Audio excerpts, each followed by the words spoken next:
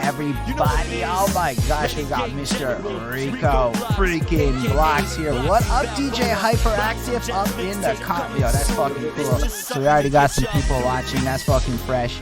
So welcome everybody. Welcome to another interview over here at Behind That Suit. My name is Holden Stephan Roy, but more importantly, we have with us what I would call another Montreal legend. Why I say legend?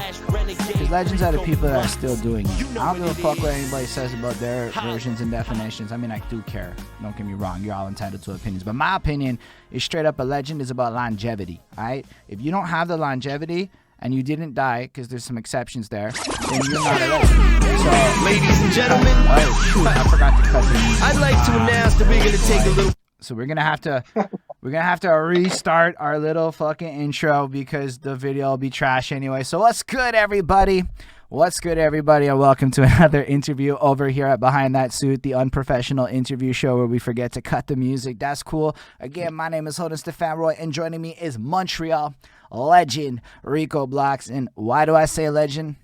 Legends to me is a little bit about longevity, right? This guy has been at this game for a very long time, and we are going to walk through his story tonight, and we are going to learn all about that. But before I get into that, I just have to say, so I started rapping in 2012, a little story time for myself. I feel like it's fair. I basically came in with the ego. I'm 25, 26 years old. I feel myself. You know what it is. And I was talking all that shit about I'm the best, this, and but I didn't know Rico Blox existed in the city and had done things, and many others of his kind. And then I heard some Rico Blox today, and I'm like, that's why those motherfuckers were like, shut the fuck up, punk, you don't know what you're talking about. Because the level of professionalism, quality, and you know what? Fun vibe. I listened to a bunch of his shit today. I do not know the years on any of them. All of them could have come out today and been a good vibe. And the fact that he was able to pull that off musically, and y'all were it was just playing, you know, you just heard some because, you know, of my little intro. And then later on when people come in, we can cut some tunes in and let them hear little samples there. But y'all heard how well made it all sounds. So I don't have to justify that right now, but that made me realize, and then I look at how bad my 2012 shit sounded like, and I'm like, oh, now it makes a lot of sense. Shit that sounds bad. I got shit that sounds bad from 2003, trust me. That's fresh. But I want to get back onto you because that's the whole point, but I love hyping it up. That was my intro for you because that's what I thought about. I thought about how cocky I was and how fucking finessed you were at that time in the city. And I'm sure a lot's happened in life, but I like to start off the interview especially because it's a bit of a musical journey, right? And I want to go back to the beginning of your musical inceptions, which I realized it really starts with chores and shit. So what I mean is I'm doing this moment. I'm walking in the kitchen. My girlfriend's bumping the Black Eyed Peas. I got a feeling. That shit there. And you know what?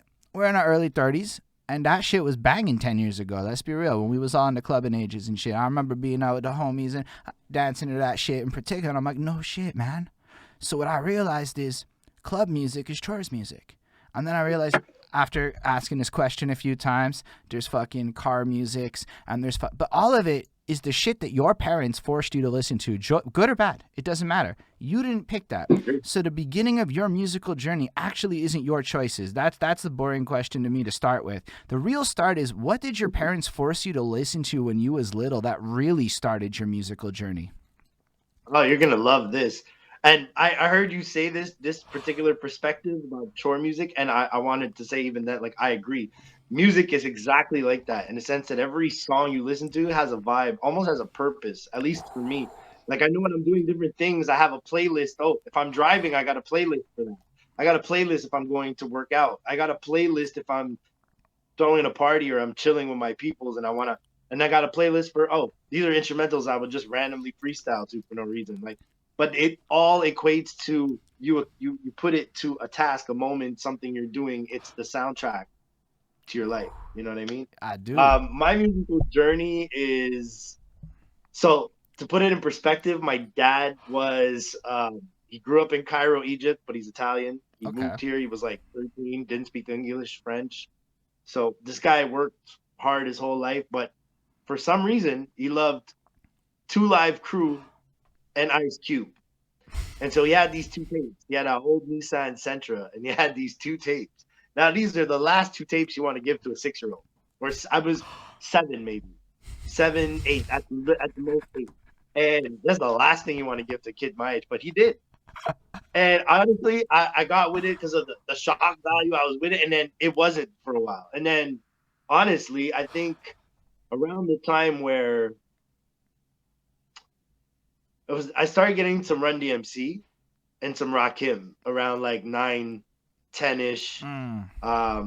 And that was really fucking So what dope to about me because it was a before different rhythm. we get to there, because we're actually moving ahead. That's actually the follow up question to this question Okay. is gonna lead to that period. Because yo, this shit's all in phases, right? Like I'm realizing life's Yeah. about phases. What about your mom though? Also, I forget to ask this question. Are you born up in Montreal? Yeah, born in Montreal, raised in Laval, Chamedy for life, all day. And your mom? My mom grew up in LaSalle. I mean, in terms of what kind of music was she bumping? Oh, my mom is like Celine Dion. I mean, she's not really somebody who listens to music randomly, so it's a very Mm. they have different vibes. My mom's more like, she likes her TV, she likes stuff, and she loves Celine Dion, she loves a few things, but her taste is not very eclectic musically. But she's still very like she can listen to hip hop when if I'm listening to it. If I was next to her listening to it, she would not flinch at all. So like she can listen to anything, but mostly it's like Celine Dion, Whitney Houston ballad type stuff. Okay. That's what she likes. So that would have also been part of your little musical influence, though, right at the beginning, right? I gotta say much less. But I mean I would like to give it some credit to some degree, but like I was hearing those ballads anyways. Like this is the stuff the school dances. This is the stuff of like it comes okay. from so her vibes Ooh. came from places that were already coming from. So it didn't have as much impact on me as my dad at 6 years old giving me, Ice Cube or 7 years old Ice Cube and Two Live Crew. I Like that was really like love that you said world that. shaking. That's really Yeah. cool. That's a great distinction, right? Because I suppose there is always the pop music of the time, which is always the general nuance. And if that's what your mom was into, it's not going to bear a bigger significance as something like, your dad. Okay, fair enough. I accept that. Because That's it really wasn't cool. so much either part of her daily journey. Like my mom is a person who worked from age of 17 taking care of her whole family. Mm. And so like downtime and music, and these were not things that were like felt like options to her. I was a kid, she was working 3 jobs because my dad passed when I was 10. So she Sorry was about the last. No. from there, like, listen, I appreciate the condolences, but it is something I'm long past now at this point. I mean, don't get me wrong, it'll always be a sad thing, but there is an expiration date on how much it can be like, yeah, man, it's like I already did that, but Right. it did impact things, so it comes back to a point probably later on.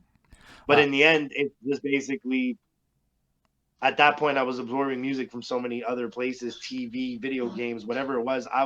Because I'm a gamer, I'm a comic book head. I'm super, super, super comic book head. Like all right. that, I read comics to this day. Like so, but I get inspiration from a bit of everywhere. And my expression is music, but I pretty much love everything about the arts. You know what I mean? I'm a movie buff. I love, We're like gonna I get said, into all TV, of this video shit. games, We're gonna break so it down. So let's go back then to the second phase of this journey, because it can be bigger than music. Because honestly, comic books is all of it's fucking part of it. The second phase is about the musical identity of yourself, which is kind of where you were leading to a little bit before, where you were like, I started to resonate with this particular thing more. And we in these interviews figured out it's about puberty, somewhere around there. It doesn't it does necessarily come from exactly that. Yeah. correlate, but it's that phase of life. So yeah, let's go back to that. What were like the beginnings of like you were latching on to things? Like for myself, Cisco's Thong Song. That was the first thing for me. That was it. That was the song that You know, made me I was go, out I there like with music. I was like in the red. Sorry, guys. No worries. Red light, after hours, raving. Like when that was out, girls was out. That's fair enough. I mean, I'm a little bit younger. It's just kind of the Yeah, times. But so yeah, let's go but in back that to particular time frame was a big time frame of music because that 6 year difference though spawned retarded stuff. like Like honest. Oh, we should dodge that word. The R word is not nice on Twitch. apologies, I It's didn't mean it like that, but Nah, it's crazy all stuff. good. Like But basically, what was the beginning of what you latched onto? You started to mention it, so let's go back to there, and you can talk about those Yeah. early influences that were like yours, and like if you can even remember, what was the song that said, "Nah, this is my shit, not my dad's shit." You gotta say Down with the King, Run DMC. Okay. Run DMC, Down with the King. I used to go to Plattsburgh as a kid, and so we had to get cassettes, but I couldn't afford. I didn't even have money to buy the whole album. So I get there, but I knew I wanted to rap, so I would write these little raps, but I couldn't get my hands on beats. It's like at 10, 11, I'm like 19, I'm like 11, 10, 11 years old in 91. So like, or in 10, I'm in 91. Yeah. So at that point, I'm like, I'm in the store and I'm buying like, but they had cassette singles. So the cassette singles Run DMC Down with the King. So I had the song, and on the flip side, on the B side, I had the instrumental. And No that way. was everything because yeah, that gave me a beat to rap to that I could rap to without having to rap over the lyrics. But there's a really funny transition I remember, and I had this conversation with 514 Smoke. Shout out to 514 Smoke, and that's a crazy story in itself. But in the end, he was doing an interview with me under circumstances that are incredible, and he asked me, he's like, "What's the first album you bought?" And I was like, "Crisscross," and he was like, Nah, you can't answer that. Like, it's got to be a cooler answer. I was like, man, when I was in like sixth grade, Crisscross was popping, and I was trying to rap like them because I was trying not to do. I couldn't do angry raps. I'm 10. Like, even if I wanted to, like, it wasn't just, it wasn't. But Crisscross gave me something that I could rap to that sounded like a kid was rapping it. So it's like I didn't have to change my voice. It gave me that. So that gave me, in some odd way, like performance stuff, artistry stuff, other than just listening to the music. Like all of a sudden, I'm like, they're doing weird stuff, like their clothes backwards, and I never did it, but so many people did it that it was like, I yo, did it, people are really just like, that's crazy. but I did it for hip hop I can't karaoke. imagine. So I did Oh it for yeah, well that okay. So the circumstances make sense. Yeah, I understand that. yeah, but But yeah, and then that went into the Brat. okay, that's Yeah, fucking the cool. Brat Funkified. The Brat Funkified was a major album for me because like I never really heard females rap at that time, but Brat was just the way she was rapping and the beat, the funk beats that Jermaine Dupri was doing at the time were everything to me because that was my energy at that time. I was all caught up into that. But that's evolved. It's crazy how much like I could almost year for year be like, nah, then this trend happened. Like then You know, then Snoop and Wu Tang happened, and then Bad oh, Boy, I and want to go then through all that there's shit. all these areas But one by one. Yeah, but I could definitely. can I So so what's crazy about yeah, go those two acts that you picked is there's a little bit of a commonality. Listen, Crisscross actually absolutely. raps really fucking well, but they rap complicated well. So like you got the inside out, it's wiggida whack, like that kind of shit. But Yeah, the exactly. Brat is also doing that kind of shit. She's also into the wiggity iggities all over that album.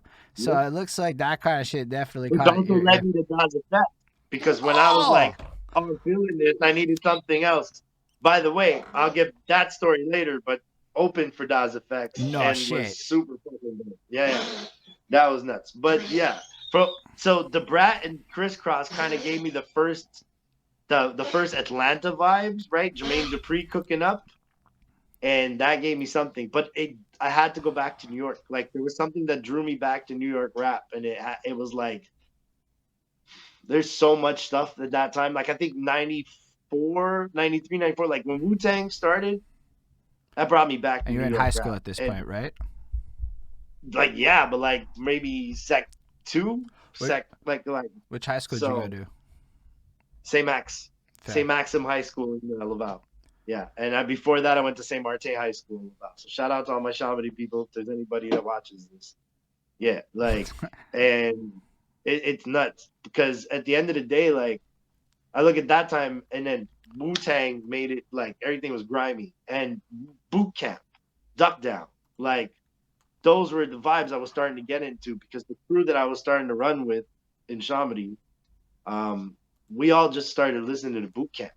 So it was like um, That's pretty hard. OGC and Helter Skelter, and so like it went, and that kind of changed the whole sound for me. And then Big L, and as you proceed, like you fall on like I think 96 might have made the biggest difference because that's when you start getting like reasonable doubts.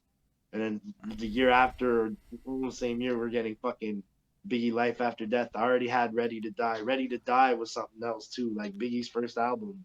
So Um, if I'm ever to oh, like, but I think I skipped a step. I skipped a very important step here.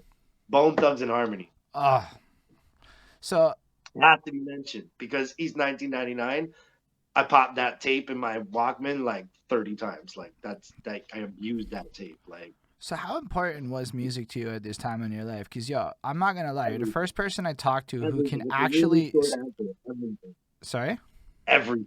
It was everything. I've seen like Like nobody. it was end all, be all, obsessive. Learn how to rhyme. Learn how to play with words together. Listen to new styles. Absorb it all. Figure out where I fit in all of that. But it was obsession.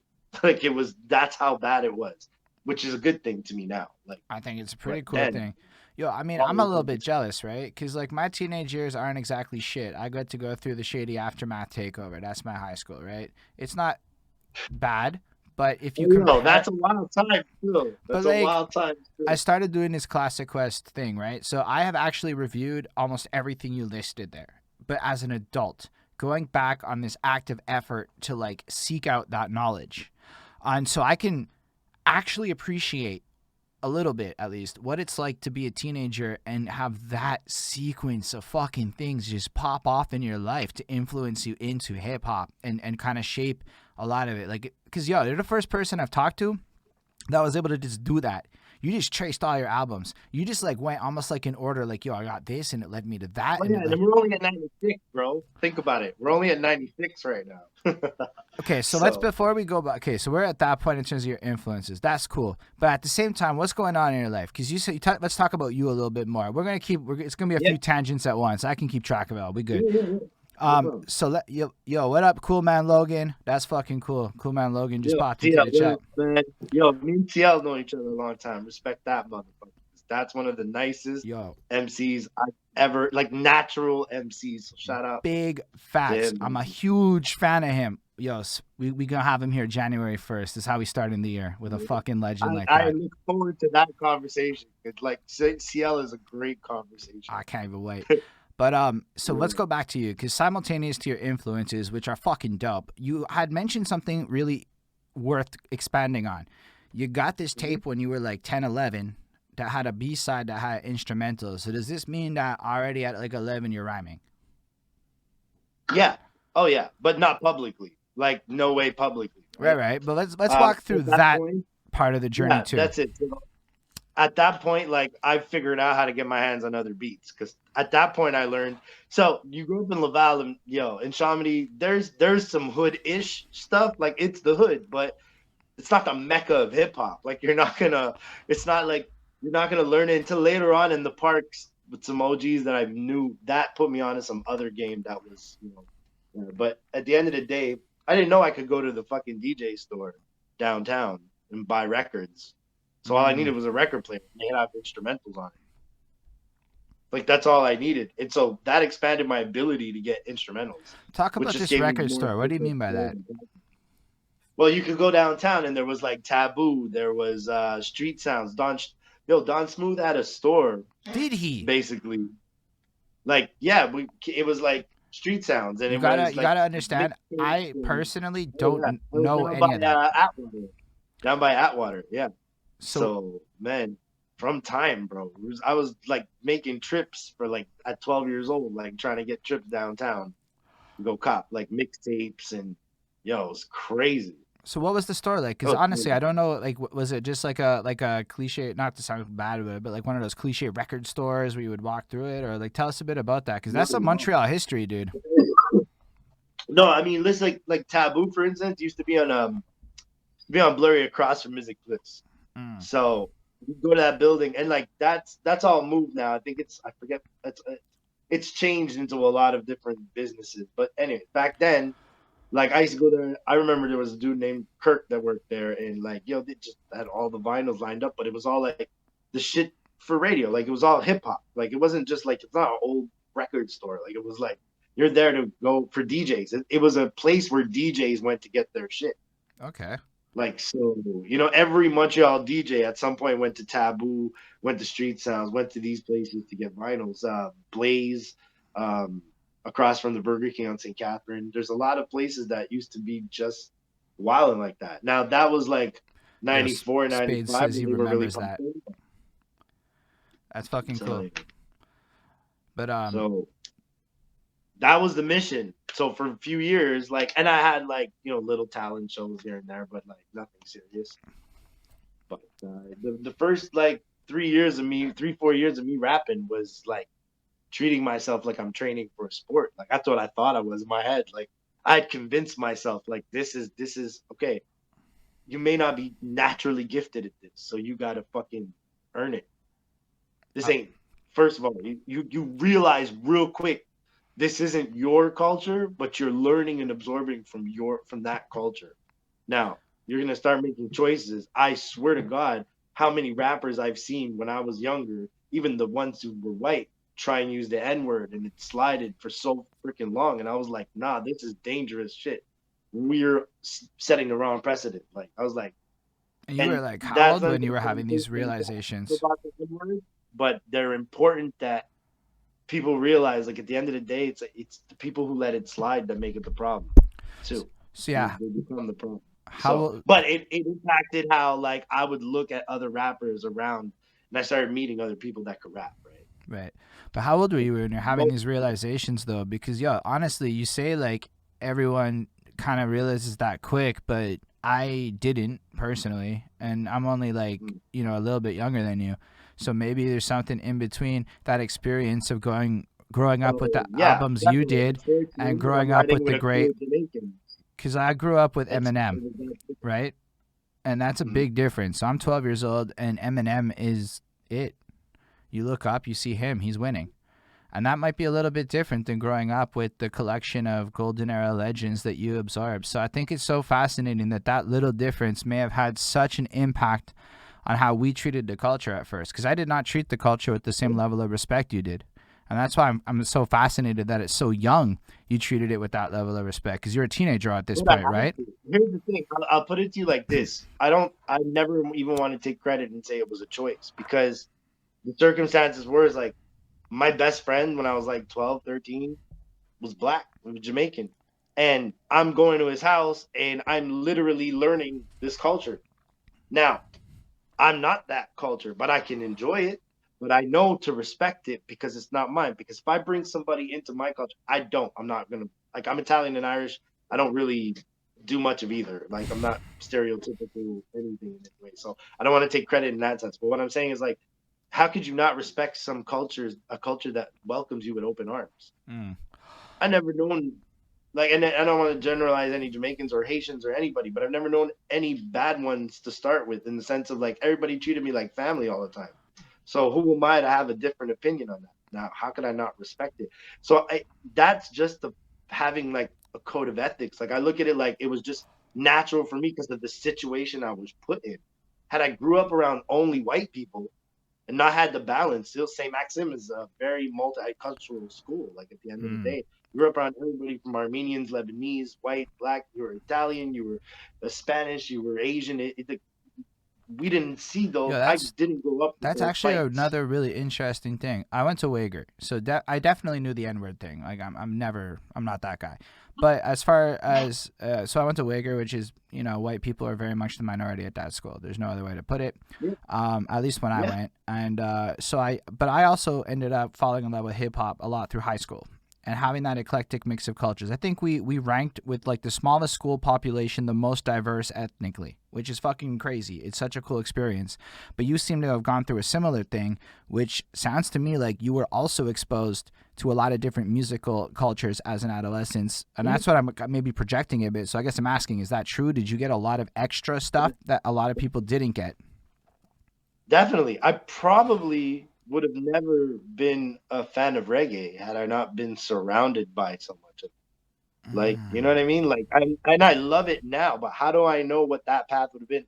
I think I love all music. So, like, I'm not saying it in that aspect, but just saying, like, everything that you're immersed in, everything that's attached to a good memory is going to have some effect on you in some way or another.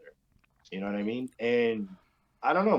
For me, it's just like I see those things as it's a blessing. Every nationality, I have friends of I used to joke that my friends look like the UN because like everybody from a different nationality or race, and what the fuck is the difference? The only thing we saw was what we could learn from each other, never what we took from each other.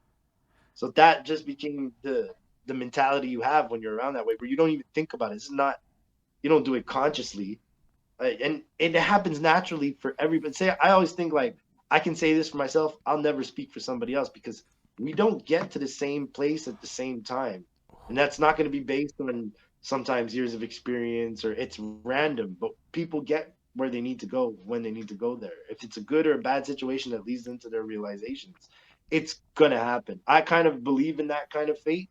In a sense, like I'm not saying it's predetermined. You make choices, but your consequences are always visible. Like at the end of the day, but you can think about consequences all day, or you can leap. Yo, that's really You already profound. know. People go consequences and think the worst, but that you already know what the worst case scenario is. What's the best? See You what know what you, I mean? yo, y'all hear the knowledge nuggets he's saying, right? Life is about perspective. I'm gonna boil it down into that. And if you think about adding that consequences thing, right? You know how life can go, but people don't dream. That's something I notice. I'm a dreamer. In fact, I have the opposite problem. I have a little bit of trouble staying grounded. Which is why I love my woman. She is so cool. She keeps me grounded. But otherwise, my head's like fucking gone. I'm 20 years in the future kind of shit.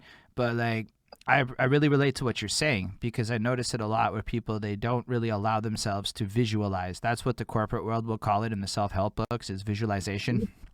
And also just like, I like that. That's such a cool thing. That's what I call a knowledge nugget. It's when you can take like a life lesson on how you can alter your perspective, because perspectives are about shit like how you see the consequences. Are they lessons or are they crippling things that keep you from moving forward? So I think it's so cool that this is what we're talking about right now. That you're this smart of a guy, that you're that like wise. That's amazing. Thank you for sharing that kind of stuff with us, for real. It's my pleasure, man. It's like, yo, it's so stupid. Check it out. It's stupid reference. I'm listening to a playlist that I had and somehow I have music from the TV show Empire, Jussie Smollett. Yeah. But like, there's somewhere in there was like a line, and now I'm blanking on what the line was. Yeah, I'll Um get back to that. Go on, proceed. nah, that's cool. So yeah, so you were, if I understand correctly, you started out your hip hop career, or you understood the culture, you understood basically how everything works in terms of like being a student of the game, which I think is something that's important. Now, I can't Yeah, say like I maybe treated it like whatever, but I basically put a lot of time into like freestyling and shit as a teenager, walking the dogs and shit. It wasn't cool. I didn't have cool stories of this, but I ended up clocking time in the lamest possible ways you could think. So I can relate to the idea of practicing in the corners and shit. And I think it's really important because like it takes in theory 10,000 hours to perfection, right? So the fact that you also were humble enough to recognize that other people maybe are a lot better at this so young is fucking crazy to me. That's not something that I think a oh, lot of us yeah, have the ability to pull off just like that. And I'm not gassing you up. Obviously, there's a shit ton of yeah. people that were teenagers that are fucking whatever. But the fact that you did that is really cool because people can hear that and go, yo, that's the way to see the world. So you basically collect a bunch of albums and shit, is what I understood, like you're a DJ, is what I took from that, which I think is super Yeah. interesting because that lets you create almost this library and catalog of instrumentals at your disposal, but in an era, right? Because young people are fucking taking over shit right now, and you're just proving how innovative young people can be. Old people don't think like that. That's what I'm realizing. It's hard for me to start to relearn to think like I'm young again.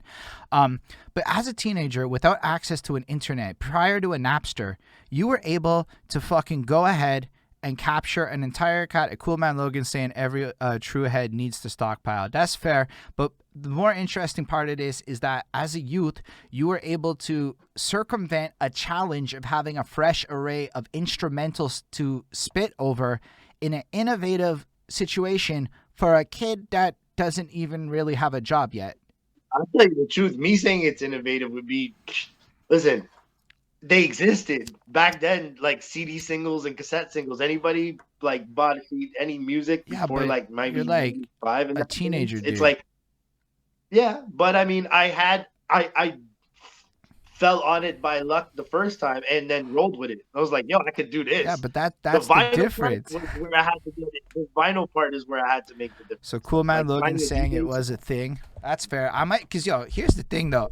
Even if it was a thing for people of a certain age group, it was most certainly not a thing for when I came into the world, and it was certainly not a thing in my circles. So for me, it's like a big thing, right? Like it's You know what interest. LimeWire meant to us when we finally could? Nah, but I Like believe we're gonna when get there in part of LimeWire your story, existed? cause Oh my god. let's It go. meant everything. So in high school, we definitely got your influences. We got an understanding that you were practicing on the low. So what is yo? What's up? I don't actually know ZLMNL. I don't know how to say that right. Sorry. Just people showed up in the chat. Got to give them some love.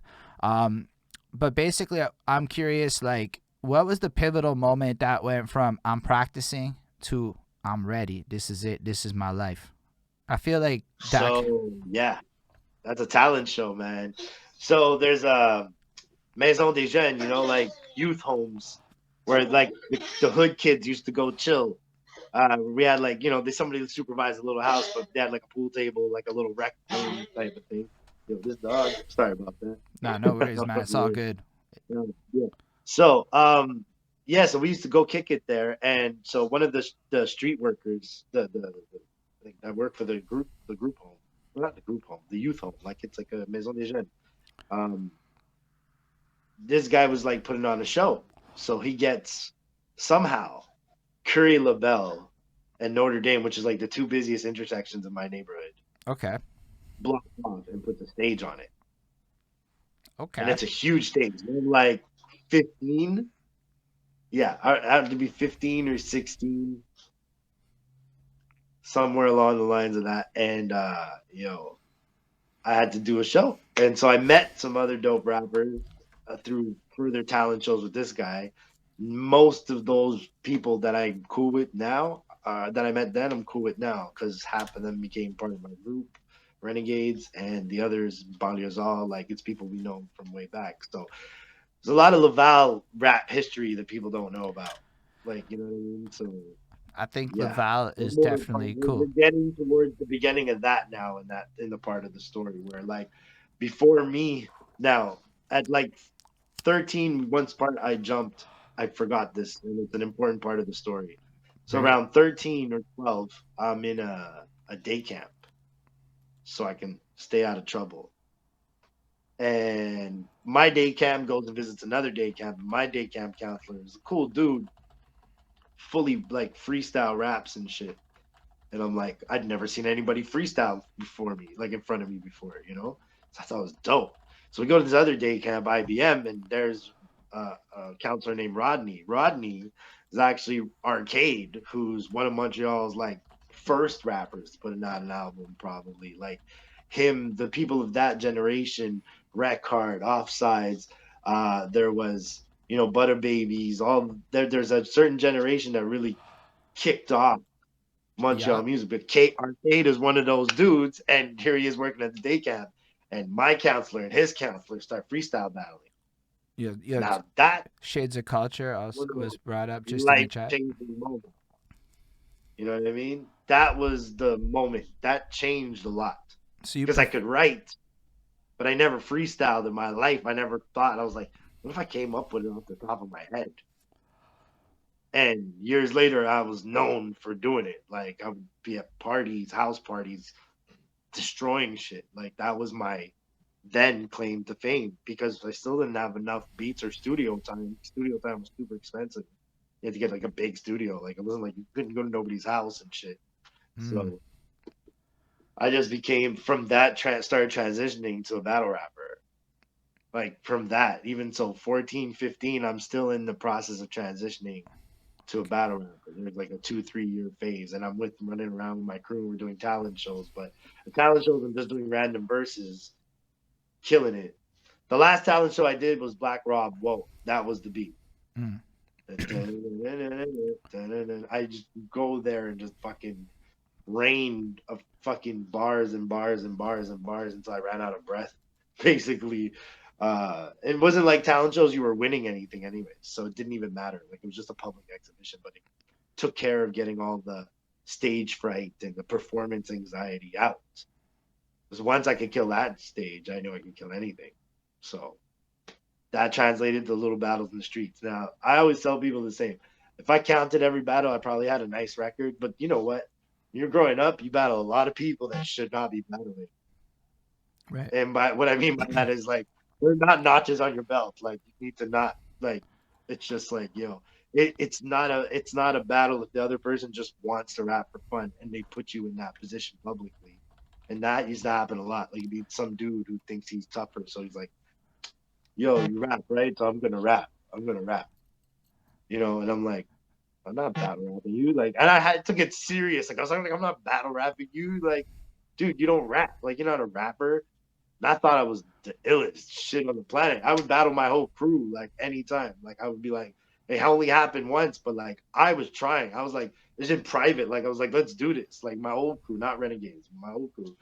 And I was like, nobody would do it because like I was so passionate about beating everybody, how bad I could be with words. And that period of my life changed the level of my writing, which goes back into making music later. But there had to be an evolution somewhere where I was like, am I writing? So I'm learning to rap, I'm learning to write, but it's like I'm writing the flows I hear on the radio. I'm writing the flows I hear in the mixtapes. Like, it's not my flow.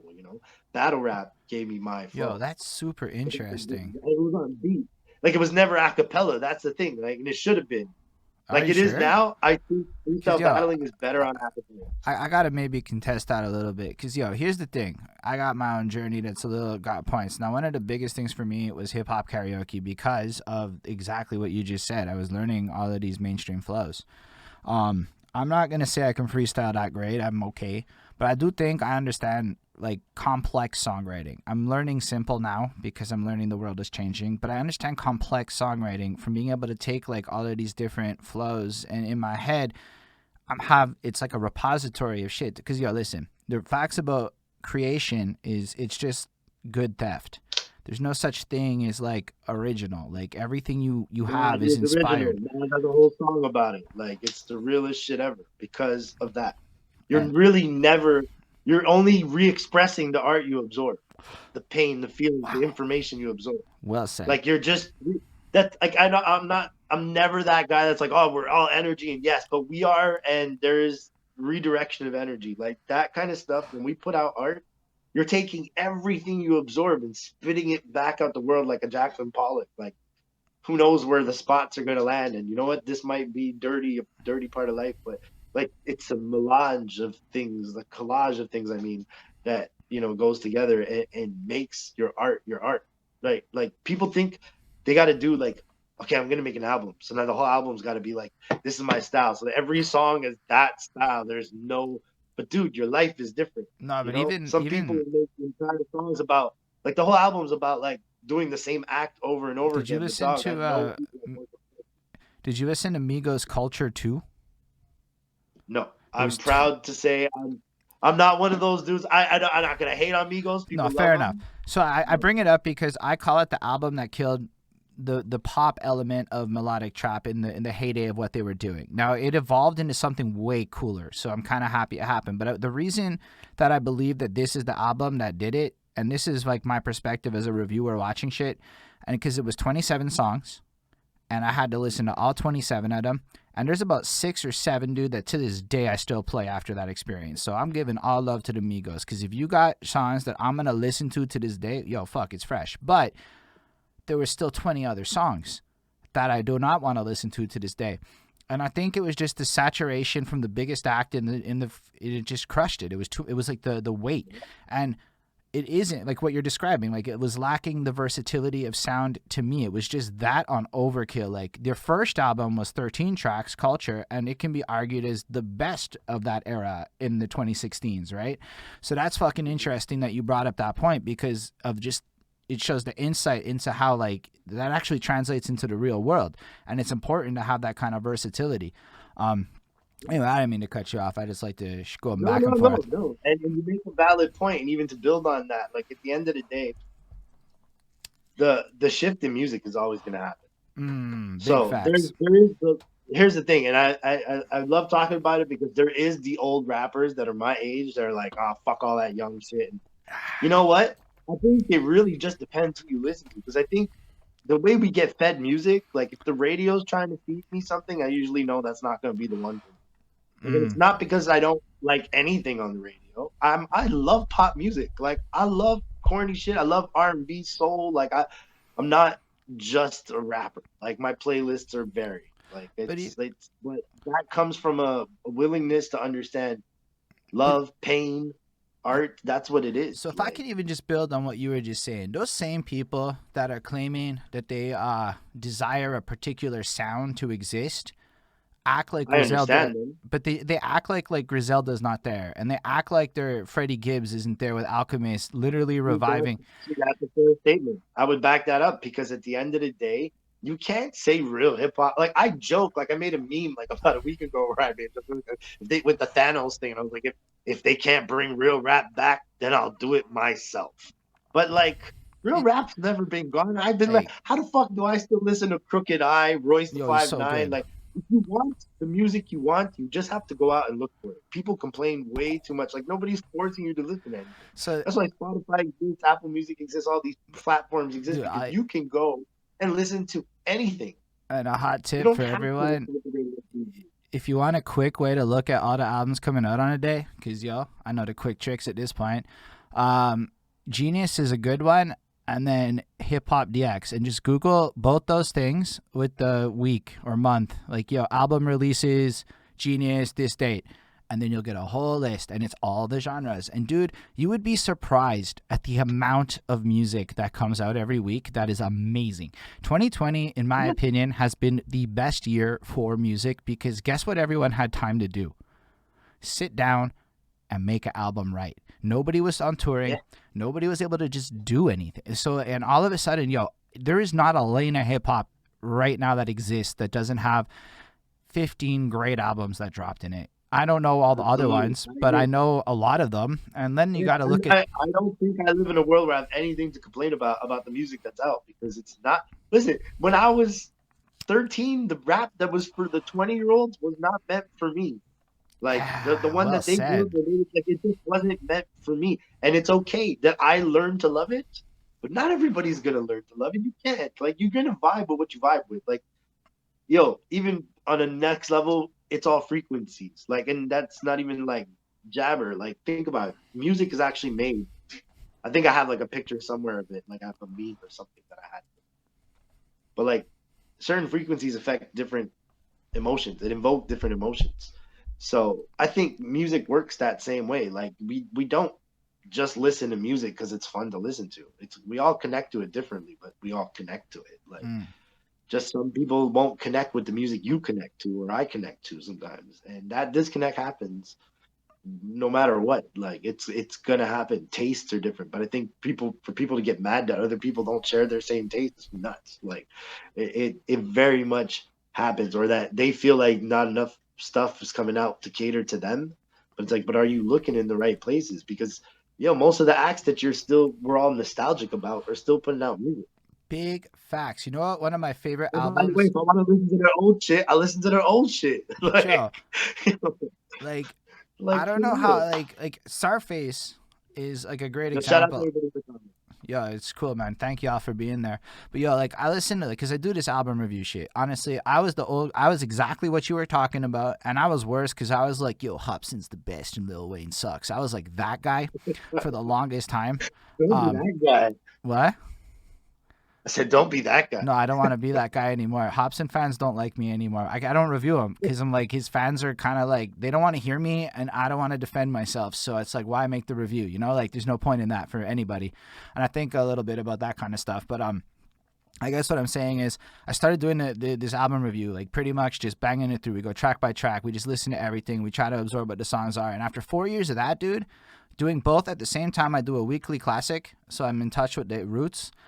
We go like as far back as let's say 87. Before that, it's like I don't know if I really want to do an 82 album. That's what it is. You don't really need to. I Nah. mean, 87 is a good year to start. So we went. It is. It is. Don't get me wrong. The stuff before that was still good. There It's was just stuff. I But don't know that I can review it and do it any kind of cultural justice for the nuances that like make it good. I'm a lyrical dude, and that's when it gets lyrical is 87-ish, around that era. But and then we simultaneously just started doing new albums. And what I realized is, yo, it took a minute to like learn how to look for new music again in the current era. But then I realized it really is just Googling new albums every week. That's it. And then Genius made it easier and easier and easier over time. And I know there's a lot of love and hate for Genius depending on who you are as a person. But the fact of the matter is, great, man. Like they do good work. I mean, listen, you know what I find is like we're in the internet world. People like to complain, bro. I don't even nah. think the people that hate on it really hate on it because they probably still go on there So anyways, right? here's who it is. It's I had this conversation with somebody about this, just Genius in general. If we can take a little tangent because it might be interesting. Your old Droog. I don't know if you know who he is. He's a very talented guy. Very talented. So he basically pulled the DMCA move on Genius for his lyrics. He was very mad that his lyrics were on Genius without his permission, and it's fair, right? Because it is your like copywritten composition, that poetry. In theory, Genius never asked, and there is an argument to be made that Genius, who is a couple of white dudes who own the company, profit off of the culture of hip hop, and whether or not they give back it's an argument that can be made. And then your old Droog is like, you know what? Fuck that. As an artist, you're stealing from me. And then he pulled it. And then if you check his Twitter, there's a shit that says, if you want my lyrics, pay me. And it's like, you can send me the money right here and you can buy them from me directly.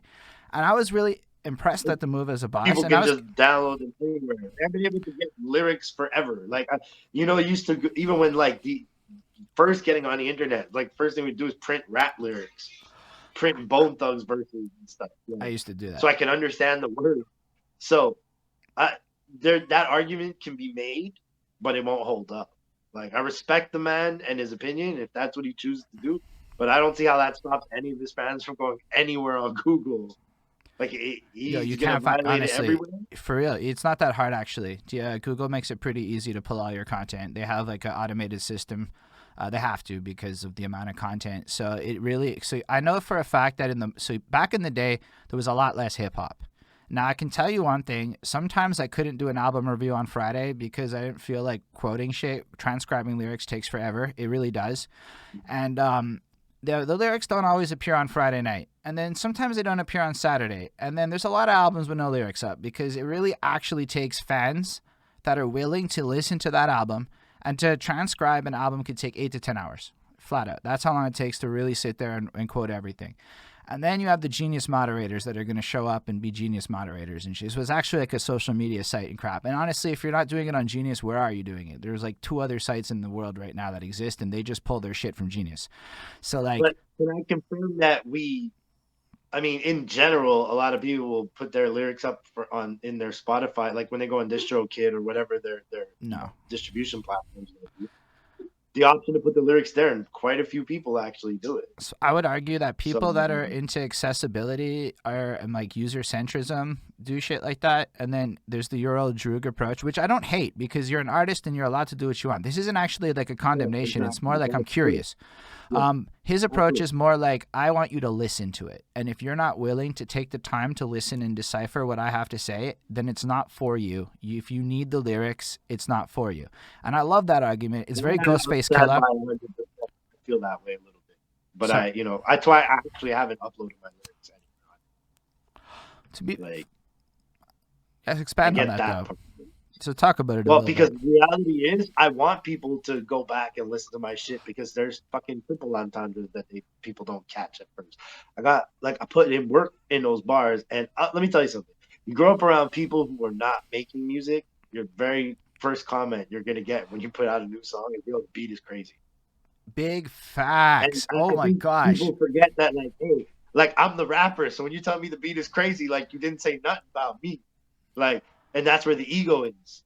You know what I mean? And you learn to love that from your friends because you understand what they mean. It's a language. It's like for the lack of a corny term, it's like a love language because it's part of how people interact with you. They're gonna say they love the beat. To them, that's the thing that catches them. Real fans of lyricism will point out that, like, yo, your bars, they're not even gonna mention the beat. And there's nothing wrong with either. You have to have both those fans because you cannot as much as I would love everybody to analyze all my lyrics, like in depth and yo, oh, I just caught that line or that line referenced that line before it. Like, but you know what? Then maybe I take the mystique out of it by hoping it happens instead of letting it happen naturally. Because I, as a listener of music, remember going back, say like 10 years ago, I think I was re-listening to old songs. I even How High from Method Man and Red Man, which is one of my like maybe top 3 records of all time, because Meth and Red are like my probably my 2 biggest flow inspirations. That's crazy. We just did an Um, album review for that we're about to drop. that's nuts. But yeah, like for me, like those moments, like that energy, it's unfuckwittable. Like so, it's like when I think about the tracks that were dope to me then, and then later on, I grow up and I listen to them again, and I go, "Yo, I just got that punchline." I've had Like that moment, yes. yeah, exactly. Like even stupid stuff. Like I remember, like it was probably like 2 3 years after it came out, or 2 years after it came out. But in How High, when Matt says, "Sing a song of sixpence, a pocket full of rye," I didn't even. I was rhyming the words, but I was like, "What the fuck was he talking about?" For the first 2 years of me listening to that song, like I was like, and then from reading literature and growing up and maturing a little, all of a sudden I'm like, a song of sixpence. Oh, a pocket full of rye. Oh, okay. Now I'm starting to put these references together and I'm going, oh. And it all happens in this brilliant little pop in your brain where you're like, like pop up videos, like, oh shit. Like somebody just described it to you and it clicked. Like, you know how sometimes you can have 5 people explain to you how to do something and only one person explains it to you the way you understand. So I know exactly what you're talking about because for me, battle rap it was confusing. I have to use the word was now. And it's actually a huge fascination for me. So I'm stoked to get to that part of your career, and we can get back there. But um, we watched the movie Bodied, right? And in that movie, it's basically an explanation to people like me what the fuck battle rap is and why there's gun bars and shit. And it really Yeah. explained all of it to me. And it's like, yo, we do this because we don't want to go personal. And we do, and I'm like, oh, shit. Oh, yeah, it would be pretty bad if people's really digging up your. Oh, well, they Oh, go personal because they mean that shit, bro. Like, you know what I mean? Like, it ain't for the show anymore. That's what's great. Like, 'cause battle rap, you're either just battling somebody for the challenge or you got something with them and you're settling it. This mm. was some people would fist fight in the 90s, but some people would battle rap to settle their differences. Like, you know Yo, what I can mean? you If it expand on was that for real? rapping. Like, that's really interesting. Yeah. I've never heard that before. Well, I'm not going to say it's a big thing to happen, but ultimately, it's like if you could rap and you're having beef with another rapper, the quickest way to feel like the victor is to battle rap them and prove that you're the better rapper. Like it's an ego trip. Mm. Rappers against other rappers only happen when both egos are clashing. Because most of the time, nothing real personal happens unless it's like they've been in a group, some shit happened, which goes through every group. But if you're tight, you can stay together, whatever. It doesn't matter. You're still cool. Like, you know what I mean? But there's those moments where it's like, yo, battle rap got me respect in places. Like, there's places I walked in, I'm like, I'm this white boy. Like, who the fuck is he? And they're like, yo, he can rap though. Oh, okay. Let's hear it. And that was getting me into places. I mean, even I'll give you a wild tangent on that story, but it just to give you an idea. So I'm with a boy of mine who I won't mention his name for his own legal reasons, but back in the day. And this is probably like it's later on in my life, probably in my 20, I would say 19, yeah, 19 years old around. So with my dude who lives in RDP, and he hangs around with a bunch of Crips. Okay. Now, I'm at that age in my life, my style was like either a fitted cap, didn't matter. It wasn't a Montreal all the time. I would switch it up sometimes. Lately, like I still don't switch it up. It's always a Montreal hat. But that's hidden neither here nor there. But always a bandana. Now, I'd rock the bandana depending on the color of the outfit I was wearing. So I knew in certain places, like when I went to like over two, I knew like, yo, don't be wearing blue. Don't be, there's things you learn. So I'm going to meet this dude, and I'm like chilling, and I'm thinking like we ain't gonna do nothing. We're just chilling at his house, and he invites over a gang. Now I got a red bandana on, and they're all Crips. Oh Now boy. at this point, I don't even know these guys yet. So look, in my head, I'm like, this is guy they're gonna be chill because they're chill with my boy and it's whatever, and I can just take the bandana off, like whatever, it's nothing. But in that moment, like they showed up and I wasn't expecting it, so the bandana was still on. They're like giving me eye, but they're talking to my boy, whatever. And my boy's like, "Yo, this dude can rap." And now I'm like, "What the fuck, bro? Like, really? Like, this is now's when you want to do this?" He's like, "Yo." She's like, "Yo, but your boy can rap too, right?" And looks at his friend, and yeah, looks tough. And all right, so you guys battle.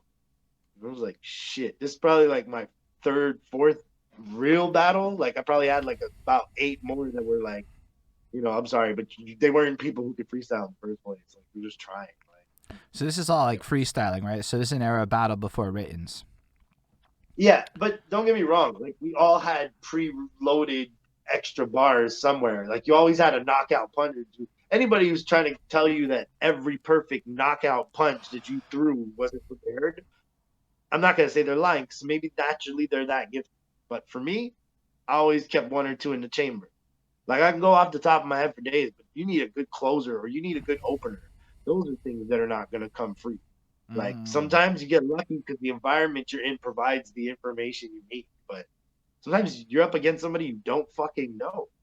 And the funny thing about it is at the end of the day, when you don't know somebody or you know somebody, those two options can negate themselves very easily because shit, I battled Senecal and lost like a motherfucker Mm. because it was impromptu. We were doing it for national TV. It was part of a documentary. And I was not, of all the people I thought we were going to, God bless in peace, rest in peace, Dutch, but because he set it up, because he was like, yo, get you guys on national TV, but it's a good documentary. Like, and so we end up doing this for Ox TV. And at the last, when they start picking out who they was going to battle, it's like me versus Senecal. Both me and Senecal was like, fuck, so against each other. Like we thought we were maybe going to go. Listen, I dodged a bullet because I didn't go against Quake because Quake would have murdered me too. But don't get me wrong, Senecal roasted me. I was not. All I had was a list of accomplishments I could bring off, and I was trying to do it because they were giving us cards with subjects like pop-ups. You know what I mean? So you had to adapt as you went on. And all I had was ways to twist it to I'm doing more than you, which at that point was bragging. Wasn't I couldn't even say it was factual. We were all on the same level. We're grinding it. Sinecal's a fucking monster though. Like I was the last person on earth I want to battle. So there's a YouTube video of me fucking losing horribly. And I had to get judged by Eye Blast, Oh, Pesci, and okay. Alchemist. But Blast and Pesci at that point are my peers. Like we've been chilling at shows for 2-3 years. Like it was an awkward moment from the bat, but there was no debate. Like I would have been a judgment like Senecal, Senecal, Senecal. Like, but that man is a fucking amazing dude He because really like is. he roasted me without touching a single person. He just was creative. It just man, it just flowed and it was amazing because me and him to this day are still cool. Like I haven't seen anybody in the scene in years, but when we talk, we cool. That respect is there because I always respect him. That loss to me is the favorite loss I ever had. If anything, fucking to use whatever expression they want to use now, we did that for the culture. Like Right, we was right. just trying to put Montreal, fuck this Montreal on the map conversation, but we're trying to put on for the city. Yo, Like I'm not whatever even we gonna could do to lie. bring it This whole back. show But I is know that conversation's been coming up about what's putting on for the city and all that. yo. It's just cause yo, man, people keep saying it to me now, right? Like I'm doing this, but to be fair, I am in my own way trying to put Montreal on the map. I don't remember who it was. It might have been you. It might not have been, but somebody was like, "Yo, if you really want to put Montreal on the map, go somewhere and do something that's not Montreal. Otherwise, you're not putting Montreal on the map." I don't remember if that was you or not. But Not in that type of terms, because my whole thing about this, like, the same comment that I made, and it got highly debated. And I changed the word, I edited the word because when I'm wrong, I'm wrong about using the word facts and opinions. There's things that need to be said specifically. But what I said was, people still, every time a new artist comes out, it's like, oh, they're putting Montreal on the map. And I'm like, but we've been on the map. Like I handled it wrong because it should have been a joke where I posted a picture of a map and Montreal being on it. Like it shouldn't have been further than guys, stop worrying about what Montreal thinks of you because it doesn't matter. we all not noticed that your only real reach is when you start doing stuff outside of Montreal. It doesn't mean leave Montreal, but I'm saying when you send your music, people send their music to radio. Don't just send it to Montreal DJs.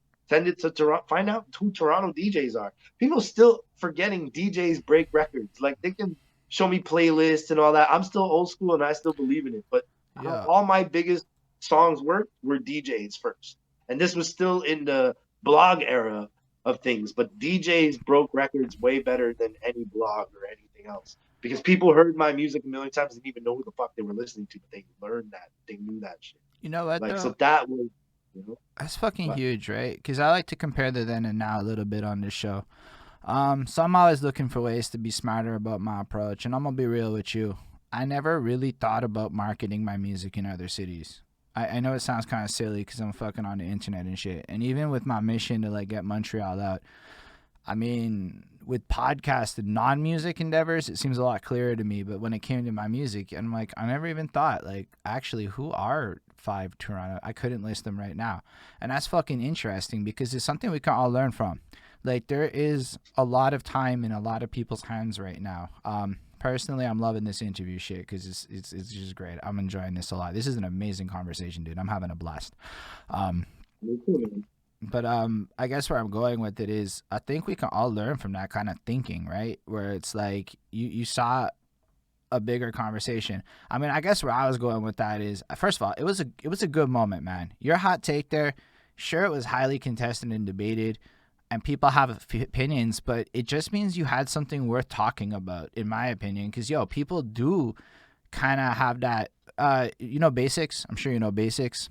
I think Yeah, he put yeah, for sure. One of the best battlers I've ever, well, freestylers I've ever heard. Like not a battler, but right. one of the best freestyle MCs I have ever heard in my goddamn life. Basics. Mm, Shout out to that man. 'Cause yo, he is next level, man.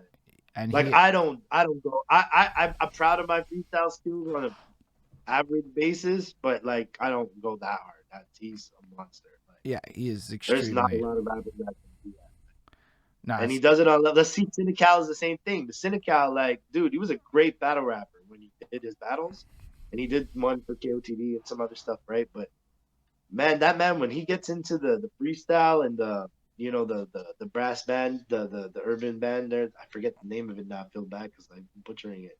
But when they do the big shows, they improvise a lot of shit, and then end of the week and like, yo, what he did with Community? Are end of the you week was talking about community? no, no, I'm talking about no the another event. No, community I fucks with hard. Like Fair. preach like I've had this discussion with you earlier. Like Yeah. anything that's preach crime in the city, community, like my heart is with them. Like even if I haven't worked with everybody yet, like I fucks with them hard because they're the live music aspect of Montreal. Like they are. They really, really are. Like there was a lot of artists out there, but they were doing what shows need the real shows that needed to be done, like figuring out how to really put on a stage performance. And it wasn't just some rapper getting on stage and spitting on the mic. Like, that was needed. Like there's not a lot of acts out there right now. Families or collectives out there right now like that because people are afraid to be in collectives because they're afraid what happens if it goes wrong Yo, go on about all that the time. more. This is Yeah. good. Well, I see. Look, I'm a dude who literally should have always been in a group. Mm. The problem is group. It's tough to keep groups together, even when you're on the best of terms. I'm cool with my whole group, but getting us together to make music is hard. It's hard to figure out the logistics of it. And when everybody's got family and this and that now, like and work and it's a different ballgame. So it's the logistics of doing those type of collectives. But when you're able to be in a consistent, you have a consistent meeting spot, that's that, okay, hey, we're practicing, we're rehearsing, and then we're performing this night. Like those run throughs, that's where you build the chemistry, the studio sessions that go with it. That's where the chemistry is built. But right now, people were afraid to be groups because everybody wants their own shine. Like you haven't seen a lot of groups succeed, so it doesn't give you a lot of hope. But the Lock's been doing it successfully for Wow. fucking 20 plus years, and you've never seen them have a public fight. You've never seen them break up. They just literally learned how to flex their own muscles when they're on their own and come back as a group and kill shit. They only have 3 albums or 4 albums, like real talk. The rest is like EPs and mixtapes. But real talk, they have like 3 or 4 studio albums, I think. So But they're you know what I all mean? highly And that's over respected to this 25 day. years. But Joe, Yeah, exactly. just to touch on what you're saying there, right? Because I'm again looking at the newer acts, and I'm very fascinated by the youth because I think something that a lot of the older cats are forgetting is that Gen Z are not millennials. Gen Z are gangster. Okay, what I mean is I see a lot of collectives, and I'm talking Wu-Tang sized collectives, and they got like check Brockhampton. You may not have heard of them, but there's like 12 of them. Bunch of vocalists. I think they're brilliant. I think most of their projects are absolutely worth listening to. Quality music with depth and emotions. Young people shit, but like really good. Like they could grow into great political figure types. But like the thing that fascinated me the most about Brockhampton is that they had the camera guy as part of the group and the video editors part of the group. The beat makers are part of the group. And That's how you do it. then there's like guys like this little darky kid, and he's fucking amazing too. But he's got the Spider Gang, same kind of shit, whole collective and squad. Lil Peep's clique. Lil Peep is huge. My people just put me on the Earth Gang a while ago, and I fucks with that. That's J. Cole's people, I think. Yeah, and then my other boy put me on Flatbush Zombies, which are wild. Like, but they're one of the best. But even them, they teamed up with. On a daily basis, I still pretty much listen to the same shit I've been listening to for years, or the same artists. Like I listen to a bunch of everything, but like on a consistency basis, like I'll still Royce and Crooked Eye and Slaughterhouse, anything Joe Budden. People can hate all they want, but his music and me have a connection. Like I feel that same way to Joel Ortiz. Like the whole Slaughterhouse, every artist in it. The reason they were my favorite group because I was a fan of every artist in it before the group ever existed. Okay. So I have a particular. They have so much material in between. Crooked Eye dropped 52 songs in a year. Yeah. You know what I mean? Like, and he remade. Did you listen to his last album? Yes, of course. It was fucking great. Of course, like. I love everything any of them do. I wish Joe would come back around because Joe played on a live. Like they played the Slaughterhouse album that never came back. Did they? Yeah, he played it a little bit. And because they got like a Slaughterhouse team of producers like Cardiac and Just Blaze and it was executive producing and Justice League. And it was a level of production that Slaughterhouse hadn't had before. They were making real shit, and if that shit don't come out, that Glass House album one day, it's gonna be a damn shame because really, it would have been phenomenal. I think it was the album that was gonna prove that they're a group of rappity rappers, guy. But each of them, when you listen to their albums, you realize they don't just bar you up to death. Like Crooked is saying real shit. Royce is saying real shit. Joe spoke about real shit for a long time, but people didn't get it because it was like I'm on Love and Hip Hop and. You know what I mean? Like they're seeing him as a personality instead of the rapper and got lost in it. People still only remember Pump It Up, so they'll roast him to death. I don't know a lot of his music, but I do know the All Love Lost album. And we had a request to do that as a review. Yeah. So I actually had to sit there and listen to sonically, the beat choices are not my favorite, but his ear is ridiculous. That album sounded like with an Eminem level of precision he combed over it because I want to give the man his flowers where it's due. You know why that is, though? Because his best projects were horribly mixed. Mood Music mixtape series, which is his shining achievement. All Mood Music 1, 2, 3, 4 were horribly mixed. So when he finally got to do the album, he was out of the contract and able to do the album he wanted. He actually did it right. Like it was the first time. Even his fans, we roast him for. Well, I don't necessarily roast him, but we joke that like, the sound quality is always horrible back then. No, you're not. They still joke about it on their pod, like how bad the mixes when they podcast. They joke about it all the time. Get horrible mixes for years, like because he was trying to leak the album because the labels were holding it up and battle with Def Jam but I'm telling you, it's funny, man. Like. It's a polished album. You know what I mean? It really is. But it was also the story elements are there. Like you go on this journey with Joe Budden on that album. Now listen, it is the most whiny man music you will ever hear. And my girlfriend, as an example, just kind of heard a dude whining in whiny guy voice for like the whole album, and she actually does not like listening to Joe Budden at all after that album. His voice alone kind of like is turned off, and it's fair enough because as a critical mind, it's a weird album to listen to in 20 or 19, right? Like, it's like he's kind of like off on a lot of opinions. But then you get past that too. This is a man publicly putting his heart and soul and his coping mechanisms, and he's being very candid with you about how he actually feels. And when I got like past that initial preachiness inside of myself, I'm like, yo, I guess that's the purest kind of art there really is. You know, like, and we kind Transparency. of, sorry? Transparency. Yeah. Transparency. It's something I have always tried to achieve. That's why I used to rap. When rappers was rapping about making money, and those rappers I knew were broke, I was rapping about being broke. I loved Like, Million I Dollar was Charm. okay with them. Like, I couldn't afford brand names. Like, I got fucking songs where I talk about all of this shit too, because the reality was, funny tangent to that.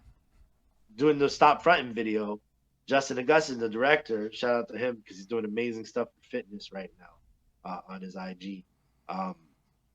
He was like, yo, we should get you a BMW to roll up at Place des Arts because we're filming at Place des Arts. And I was like, Just, I'm fucking, at that point, I'm probably like 31, I think, maybe. And I'm like, dude, or 30. And I'm like, I don't have a fucking driver's license and I don't drive. And I didn't. So I said, if I do that, tomorrow everybody sees me on the bus or metro like I usually am. And I'm okay with that. But I'm not okay with them thinking I'm pulling up in a BMW when I'm riding the bus metro. So I said, no, we're going to figure some other way out where we're just walking around Place des Arts like people chilling downtown. So yeah, But that's the level I'm on. I could have had the BMW in the video rolled up, but So it would have been fake to me. I got a So, question about that attitude then, because yo, I heard one of your tunes today, and I honestly didn't think any of the names or anything would stick with me because I was like, oh shit, let's go. But then I heard Million Dollar Charm, and I believe you just basically spit that track in a sense in a simplified version, and that track is amazing. yeah. That is one of the like, dude. Yeah. The track, I applied it to what a conversation to a woman would be, but it applied to life. Like, yo, money is a tool. What gets you places is how you interact with people. Was that a Your conversation way to of a thinking. woman from your perspective? Because yo, when I heard that shit, I heard you. Yeah, the whole thing is the conversation to a woman. She says she want a bad boy with a good heart.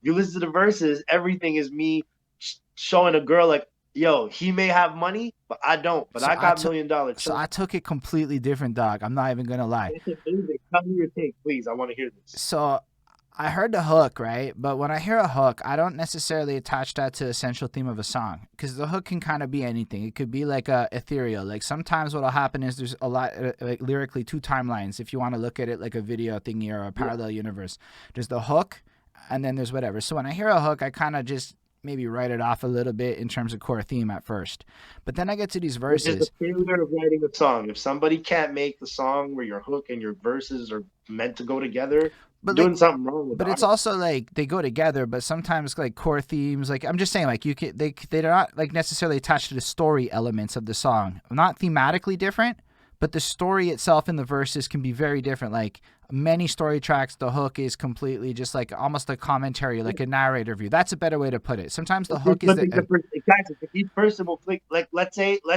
example, because it didn't happen that way, but let's say example, I had been given the beat and the file name was $1 Million Charm, and I decided to run with that. Well, my perspective on what $1 Million Charm applies to can be different from yours or somebody else's. So everybody's going to attack it from their way. but I chose to do it as a metaphor. But I Where I didn't was using take it talking like to a so. The woman. conversation part was what was weird to me because when I heard it, maybe it's just what my idea of us being like in this age group and shit. Now I don't even know when this song came out. I'm not gonna lie, it's just in that folder you sent. But like, 2012. so 2012. I heard it like instructions Or on. 2011. So with like I guess today's hindsight and all of the cultural evolutions at times, to me it came off more like an instruction manual to dudes on how to spit proper games. Because to me it's more like the I guy. like that too.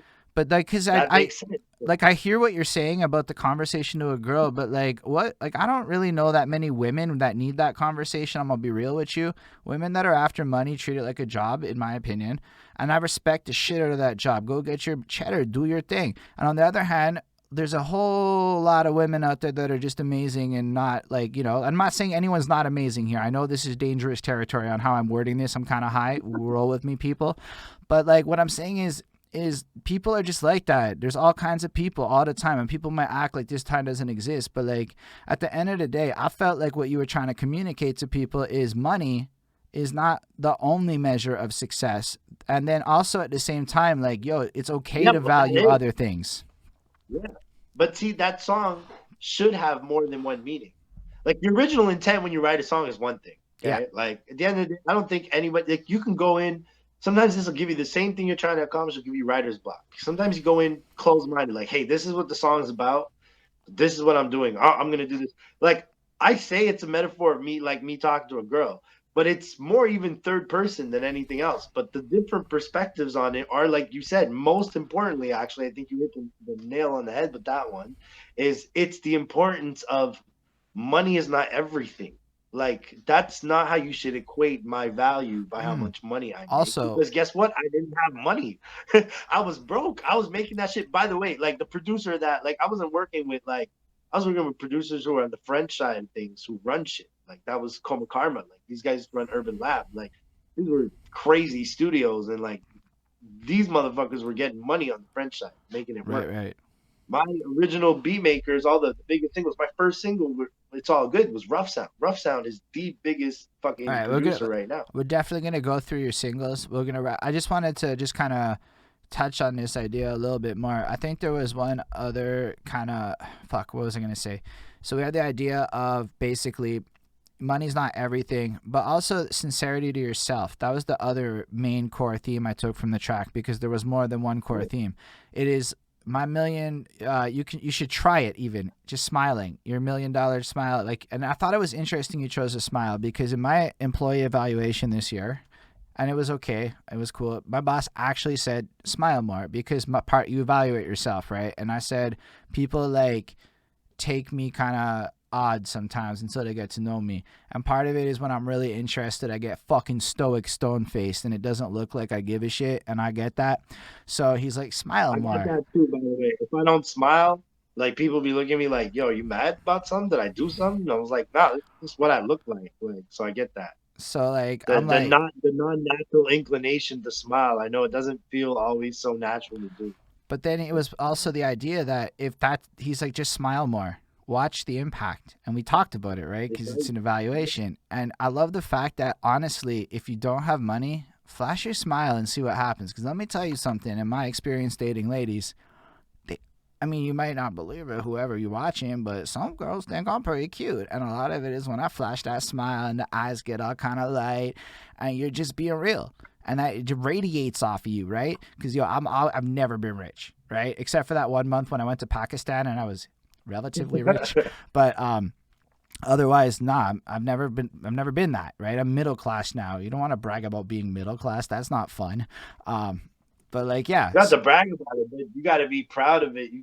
We are what we are. that's Like we facts. got to aspire to more, but be proud of what we have. I'm not You know what I ashamed of mean? it Like, by any means. I'm just saying, like, it's not a flex to me to be like, yo, I make around the average amount of money of Canadians. It's like, no, okay, but I'm saying you see that's $1 million charm was for me. Like that okay, was my expression of that. Like even to the point where I'll even say this. Like I say this jokingly, but I mean it. It's like I'm not a pretty dude, bro. I get girls because I know what I'm talking about, and I'm an intelligent dude. And I'm charming. I get them, and I made the jokes like the blue eyes. Like that's it's. I think I put it like twice. That referenced it in the song. Like, I'm just but gonna, that's the. I joke about it because like at the end of the day, it's never been about like I don't get with girls because they're like, oh, you're the hottest guy ever. But I intellectually appeal to people I'm pretty sure if that the connection is there. So I'm also, $1 million charm was a byproduct of that too. Like at the end of the day, that whole song has so many layers on the fact that it's going to be taken based on what you need your $1 million charm to do. that's Like fucking you cool. might disregard everything once you get into the mentality of the song. You might disregard every lyric and be like, apply that to whatever you want. Like the more charming you are, without being corny about it, or you don't have to try. You just have to be yourself is what makes you see. That's again, it comes back to that point of be yourself. Most of my music always has that message layered in somewhere. In be yourself. I'm a weirdo and I'm proud of it. Nah, but Like that's I'm a cool, dude. fucking weirdo. So, yo, when he says that his music has a message built in, I literally believe I heard him be like, rappers, your fucking links that you're sharing are annoying. Stop doing it. Is literally bars. I don't have the exact bars, but like, I'm pretty sure I heard you basically flat out say that in one of your tracks. I can't remember which one, but I was like, yo, but it, Because 2010, 2011 was the era of people were learning how to promote on Facebook. Like, I'm not gonna say it's changed a lot, but it's changed, it's improved. But back then, like, dude, anybody from Montreal would put out a record, I get tagged in it. And it was like, at first, I appreciate it, and then it became like, yo, if I don't listen to it, I'm getting messages going, yo, why don't you listen to my shit? Why don't you share my shit? So that changed my attitude on things. I was like, bro, first of all, I'm not gonna be the dude that's gonna barter with you. Like, well, share my shit and I'll share yours. Like, fuck, share my shit if you're feeling it. If you don't, you don't. I mean, I'll write please share, but I'm only expecting people who want to share it because I don't.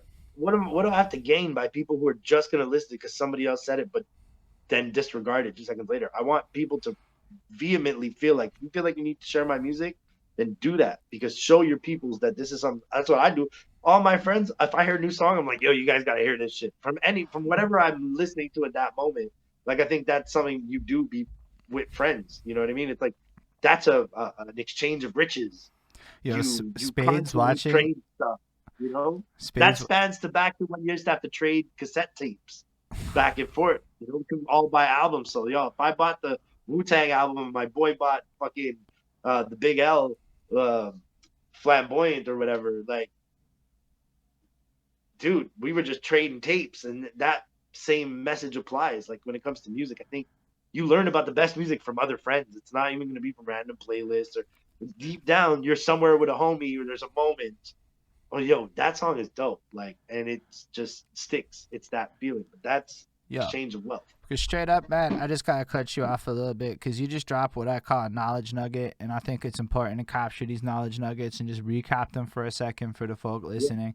Yo, I'm into user experience. That's my day job. It means how the person who consumes a product feels about their experience, and an experience is more than just listening to your song. It's all the elements of it. Like Spage just said, that tag shit's annoying as fuck, right? And it is. I yeah. mean, look, no disrespect. Like, there's like 3 or 4 people I actually kind of don't mind because they're like squad, and I Oh, actually but give a shit. that's it. I want to be clear. I have people that I literally like can't wait for them to tag me in their new shit. Right. But I know them. I have relationships with these peoples. Like, see, that was always the difference. What people never understood. I can tag certain people in my shit because I got a relationship with them where it's like I'm not. It's not even an expectation. It's like, yo, I'm just sharing with you because I know you've been waiting to hear whatever is new. I don't want you to be up on it now. But motherfuckers will hit you up and they don't know you for shit. Like I would get inbox messages and wouldn't even be like, "Hey, what's up? I'm so and so." It'd be like, "This is my new song. Click the link and share it." And I was like, dude, well, I'm sorry. It's the same thing where with features. You know, I never charged anybody I was cool with for a feature ever, ever. Mm. Because I'm like, dude, if you and it was like a hack. I would tell motherfuckers, I was like, if you're real and we've chilled for more than 15 minutes and I've had the right interaction with you, I'm never gonna charge you for a verse. Like if I had signed to a label and the label had a certain things, I'd work shit out. Because I'm honest with people. Like I'm like, yo, sometimes you're gonna have restrictions of what you can and can't do. I have a lot of friends who rap that I can't do songs with. Like it's not because, but they're not putting out songs. Like we're putting them into the empty. Are we doing it for fun, or are you gonna put it out? And if you put it out, like if it's what's the mark? I gotta think what's the marketing on that. Yo, What are you you got rolling you it out? got to really run that idea with more detail because it's fucking gold, dude. What you just said about the artist that you're working with, that you have to be cautious, and because of the label situation, etc., their intentions, I believe, and how they're going to promote it, and etc. Like I believe that's what you were touching on. I've experienced it Yeah, a well, little think bit. about it. You can love it. You can love doing the feature, and your label can decide not to clear your release. The label can go, "Hey, you're our artist, so no, we're not." You know how many rap artists that have if famous rap artists we listen to that probably would have had features together, but the label said, "Nah." Like the label went, "Nah, we're not releasing the verse." You know what I mean? Like it happens all the fucking time. So the idea is to have real relationships with people. So regardless of what happens, they hold you down. Mm. Slick Jack, somebody that recently collaborated with a lot, who's made major moves that I feel like Montreal slept on. But you know, that's the nature of where we're at. Like the dude did a whole album with Static Selecta. So allow me to be And I clear. didn't see it anywhere. by Montreal media or anything like that. I Yet didn't we were know out about there. it. You know what I mean? Yeah, and that's what I'm saying. But we're and listen, if Slick didn't promote to Montreal, I don't know. I'm not gonna speak for him. I don't know. But I promoted the fuck out of the shit.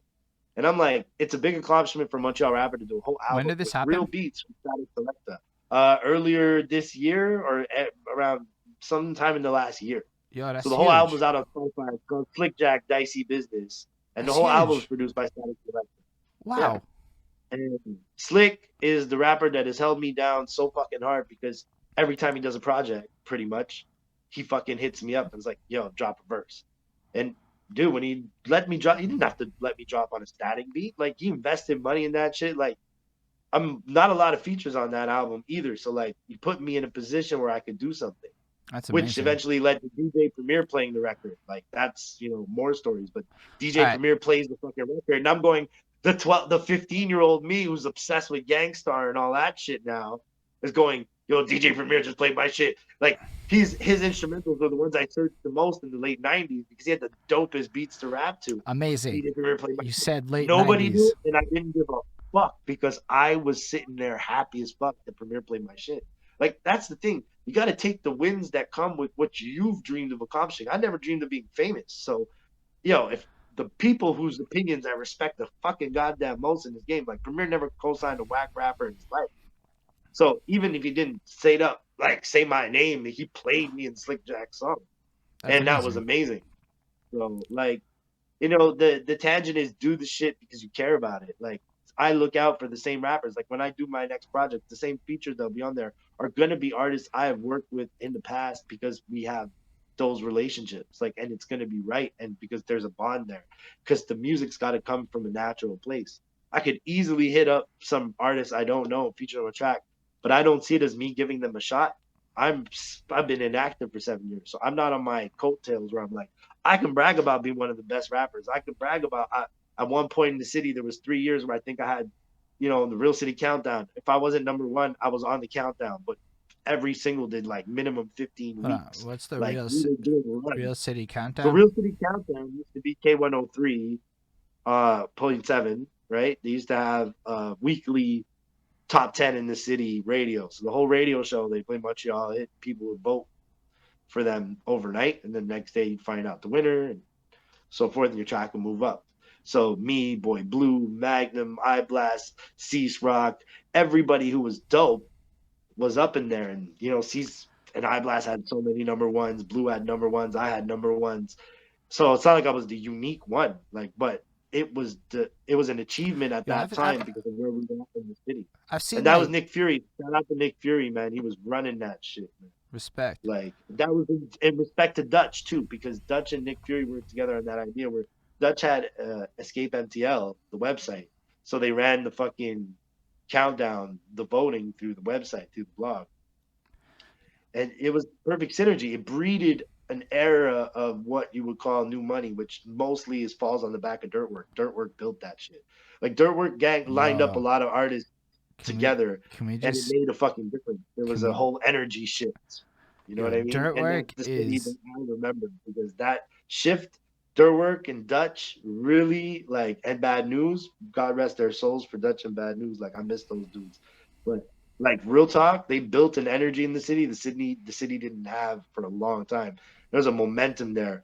Fucking a bunch of Montreal artists sold out and shut down the fucking Corona Theater. Like there's YouTube footage of that show with every one of us on stage. Me, News, Blue, Frost, Cease Rock, Magnum, J7, I Blast, the fucking I mean the list I can't even start forgetting because there's so many that were on that stage that night together. It's the last show we did with News, or at least I did.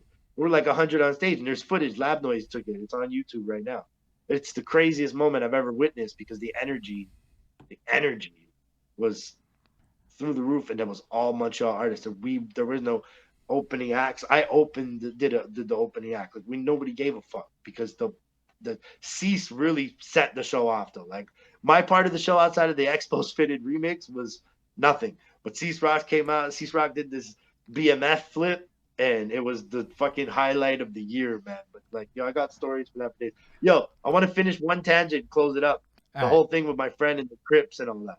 Oh my So gosh, the did we story, really go that long on one yeah, tangent? That's yeah, awesome. I forgot, yeah. But here's the thing. So the dude was like, "Yeah, let's battle." So we battled. Long story short, I beat him. Those motherfuckers fed me drinks and weed all fucking night. Fucking showed me nothing but fucking love, guy. They were like, "Bro, you really think we gave a fuck because you're wearing red?" They were like, "You're not in the gang." I was like, "You're right. Thank you." Like I was like, "Yo," it's like we did it, bro. Like we're not stupid. Like and I was like, "Yo, there goes another moment of learning about making preconceived notions." Right?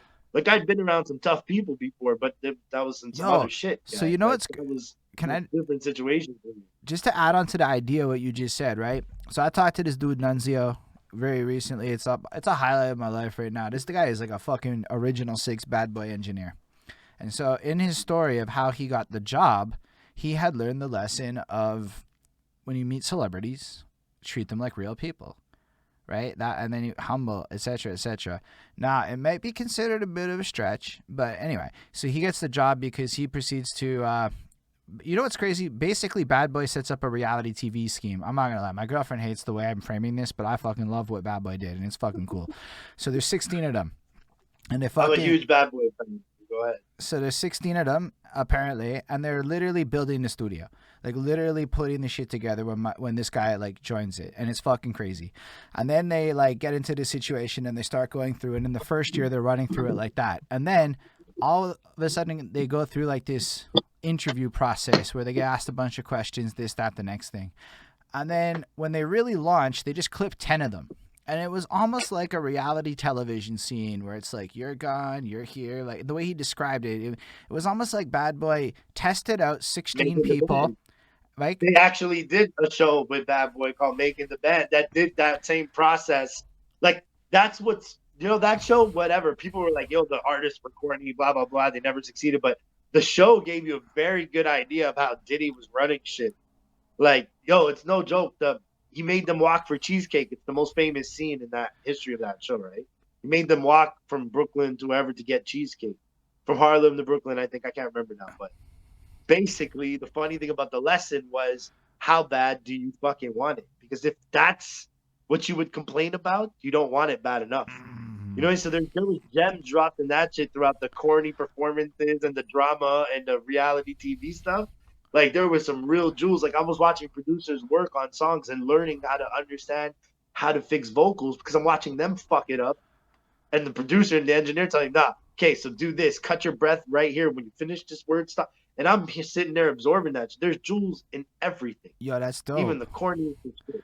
But yeah, You know so what I mean?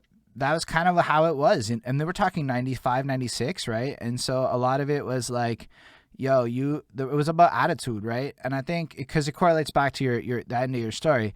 So his attitude was proper. A lot of these engineers were like college educated guys with degree types. No, this is how you mix. This is how you master. This is how, like that kind of guy. And they didn't get the job. My boy was like, this is how you want it. I'm going to do what it is. And he got the job. But I thought about it because the lesson there was treat people like people and just be cool about it, like respect the situation and you're good. And the lesson from your story is effectively the same thing. Just don't have these weird preconceived they're people. They know you're not whatever. They're smart, like. And I love that. I love that parallel. That's fucking cool. That's right. I just tied you into a Bad Boy studio story like that. But no, that's Yeah, just what it is. cool. I like it. I like it. And that, you know what I mean? That moment gave me a very different glimpse into what I already thought I was doing as a street kid. Mm. I was selling weed when I was 12. Like there's that I'm not worried about getting props for it. But that's what I was doing. I wasn't big. I was shit at it. Like I probably smoked most of it. And I grew up. That's all we had to do. So it was like I was really crappy at holding a job. I wanted to rap. So selling weed was like my thing, man. And I was never a great dealer, but some summers I made some good money and I burnt it all. I lived. Like I didn't stack money. I was an idiot. Like you know what I mean? When you look back, hindsight is great. Mm. But I lived. I had fun, man. Like I have great memories from that. So you know what I mean? Like some, but the Crips thing and the starting to chill more in Montreal now. At that point, leaving the borders of Laval more often, outside of the comfort of my block and my park and places where I know nothing's gonna happen to me, but we might see some wild nights. But like in Chamonix, it was always Notre Dame and LaBelle. There's a McDonald's there, and there's a scratch across the street, and that corner is the hot spot. Like, so the parking lot used to kind of look like Fast and Furious, where it wouldn't be the level of cars of Fast and Furious, but the idea that all these cars are lined up and everybody is chilling there in the same parking lot, like every night. That was the meetup spot. It was a place called the Recreatech. Yo, the So Recre Attack? those environments, yeah, Okay, I the know that. Recreatech. Yeah, I that, mean, that was our that place is a Chamonix staple. It's gone now. They tore it I down. know. But that's where anybody was anybody in the hood, even from reaching out, starting comedy like Fabric and other places, everybody would come to the rec. We'd meet a lot of people from Montreal coming to the rec, but they were outsiders to our in spot. Like, you know what I mean? So, but we met a lot of people. We turned out to be cool. We made a lot of connections, man. So it was dope. And then we go chill downtown and start meeting people in Burgundy and start meeting people in a couple of places in DG. And you Hold start up, getting a like different vibe than what you're used to. so You know yo, what I straight mean? up, So I learned something here just now because I know the Recre Attack from the other perspective. I'm a Montrealer. Straight up NDG, that's what it is. But yeah. basically, I went to the Recre Tech for birthday parties because it was a real big birthday party. And I'm talking like surprisingly old ages because that there was no where else you go on rollerblading and like you can't. If you're like 18, 19, you bring a girl to the Recre Tech, you drive to Laval. It's like you cross the island, and then you go hold hands and you fucking rollerblade around. Everything Yo, we got it's girls. We got girls coming in from Montreal. We was like, yes. Like like you always think the girls from another neighborhood are better than yours. Like mm, that's you grow up like an idiot and you think that because you never look at home like the solution. You grew up around all those girls. You know them all. Like you know what I mean? So you're waiting for like I remember we used to travel from Laval to Fairview Mall in the West Island because there was all kinds of hot girls when we were young. Like that's where you wanted to go. Like it was the spot. it's just But facts. yeah, the record track was that spot for us because think about it like this. One, if you're bored and you got nothing better to do, you live next to it. Where's the best place to be if you ain't got shit else to do? But a place where there's an arcade, a bowling alley, a bar, a laser tag, a roller skating arena. Like, and when I was younger, they even had like a flea market. Like it was the works. Like, so we had to run the place because my cousin used to run the bar. My best friend's dad, the Jamaican best friend that I grew up with, his dad was the security guard there. It looked like the black Mr. Clean. And everybody in the neighborhood was like in love with him and scared of him. Like he was a Okay. beloved figure. He's still around and kicking, still a bad man still. But like we had the run of the place. But think about it from the other aspect, from a business standpoint, like where are you gonna sell the best of your weed or whatever you're selling? Like where everybody got to go get fucking bowling, the pool, the arcades. So yeah, it was a spot. And McDonald's right next door, so everybody can eat their junk food off their munchies.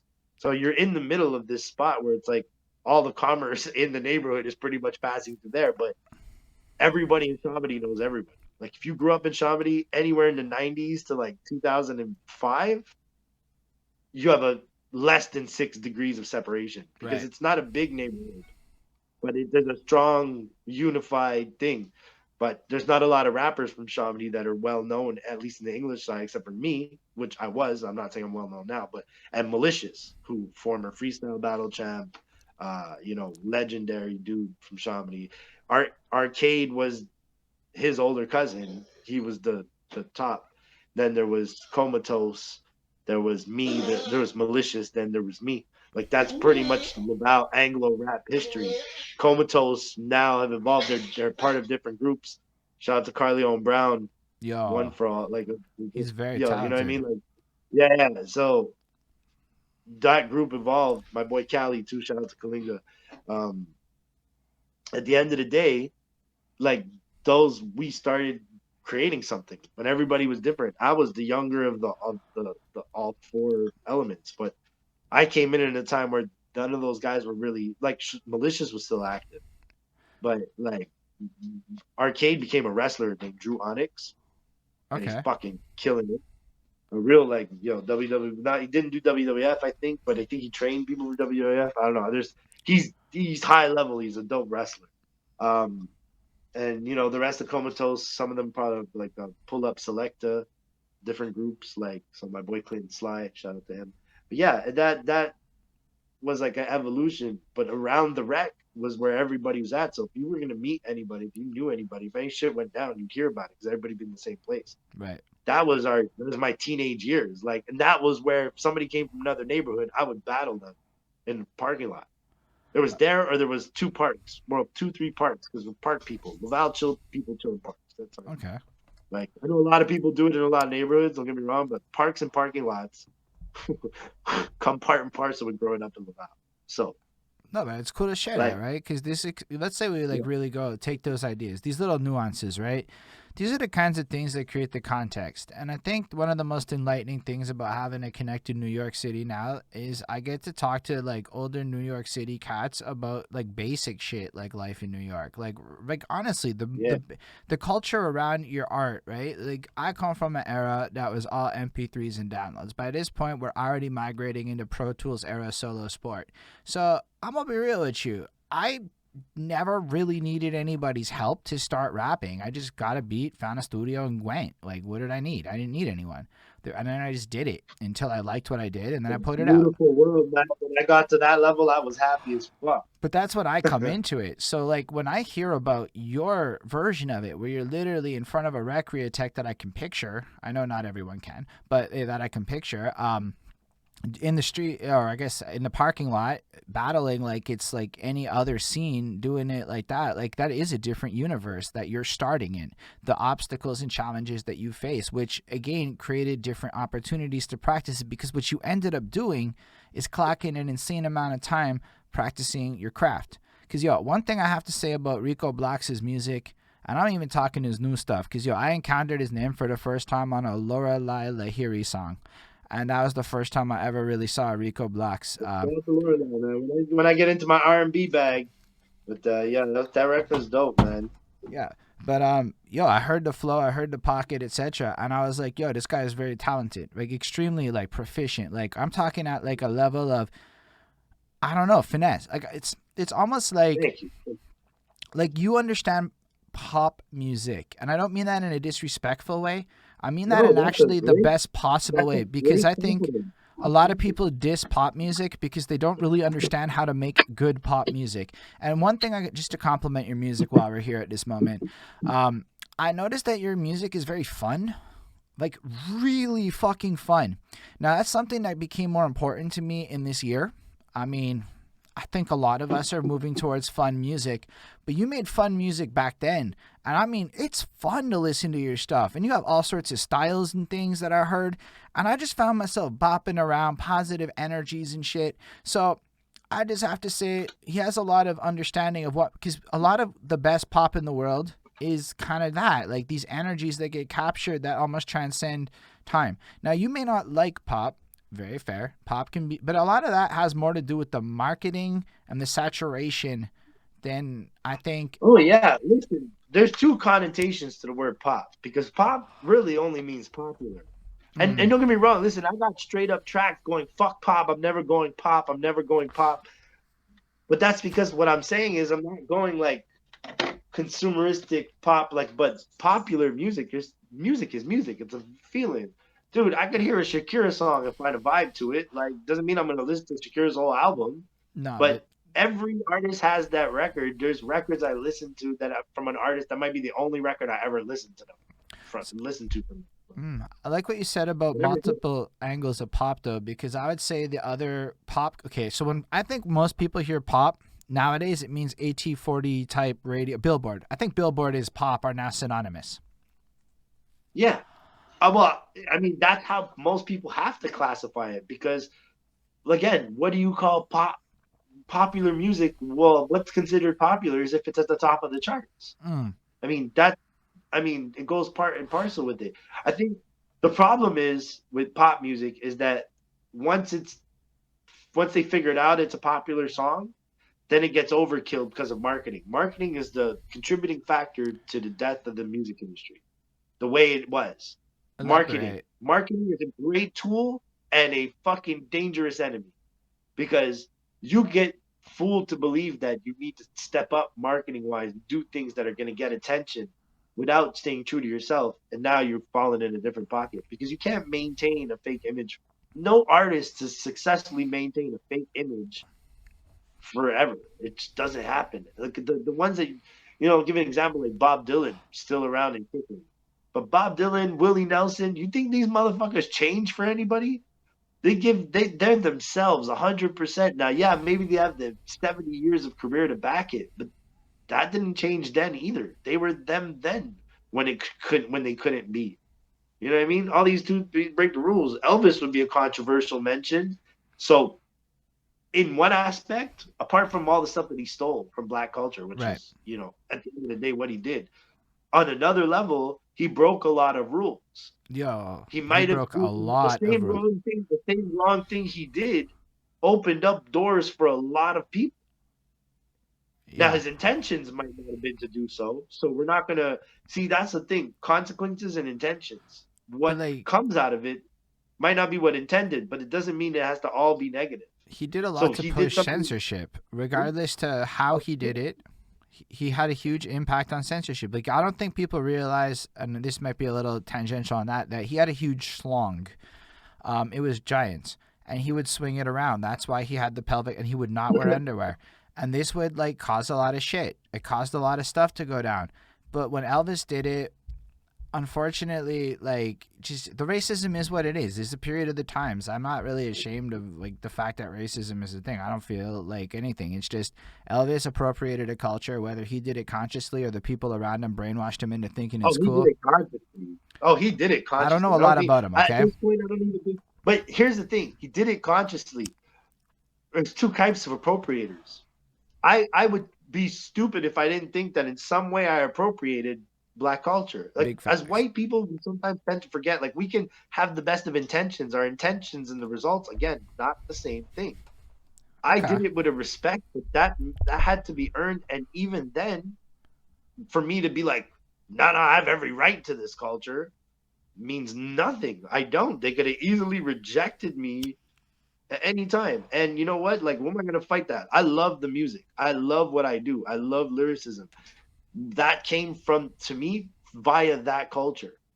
Penmanship is penmanship. I take away the culture, I still have penmanship, but it's not in the expression, in the form of no, expression that I want. I hear what you're saying. So I think that's really even insightful. if I don't mean to appropriate it, So it I still technically is, like what right? you're saying hits me really heavy, right? Because let's be real. The reason we're having this conversation, and I'm gonna be real honest with the world, is because I spent 4 years talking about black culture as white people. And let me tell you something, the full disclosure, we are very aware of the shock value of what we are doing, what we do. I do not believe that anybody watching one of my 2020 reviews gets that impression. But I can't watch my 2017. I keep it there because I think the journey is the most important part of it. But in It is. 2017, we were like, we're white people. We're talking about hip hop. He he he he. And honestly, we said some pretty bad shit. And when I get I still get comments to this day, and it's a good humble reminder, right? And I've had people literally flat out be like, it doesn't fucking matter what your intentions are when you take hip hop and you apply, and what I call them now, middle class values and norms. And I say this also because it reminds me of the kid who got arrested right now for faking around with the cops. So he's a young rapper with a lot of equity in life, and whatever he had guns, and he's now being hunted, and he's probably going to do a bid. And I'm going, I mean, yeah, that's a bad thing, right? If you have a certain level of ethics and a certain morality skew, often this middle class normative values. But in a whole other way of looking at it, maybe it's not actually bad. Who is to say whether or not him making a music video with guns in it is ethically right or wrong? I can't. It's not my position to say that. And that's the thing, is what we were doing in these reviews is we Well, it took. depends. It depends. It depends what the expression of art is. Like, listen, I'm not. I know who you're talking about. I kind of know parts of the story, but I'm not gonna say I sat and listened to his music. But my point is, whatever, if he put it in his video, if whatever his message was, that's what really matters. I Only agree. he can answer that, But what right? happened But is, now here's the thing: there are consequences to actions. We got to be grown-ups. Sometimes we forget, like but it's not easy for me to forget because I'm from an era where you don't. Thank God we didn't have cameras. Like we don't do shit for the camera. We try to mm, avoid cameras. Like it but was it's a complete opposite way. We did try not to talk on the phone. Like, you know what I mean? Like Now people will put their whole life on a video and not expect there to be But I ramifications. don't think Freedom of this. speech does not equal freedom to commit So, acts of any kind. but let's And I'm look not at. talking necessarily on him, but And I I'm don't want saying to like at the like end of the day, promote or glorify what he did, but I think he knew exactly what he was doing. Like I don't. I would think so. The guy's living, from what I understand, in a Did he do very, that by accident? like, so that means that my feelings on the situation is really just judging him. And I bring him up not because I want to judge his case. I'm Mhm. actively not. I've had several Facebook conversations where the same attitude came through with condemnation on this kid. Like, But yo, here's the thing. I want to be clear. See, I don't condemn him. Whatever he chooses to do, that's the choices that's he has it. to live with. And that's what I'm trying to convey, because the problem is I used to be that guy. So I actually empathize with the people putting that condemnation, because I can go back to my 2017 album reviews and apply that, and I call it middle class normative values. This is often expressed by only middle class people who are more or less born and raised in the middle class and lived their whole life in the middle class. There aren't people who come from the lower, and it's not across the board. I know I'm generalizing and people don't like generalizations, but you can't have a real conversation without a certain degree of generalizing. It's an understanding it doesn't apply to everyone. But where I'm going with that is, when I applied that value system to a culture that probably came from neighborhoods that didn't have that value system, I'm completely doing something wrong. And in that moment, I'm not gonna lie, I'm probably appropriating for clout at that point in my career. And it's not my moment of pride, because I actually started the channel with an intent to not appropriate. And then I became a bit of an appropriator, and I see it. There's mixed reviews on whether or not I'm an appropriator in the comments. It's mostly positive, but the fact that there were negatives, okay, maybe I'm doing something. So I studied. I bought books. I bought, like, there is the Wu-Tang manual. I bought KRS-One's gospel. I read all of the gospel of hip hop, all 836 pages of that book. I read it because I figured KRS-One could teach me about hip hop culture. Like, I put that effort in. All of my reviews changed. All of my attitude towards hip hop changed. And so I think that cultural appropriation, look, people can perceive me as an appropriator with every right. We pissed off Scarface for existing. I'm not going to lie. Scarface straight up came at us on Twitter because we tweeted something. We tagged him, obviously. It was his work. And no disrespect to Scarface. I understand what Houston is, and it's not Montreal. And if I try to act like my Montreal fucking life compares to his experiences growing up in Houston in the 90s, I'm an arrogant piece of shit, in my opinion, if I do that. And that's the kind of lesson I learned along this journey. So when I hear about appropriation, I think it has a lot to do with, are you giving back to the culture that is there or not, is the big difference. So because my attitude and heart is in the right place, I'm in a position to give back to the community in a way that's selfless, in a sense, right? I want to offer a platform to make Montreal hip-hop look cool. Maybe that's a big goal. Maybe it's a silly one, but I think we could benefit from it. So I try to do that. That's my way of giving back. Anyway, all that to say, I think appropriation is something we have to be aware of, and I just felt like it was worth bringing it up and, adding to my thoughts on it. I agree. Listen, I have those conversations with my friends, like real conversations about this stuff, where it's like, at the end of the day, like, what does it mean? What are we doing? Like, I've adjusted slang that I maybe at one point would use. I remember I made the same mistakes a lot of people. I wore a do rag at one point. Mm. Actually, in my head, I don't need a do rag. I wore it for the style of it. Shit, it might have been like '99. Maybe M was doing it, and I thought it was cool. But you learn quickly. You look like an idiot. You know what I mean? Like, that's not gonna last long. So you learn from the lesson. You move on. Like, you can't see. Here's the thing: nobody can be expected to know how everything feels, how it's supposed to go. Like, we're all just learning every day. So you sometimes we're gonna fuck up. And as long as you have people around you that can tell you when you fucked up and not hate you because you fucked up, then you're gonna get better. You're gonna move on. You're gonna learn from it, and you know what I mean. It comes with time. Listen, there's gonna be people that grew up in white. I know friends that were grown up in a white privileged area who know how to get along just fine with people who are from fucking the lowest possible like class, poor ass people.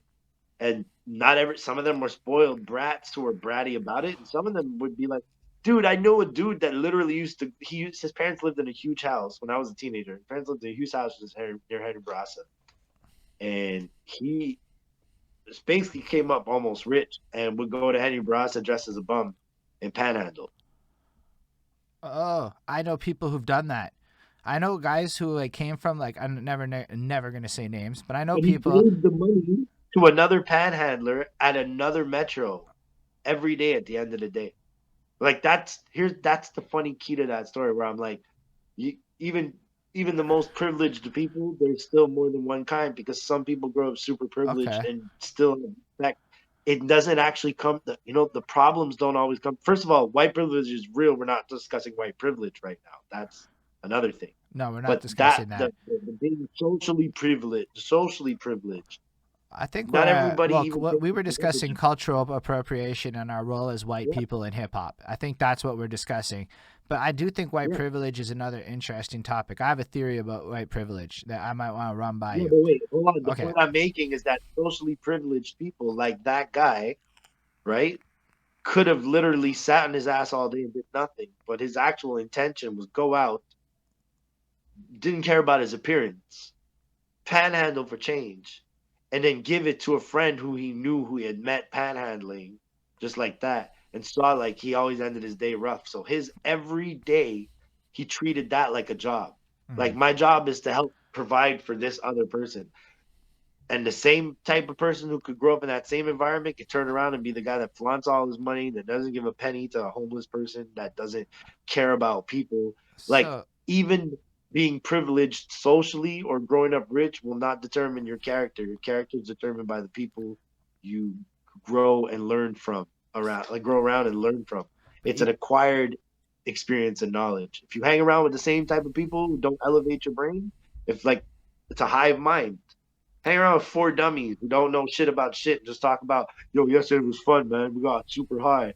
Cool. But that's what your life is going to be like. You hang around in a room with people discussing space and planets and time and science. And all of a sudden you start realizing like you're learning something. You've left this conversation with something you can share to somebody else. love it. That's what creates the person you are, though. Every person you absorb around you, that energy makes who you are, and that's why we change every year because our social circles change. The people we cross into, run into, make bonds with change over the years. It evolves. You absorb bits and pieces of knowledge that you learn from them and apply it to your life. Some people do it consciously, some people don't. Some people are like on autopilot and do those things, don't even realize they're adapting to the people they're around.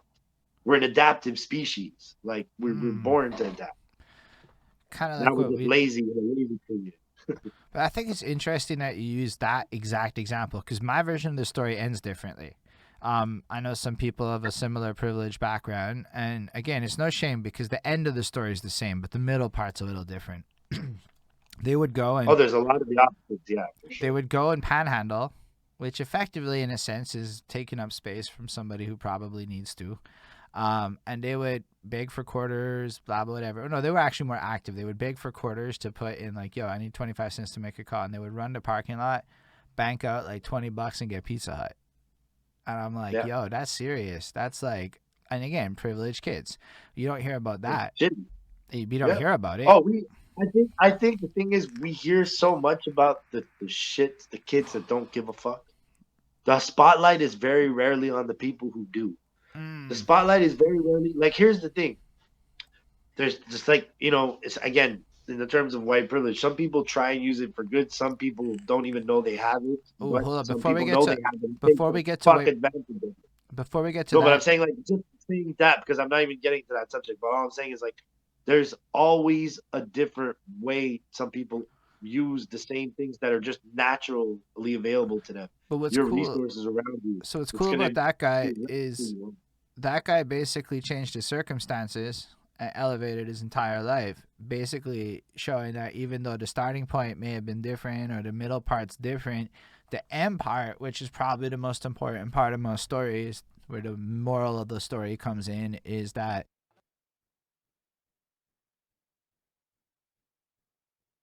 You might cut out. But yeah, I want to go back to your story though. But Okay. I also do want to talk about white privilege, but that's a big Yeah, we're one. probably around 1999, 2000 now. We're But getting to 2000. right. So I think you were talking about how you were decided you were going to get into battle rap. You had done a bunch of stuff. You hit that stage, and you were excited about that stage, and you got over your fear, and you were ready to like move into it? Yeah, well, the stage performance was more just music, and the battle raps was street shit. Like that's how I was. I was never played the tough guy. I ran around with a bunch of tough guys and a couple stick up kids, bro. But I wasn't trying to play the tough guy. I was a rapper and a drug dealer, Right. and that's all I ever wanted to be. Petty weed dealer, rapper. I didn't have big ambitions. I'm sitting there like battling whoever I can fuck anybody who thinks they have a chance, like just trying to find opponents. But at that point, that just was a couple of years of doing that. It kind of started wearing thin, like it's not going nowhere. And I don't have the connects in the music business yet because it wasn't like we didn't have social media. We didn't have ways to reach out and get to shows. You had to be connected by somebody, by circumstance. About 2000 and I would say 2002 is when things started really taking shape from there. Like the battle stuff, I'm telling you, at that point, the only interesting thing was I sharpened my skills. Like it's not like I have very memorable. I have a bunch of little house party battles. I have a bunch of stuff. The memorable battle where all this came to a head. To get to that battle first, I was started to be able to record my first mixtape. So it's called Audio Crack. Hold up. Um, When was this? This is 99? one goes into the other one. Yeah. Okay. So I made a mixtape called Audio Crack in 2000. I started working on it in 2002. And the way I started being able to work on it was my friend Matthew Peltier was going to Vanier. And so he took the music program and got us access to the studio. And we would go in, sneak in on the weekend and just record. But the thing is, so he was learning how to record, but like he might not have been ready for the recording the vocals yet. Like yes, but no. Like we weren't there. Like the idea of like punching in or those things didn't occur to us. So every track on that fucking mixtape is like all three verses are done in one take. But like not the first take I did, just all in one take whenever I would finally get it right. So I'd have to do it like a million times all three. Because I didn't understand how to sequence the bars. Like we were really rookies. We just barely knew what we were doing. But we managed to put together a decent sounding fucking mixtape by the end. So we didn't have no money, so we just burnt a bunch of CDs and wrote Audio Crack with marker on it and started pushing them around the hood. Sold like 300 burnt CDs for like $10 a pop. So that was the first hustle. So 2000, it came out like 2003. Now, where that links into the freestyle battling, 2003, there's an event. I'm sure it was 2003, but CL was there. If he's still in the chat, like he probably remembers this. Survival of the Illest. It's like a big freestyle battle at Fofone Electrique. Okay. And I had been, yes, not to leave parts out of the story. For the last year or two, I had been calling in to K103 and 90.3 because it kept having like freestyle hours. That's and I would call in. That's the Don Smooth one? Yeah, exactly. Right, Don okay. Smooth had Street Sound, and then Blaster and them had Ill Groove Garden and stuff like that. So shout out to them, man. Like I would just come in, call in, and freestyle. I'd be on a payphone. I'd be on a fucking my friend's cell phone, sitting in the car with everybody around me. Like I'd just be randomly in places. Yo, it's time to call. We got to call. My boy Pat would always fucking give me the phone. Give me the phone.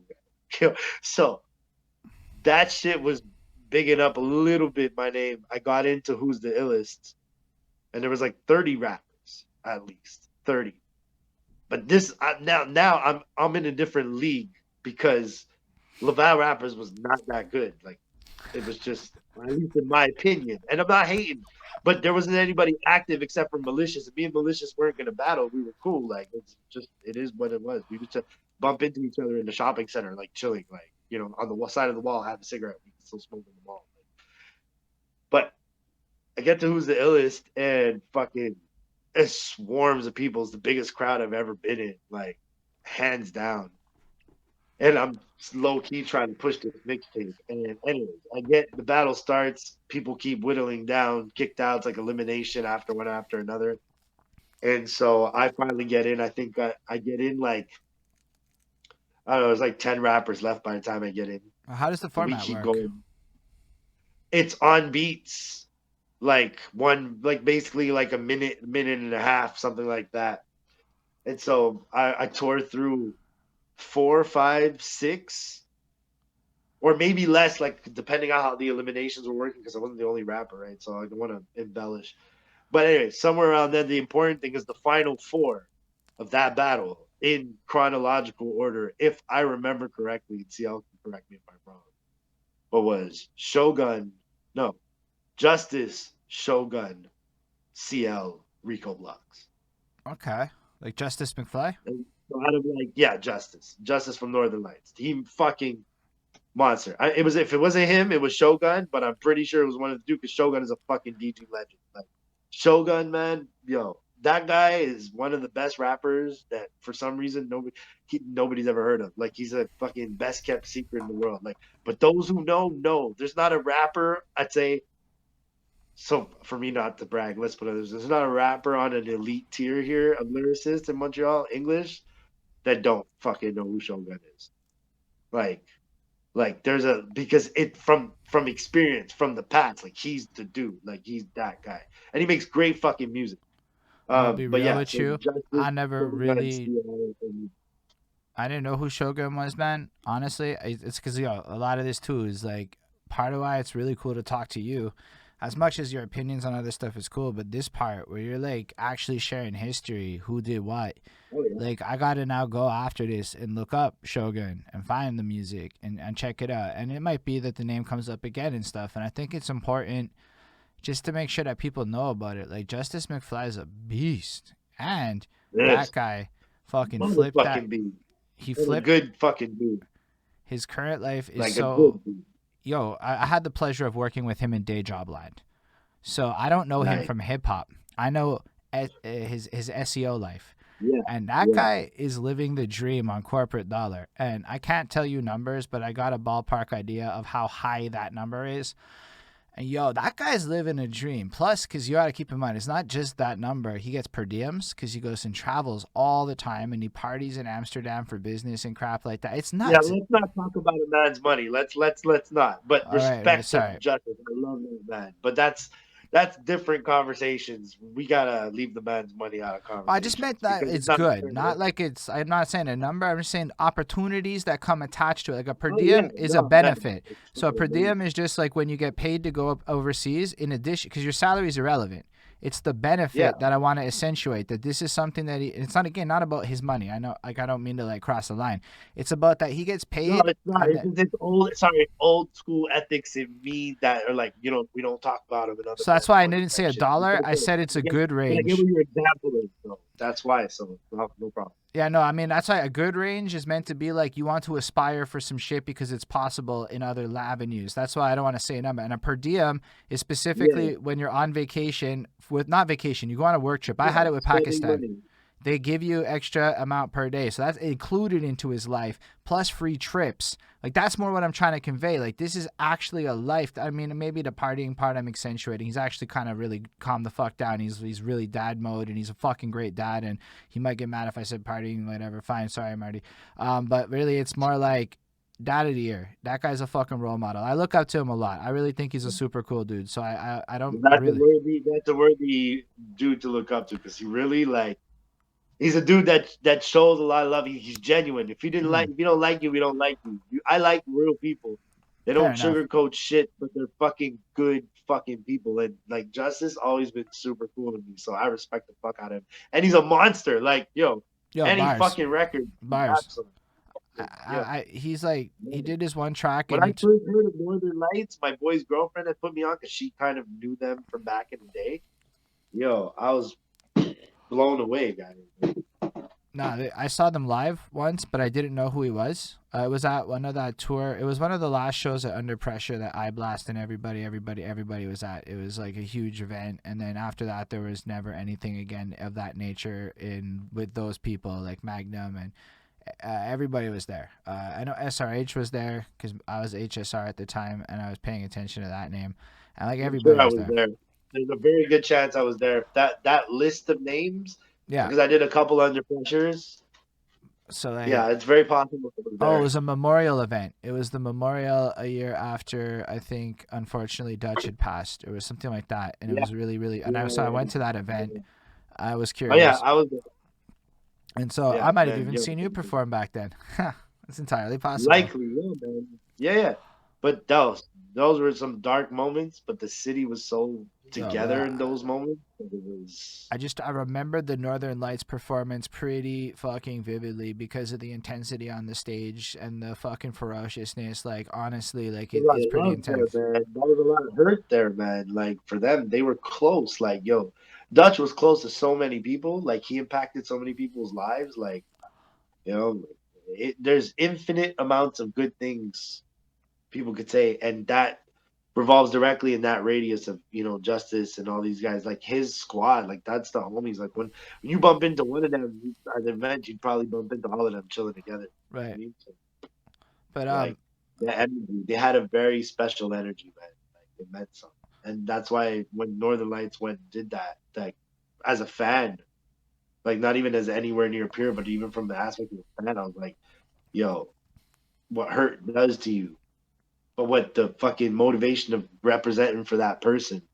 mm, And that night, everybody was giving it up for Dutch, so that energy that was there was next level. So we didn't want to disappoint him. You know what I right. mean? And for them, their connection is so close that I can't even imagine the level just of what I felt. And I'm peripheral to this. You know what I Right. mean? But I guess to elaborate back to you and your story, is that I think it's really interesting. I don't think people necessarily fully appreciate the impact of how big it is to be on that list of names. Like, look, I know Justice personally, and just being on a list next to Justice at that time and in that moment is fucking big. But I think people like Yeah. don't And even being necessarily. peripheral to it, I was happy. Like, I was happy when I was even close. Like, when Dutch first posted me on, like, Escape MTL, like, I did some freestyles or whatever. I was like, yo, all of a sudden I could show up to an event. People was like, "Yo, that's you. Yo, that's dope." And I started meeting everybody. Like the habit was Dutch through so many shows. We were all backstage together. That era of Montreal was built on backstage chillings. Of we were all at the same events, so all we did was kick it. I mean, there's footage of Club Soda freestyles of me. I think Nove was there. A couple of people. But Yo, it's like smoked out in the back of Club Soda. Like Frost was there, Boy Blue was there. Like we were a ton of us just fucking actually, rhyming and chilling and smoking. But there's energy that was built in that era that I don't know if it can be replicated. Like I'm I sure didn't it even can. happy to be Well, I don't think fringes of it. like that energy can be necessarily recreated in its like its version, but you actually just dropped something interesting, like a real knowledge nugget. I think that something that so here's the thing. I performed at a whole bunch of shit. I never been backstage fucking anywhere. We're in fucking parking lots inside of fucking crappy looking things. You know what most people don't want to do? Honestly, you don't want that film. I mean, maybe we should. In this era, I'm pro film everything anything, and people's standards have changed. But in 2012, as an example, 2014, you're not filming yourself like fucking doing freestyles next to some shitty ass bar and putting that on. No, you want like cool fucking backstage footage and shit. But what really was interesting is the environment. A positive weed friendly environment where a bunch of rappers could chill and congregate. Because why we're all outside also is the weed. A lot of us smoke pot. It's just facts. You can't smoke inside a lot of these bars now, Yeah. but you could smoke inside of the backstage in some places if it's big enough, because they're probably just gonna let you do whatever. I'm not Yeah, well saying that's then it the was a case, little more liberal than it is now. but But even now we can work around it with vapes, like or edibles, because it's legal, so it's less conflict. But I guess what I'm trying to say is the backstage element is so fascinating, right? Because it allowed a lot of artists to talk. Now, I don't have a lot of experiences in my shows except for this one with Tech Luciano where there was a backstage and it allowed me to meet Tech Luciano and actually shout out to have a Tech. memorable moment that was how I started my interview with him. But it was like really like it was interesting. It was the only time I can really think of that had a backstage that I had access to. And it made the whole fucking experience different. Like, cause first of all, as an artist, then you get to go backstage. And that's fucking like that must have been an experience to be, because I want to go backstage at Soda. That's on my fucking bucket list. I haven't done that yet. But Soda's. Oh, it's something. And I got some of those stories that we definitely could get into. I mean, they're short little Go anecdotes, for it, but like man. um Well, because you know what? Let's not skip ahead because we're gonna get to them anyways, right? Because All the right. come up from 2003 is coming. So let's. So I'll let's take go it back from to. there to make it make sense. All right, let's So do it then. 2003 to 2005, I'm just a speck known in Montreal. There's little circles of rappers that I know that respect me. I'm dope in Laval. I'm like one of the only people active, so there's an impact there for me, and we're doing shows and we're getting a lot of people involved, and it's fun, right? So you're throwing shows. So Hold on. Are you like promoting I had them? friends who were throwing shows. I had a lot of friends who were throwing shows. Okay. Yeah, I didn't actually. We threw one show as a team, like, but I wasn't a promoter. Like, that's not my nature. Um, so very pivotal moment was after that album was the mixtape was done, the burnt CDs and all that. When I ran out of copies, I was in a place where I was like, I'm fucking bored. I want to change my life. Like, I need something different. My friends, two of my friends had gone to live in Alberta in Banff, which is like a national park in the middle of the Rockies, right? Right. Fucking one of the most beautiful places on earth. So they went to live there the summer before that for a few months. And they're like, yo, this is the illest experience ever. So one day they decided they want to go back. And I go, oh, yeah, when? He's like, in 2 weeks. And I said, you know what? I got a paycheck in exactly 2 weeks. Let's go. And we fucking left. We drove all across Canada, went all the way to Whistler, BC, met our other boy who was there. We ended up me and one of my friends decided we were like not gonna stay there. Like, it wasn't gonna work. So we left, drove back to Banff and stayed there for like 5 months, 6 months. Like, lived there totally separate from everything because I'm in the Rockies. Like, and while I'm there, College Dropout from Kanye West comes out. And that changed the fucking game for me. I was walking to work every day with Jesus Walks playing, like, because my brain was trying to fucking come up with the illest flow to that beat ever.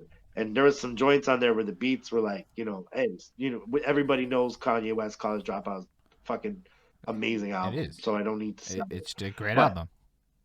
the inspiration that had while I was in that 5 months in Banff, where I had a small music store I could get music from, and I wasn't getting access to everything, and it wasn't a time where like you had to go to the mall to get internet. It's not like you had a laptop. Like, laptops were barely affordable, so you Mm. didn't have all that. So you were basically like at the mall on the paying the internet to send emails and shit. Like, now, Banff is a very weird place because you can get by on very little, but when you go to the mall, it's a Louis Vuitton store, Gucci store. Like, the shopping center is different. Like, you know what I mean? The spending level is different.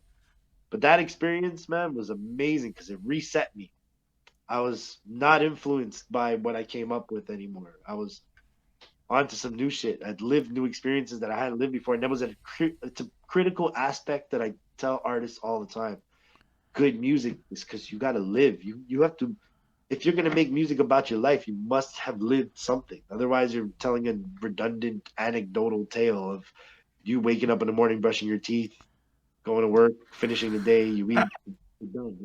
That's your album, like, you know what I mean? So you got to live little. You got to have those stories. You got to have a life. You got to have experiences to share. That gave me something. I came back here. It's coming on the middle of like summer 2000. No, it was mid like fall 2003. Yeah, fall 2003. I get back now, or 2000 and summer 2004, something like that. Anyways, I get back and I call my man Pat, and I'm like, "Yo, let's meet up." And then he tells me, he's like, "Yo, I have a friend now as a studio." I said, "Word." So fucking go meet this boy, and we record. I think we did like some Jay-Z, like I was like, Rico Blox always smoking that la la la. We did a whole like remix and shit. And that was it, bro. Like, we're like, okay, let's fucking work. So from that point on till 2005, March 19th, 2005, I dropped a second mixtape, Truth in the Booth. Now, Truth in the Booth Can we pause is for one quick yeah, part? yeah. You dropped two projects, but we didn't really discuss a lot of the logistics of how you got about actually recording mixtapes and all of that. Because I think that's also interesting about the then and now, so that people understand that side of what you actually did to Oh pull yeah, off. for sure. So Vanier was the first one, Right, right? right. So we covered that. And then now we're moving into, around 2003, 2004, you're starting to get to the point where people can get a mic and home studio equipment and start doing it at home. Like, it's just the beginning of that. Okay. And so I need somebody who can do that. And we record in his mama's house. Like, we're also living at our mom's, bro. Like, it was like we fucking record there, do a couple of little remix joints, like little freestyle joints, like just whatever, just something to record, you know. He moves, he gets a better place, he builds a studio, and we roll out as a team. Me, my other boy, and my boy Pat, who to this day, so ride or die, fucking motherfucker sold 500 CDs of mine out the back of his trunk. Like, I think like people don't even get we had to do that shit. Like, we had so many fucking CDs. And this motherfucker sold so many of them, like a one man machine. Yeah, but that's how we had to operate. But that helped. Pat knew people. He just kept meeting people. I'm not a social person. Like, I'll have a conversation with you if I fuck with your vibe, but if I don't, I'm not good at pretending. But that closes a lot of doors, bro. You gotta pretend. Like, you know what? You gotta be real. I'm never gonna contradict myself, but sometimes you gotta be as real as you can. But with some people, you can't be you all the time. Yeah, it's big Some facts. people are only meant to see an aspect of you. Sometimes you have to give people the aspect they need to see to make it work. Now, you still got to be yourself, but you're giving them a part of you. You know what I mean? But that feeling, that's what leaves people feeling like, oh, anxiety and shit. It's tough, but sometimes it has to be done. Business is business. We can all be as stubborn as we want, own our masters and blah blah blah. I'm gonna get everything now, and yo, we have to be diligent to that, vigilant to all this the snake shit. But that part of being yourself matters. But being yourself does not mean an absolute. Nobody is one absolute thing. So that gets lost in the whole situation, right? But anyways, back to we put that shit out. We're doing shows all over the place. Starting to do shows in like Montreal and Trois-Rivières and shit. Like, you know what I mean? Like, so we're spreading out a little bit, trying to make some noise. Now, while I was in Bev, I had left one of my CDs and somebody burnt it to everybody I lived with in the building. Here's where the plus starts. Oh, Everybody in the building that I live with, because in Banff, you live in staff accommodation. So everybody you work with, I worked at a hotel, everybody you work with lives in the same building. So once everybody had a burnt CD of me, here's the fun part. Nobody is from the same goddamn place. Friend from Japan, friend from London, friend from New Zealand, friend from Australia. It was the benefit I never knew would come in handy. And it didn't make even a big difference, but it spread my music a little. So there's a point when later on when we get to It's All Good where that comes into play. And so now we pushing that mixtape, we doing everything. During the process of recording the mixtape, I already had my boy Jason P Hustle. He used to be with a group called RLP. They had videos out, everything like. But we were always a group together, like running around the city since we were like 14, like called Renegades. So he's down, and I got him on a feature on it, and then I meet through these boys, my boys, like Reggie Charles, and Reggie Charles ends up fucking by magic becoming like the PMD to my Eric Sermon, the fucking okay. like the Fife to my Q-tip, or I'm the Fife to his Q-tip. Like, I couldn't tell you because I wouldn't choose, but something special happened there. And then so me, P Hustle, Reggie Charles, and our other boy at the time, 9 Milli, goes by Benny De Niro now, who now is going to be rapping in French. And shout out to him, it's going to be dope. But we put together the group, so we managed to squeeze out a couple of songs where it's all four of us. We were the four best rappers you could find in Laval at that time. Like, and everybody, me and P rep Shamedy. Reggie's from St. Rose and Ben was from Faberville. So it just kind of built this, or well, Faberville, St. Rose. Anyway, it kind of just built this overall, like it gave us a bigger, broader fan base because we were appealing to each other's peoples.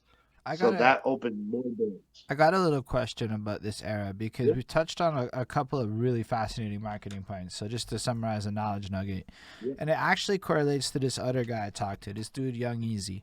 Now Young Easy did this actually calculated travel tactic. He would go to another city, and he would do recon, and he would meet some people, and he would network, and do like a freestyle here or there or whatever. Then he would come back and he would do shows, and he would do it like whatever. Then he would come back full fucking force with merch and everything ready to fucking drop it and move shit out the trunk, right? And that was calculated. But in the end result is he traveled because he traveled, he was able to spread his music to other cities. And guy's got like 10K followers on Instagram with a pretty organic growth plan in place. And I'm really impressed with that number, right? That's not like fucking nothing from organic. And it's because he messages everybody, he talks to everybody. Everybody I know loves this guy. He's just fucking super sincere with it. Now, what I found the parallel there with your story is you happen to go to another place, and it just coincided that this hotel you're at basically kind of is like, I don't know, a fishbowl environment of that guy's story.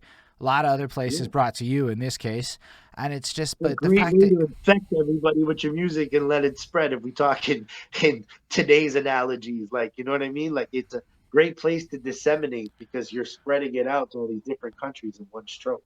but like it's also the part that you chose to go travel. Like, let's be real, going all the way to the other side, can't, I never gone that far. The farthest I've gone is Toronto, maybe a little further, I don't know, but Toronto, maybe Which is Hamilton. dope. So it was fun.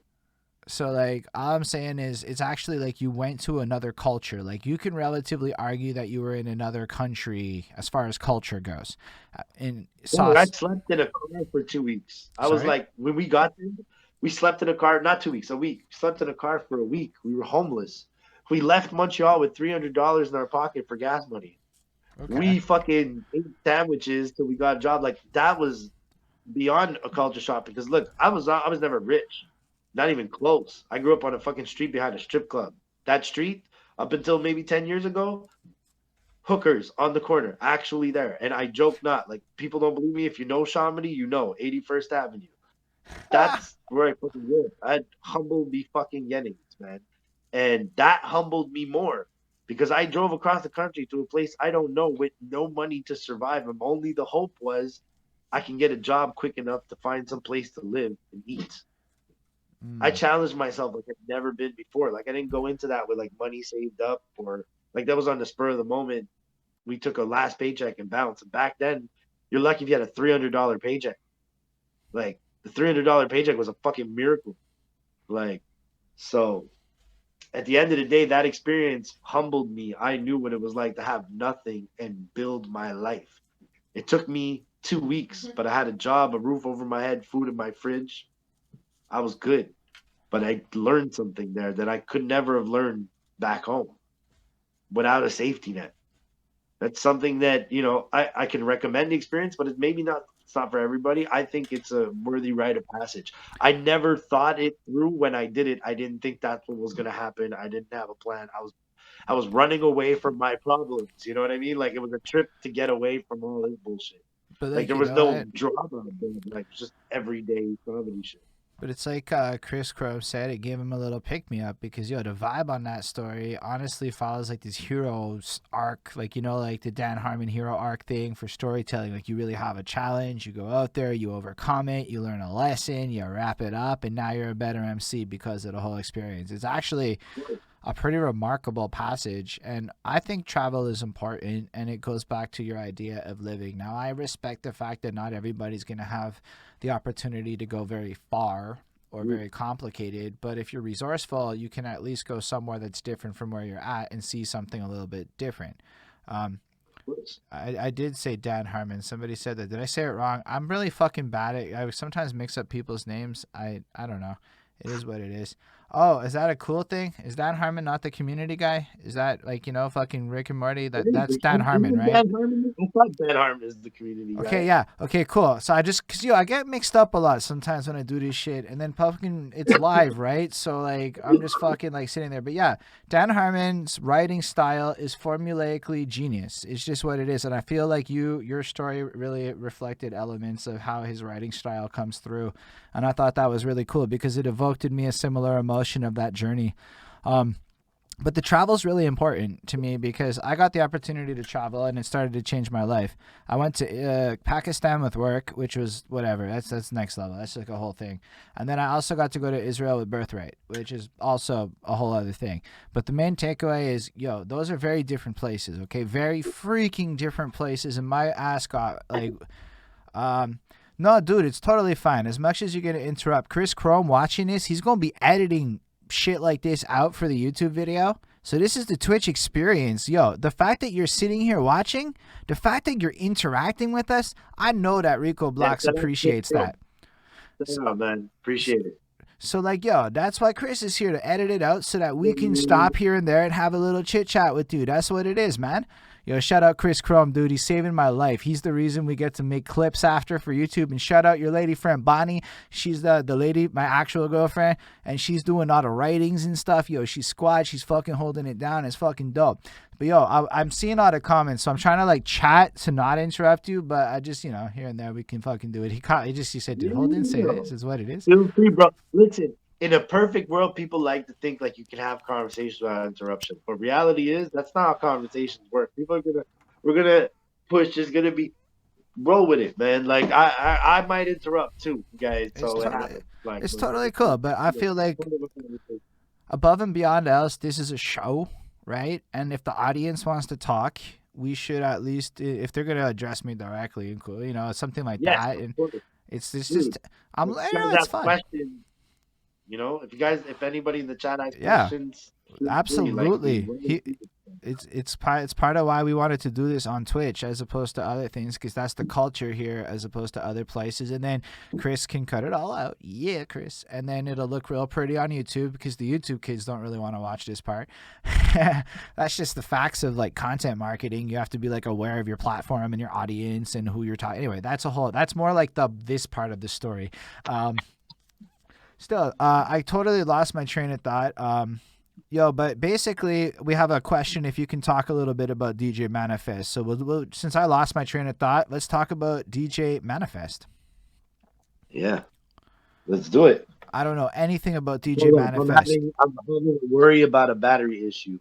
All right, so you know what we can do, dude? I have to go pee. I'm gonna throw up the be right back. So first of all, the French side is not off limits. I spend a lot of time on the Anglo side.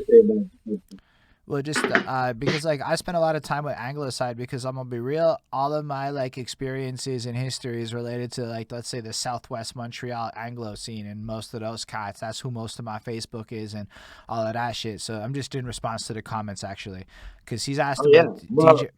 I saw the DJ Manifest thing. I got So basically, Manifest is one of the fucking legendary DJs in Montreal. Like all the illest nightclubs, he killed all that shit back in the day. He's always been a staple of the scene. He's worked with Corias closely, which is a very big, Quebec rap artist. And yeah, I mean, listen, Manifest was the second glow up. Like, if I was continuing my story in chronological order, Manifest is the follow up that comes from the Okay, before you do that, then, so if that's actually part of your story, I did have one question. If you don't mind waiting in the comments, I'm sorry. I just wanted to know if, I got a great one. Yeah, because I wanted to know if the internet at this point mattered to you, because you have a lot of streets, a lot of in person, a lot of whatever. But as you're doing this thing, let's be real, social media is now started. I want to just ask about that period. Let's say before we get to the next glow up. Well, that's exactly where we're at. So that's exactly where we're at. Amazing. So, the next thing's out. It's just Facebook just started, right? 2005. So we're just barely even at the level of smartphones yet, more or less. Like, we're getting there. It's something close to akin to it.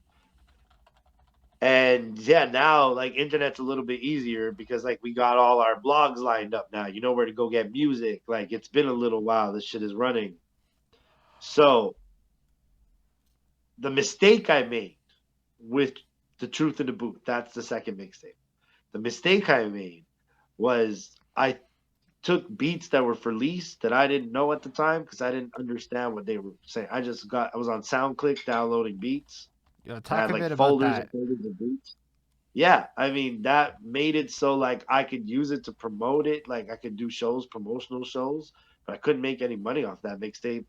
Other than, like this little street sales we did, which was fine. But the fan base that we built off of. Holy shit, hold on. Can I pause for a second? So let me understand this. From an internet perspective, at this time, you're not actually selling the music because there's no paper trail. No, exactly.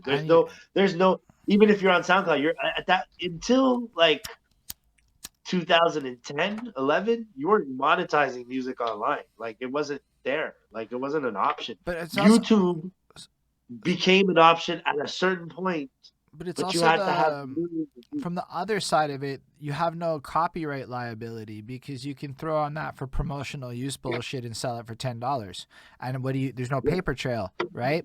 So, because I've always wondered about the downloaded beat stuff, right? It's a part of the culture. I've always been like straight monetized. I bought my shit, etc.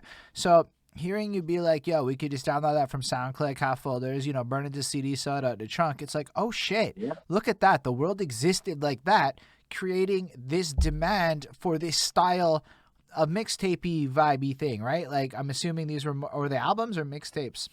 They're mixtapes. They're mixtapes. I wasn't ready. Like, I tell people all the time, I was always building towards the debut, the album. It's all good and all that. There's a follow up to why those were supposed to become the core of the album, and then other stuff happened and didn't happen. But at that point, and so we're like at 2005, 2006 now. Like, we're rounding out to the next year, and until 2006, there's a lot of opportunities. We're doing shows. We're having fun. We're going up north doing shows. Like, and promoters that regularly dealt with us, but we wouldn't really get paid for shows. Like, it was like they're selling it to us for the look. Like, we all went for the okie doke for a long time until we started demanding, like, at least we get paid for something. Like, what the fuck? I remember a point I couldn't get a water bottle. Like, dude, I had to buy a water bottle at my own show. Like, I've been through those kind of crappy shows, but here's what's fun. So 2006, we basically run out of those CDs. We're not selling anymore. Like, we're not going to go re-up another batch. I personally wanted to leave it behind because we had other issues that broke up the whole team. Right. Those things, the context of those situations made it so it wasn't even worth it. And I couldn't do nothing with the beats. Like, I knew that I had to let the songs die in the streets.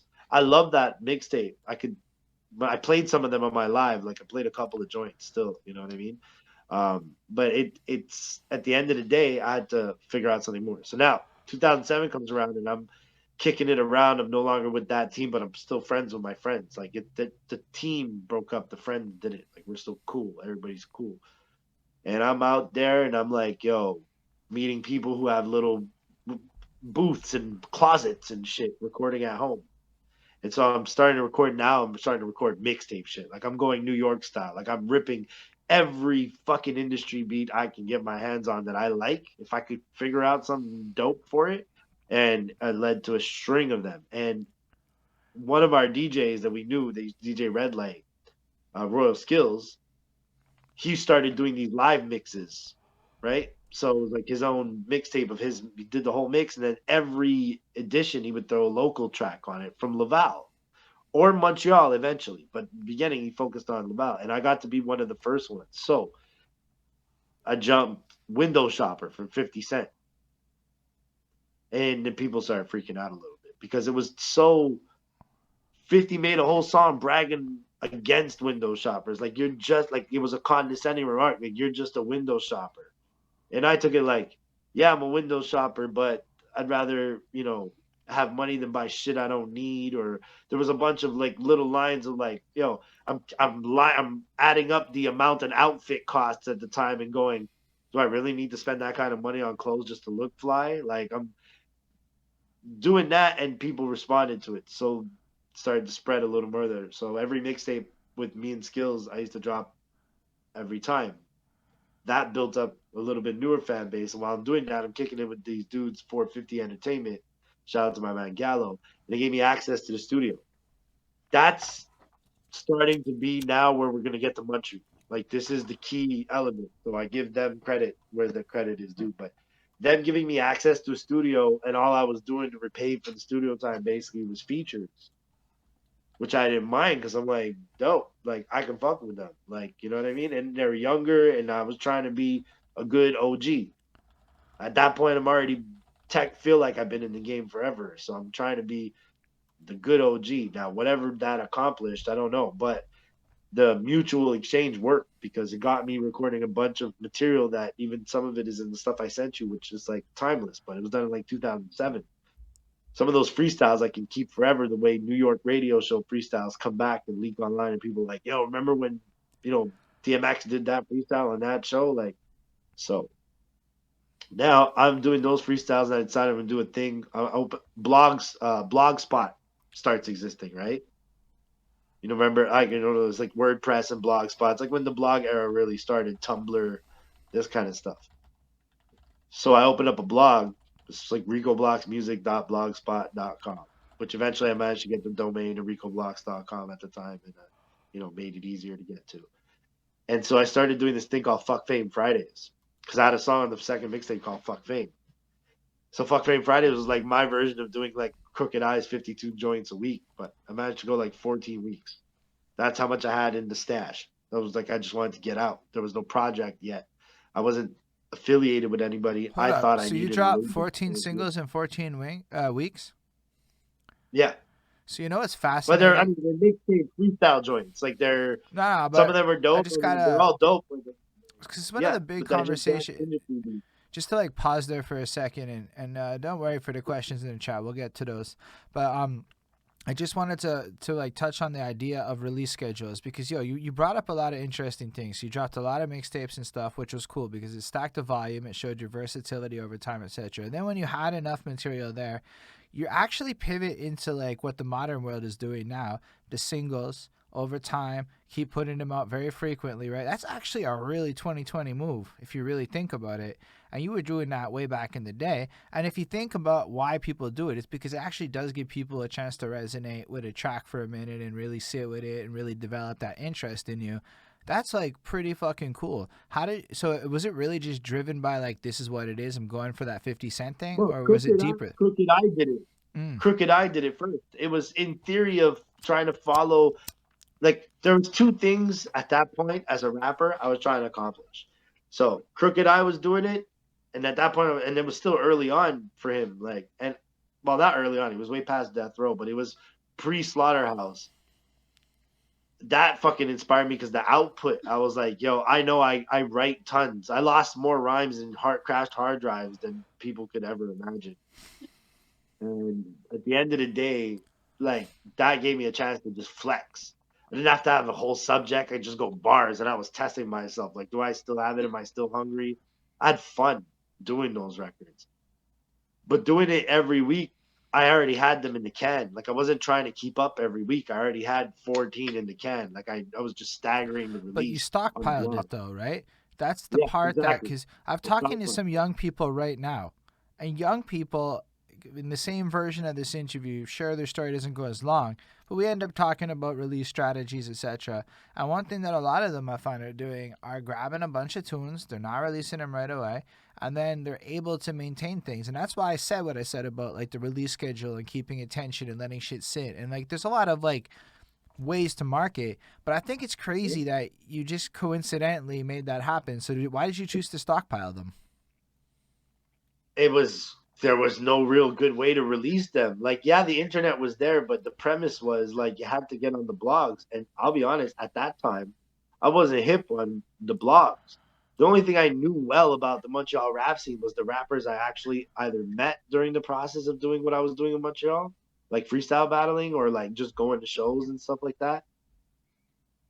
There was all these little shows, little showcases. You know what I mean? Like you go through the run in Montreal. That's like rite of passage. Like everybody goes through like it's a showcase, but it's not always called a showcase. Like it's just it's the type of show it is. If you're 8 acts on the bill, it's showcase. You know what I mean? If you're you know what I mean? And listen, I've done that. I've done opening for major artists, and we'll get to that. But like I've done opening for major artists where we were 12 on the bill before the artist. It's crazy. Right. That's some insane Montreal shit. That was a bad moment in time because what the fuck are you doing with 12 opening acts? Like we went through that shit. Like, but anyways, to get to the internet part of it, so the blogs was the start, right? So now I'm doing my blog and I'm putting it out, but I'm realizing like I need it to be promoted somewhere. Finally, I come up on Escape MTL because I'm on Twitter and there's a couple of things now I'm starting, right? In 2007, 2008, 2009 is when I joined Twitter. So during that like 2 year period, I'm learning social media now. I originally never wanted to get on Facebook. My boy Reggie convinced me. It took him a year and a half. I only signed on to Facebook in the end of 2006. I was against the idea because we don't come from do shit and then show everybody on camera or post your every minute thought. And I found myself, by the way, we could talk about that later, but there's just I've been through the whole social media thing where it fucks with your head. Mm. I've had meltdowns on Facebook, like in written posts. And some people noticed and some people didn't, but you know what I mean? Well, like I said, I'll get to No, that. I'm gonna be real But with anyway, you. I have that shit happen too. So straight up, it's a yeah, good thing to talk about. and it's gonna happen to everybody because it's not natural. We're learning something, but this is not a natural way to be. Yeah, I like how you said that. But You yeah, know what I mean? It's not how we were intended to be observed. Like we observe each other like animals now. And don't get me wrong, I do as much observing as anybody else. I'm like we're all guilty of it, but like we enjoy human activity like it's a movie, like even the real shit.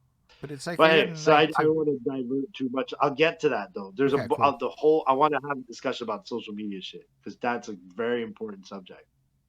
So just to cap off and jump to the parts where it starts to get good. So by the end of like 2008, I've had It's All Good to beat for about 2 years, right? I've long story short, I know Rough Sound. Rough Sound knows me. We've known each other since we were like 20 years old. Like we made beats in his mama's basement. I love that dude like a brother. And recently we just reconnected on we were playing PlayStation, and one of our mutual friends was like, "Yo, hop on the chat." And I never hear from him that on the chat, so I hop on the chat and me and Rough Sound. So we hadn't spoke for a couple of years, and nothing bad happened. Just people move, and Rough Sound's a huge producer. Like he doesn't have. Well, how old? I Let's when just. he wanted to How get old are you murdered, at he's this the point? biggest fucking producer in Quebec. So went back then, and so 2008, I'm going on the verge of 30. I'm like 28, 29, Yeah, like somewhere around there. that's one of those huge eras of Or social 26, restructuring. maybe. Like, let me think. Why am I not doing the math right? Born in 81, 2008. It's 28. I was 28. Yeah, Yeah. So 28, I had a lot of life experience, but I didn't have music industry experience. right. I had a lot of little recording sessions, but the business still eluded me. But that's when I found Escape MTL, Dutch's website. That shit was my Bible at one point because I was like, oh, now I'm learning about all the Montreal artists. Like I'm seeing posts, oh, he's posting this Montreal artist, this Montreal artist. Like there was no other website really like that. There was like Hip Hop Franco and Hip Hop all that, the websites in French, which I fucked with. So shout out to them. But and by the way, I'm gonna answer something with French side because I admit that we probably jump past all that and we're gonna address it now. I fucked with the French side of the scene from day one. Banlieusard is a group from Laval, BLZ, they go by now. Bro, Nino, Alex, Zib, like these guys, we came up in the trenches. We did talent shows together when we were kids. Before they were Banlieusard, they were like Le Fléau.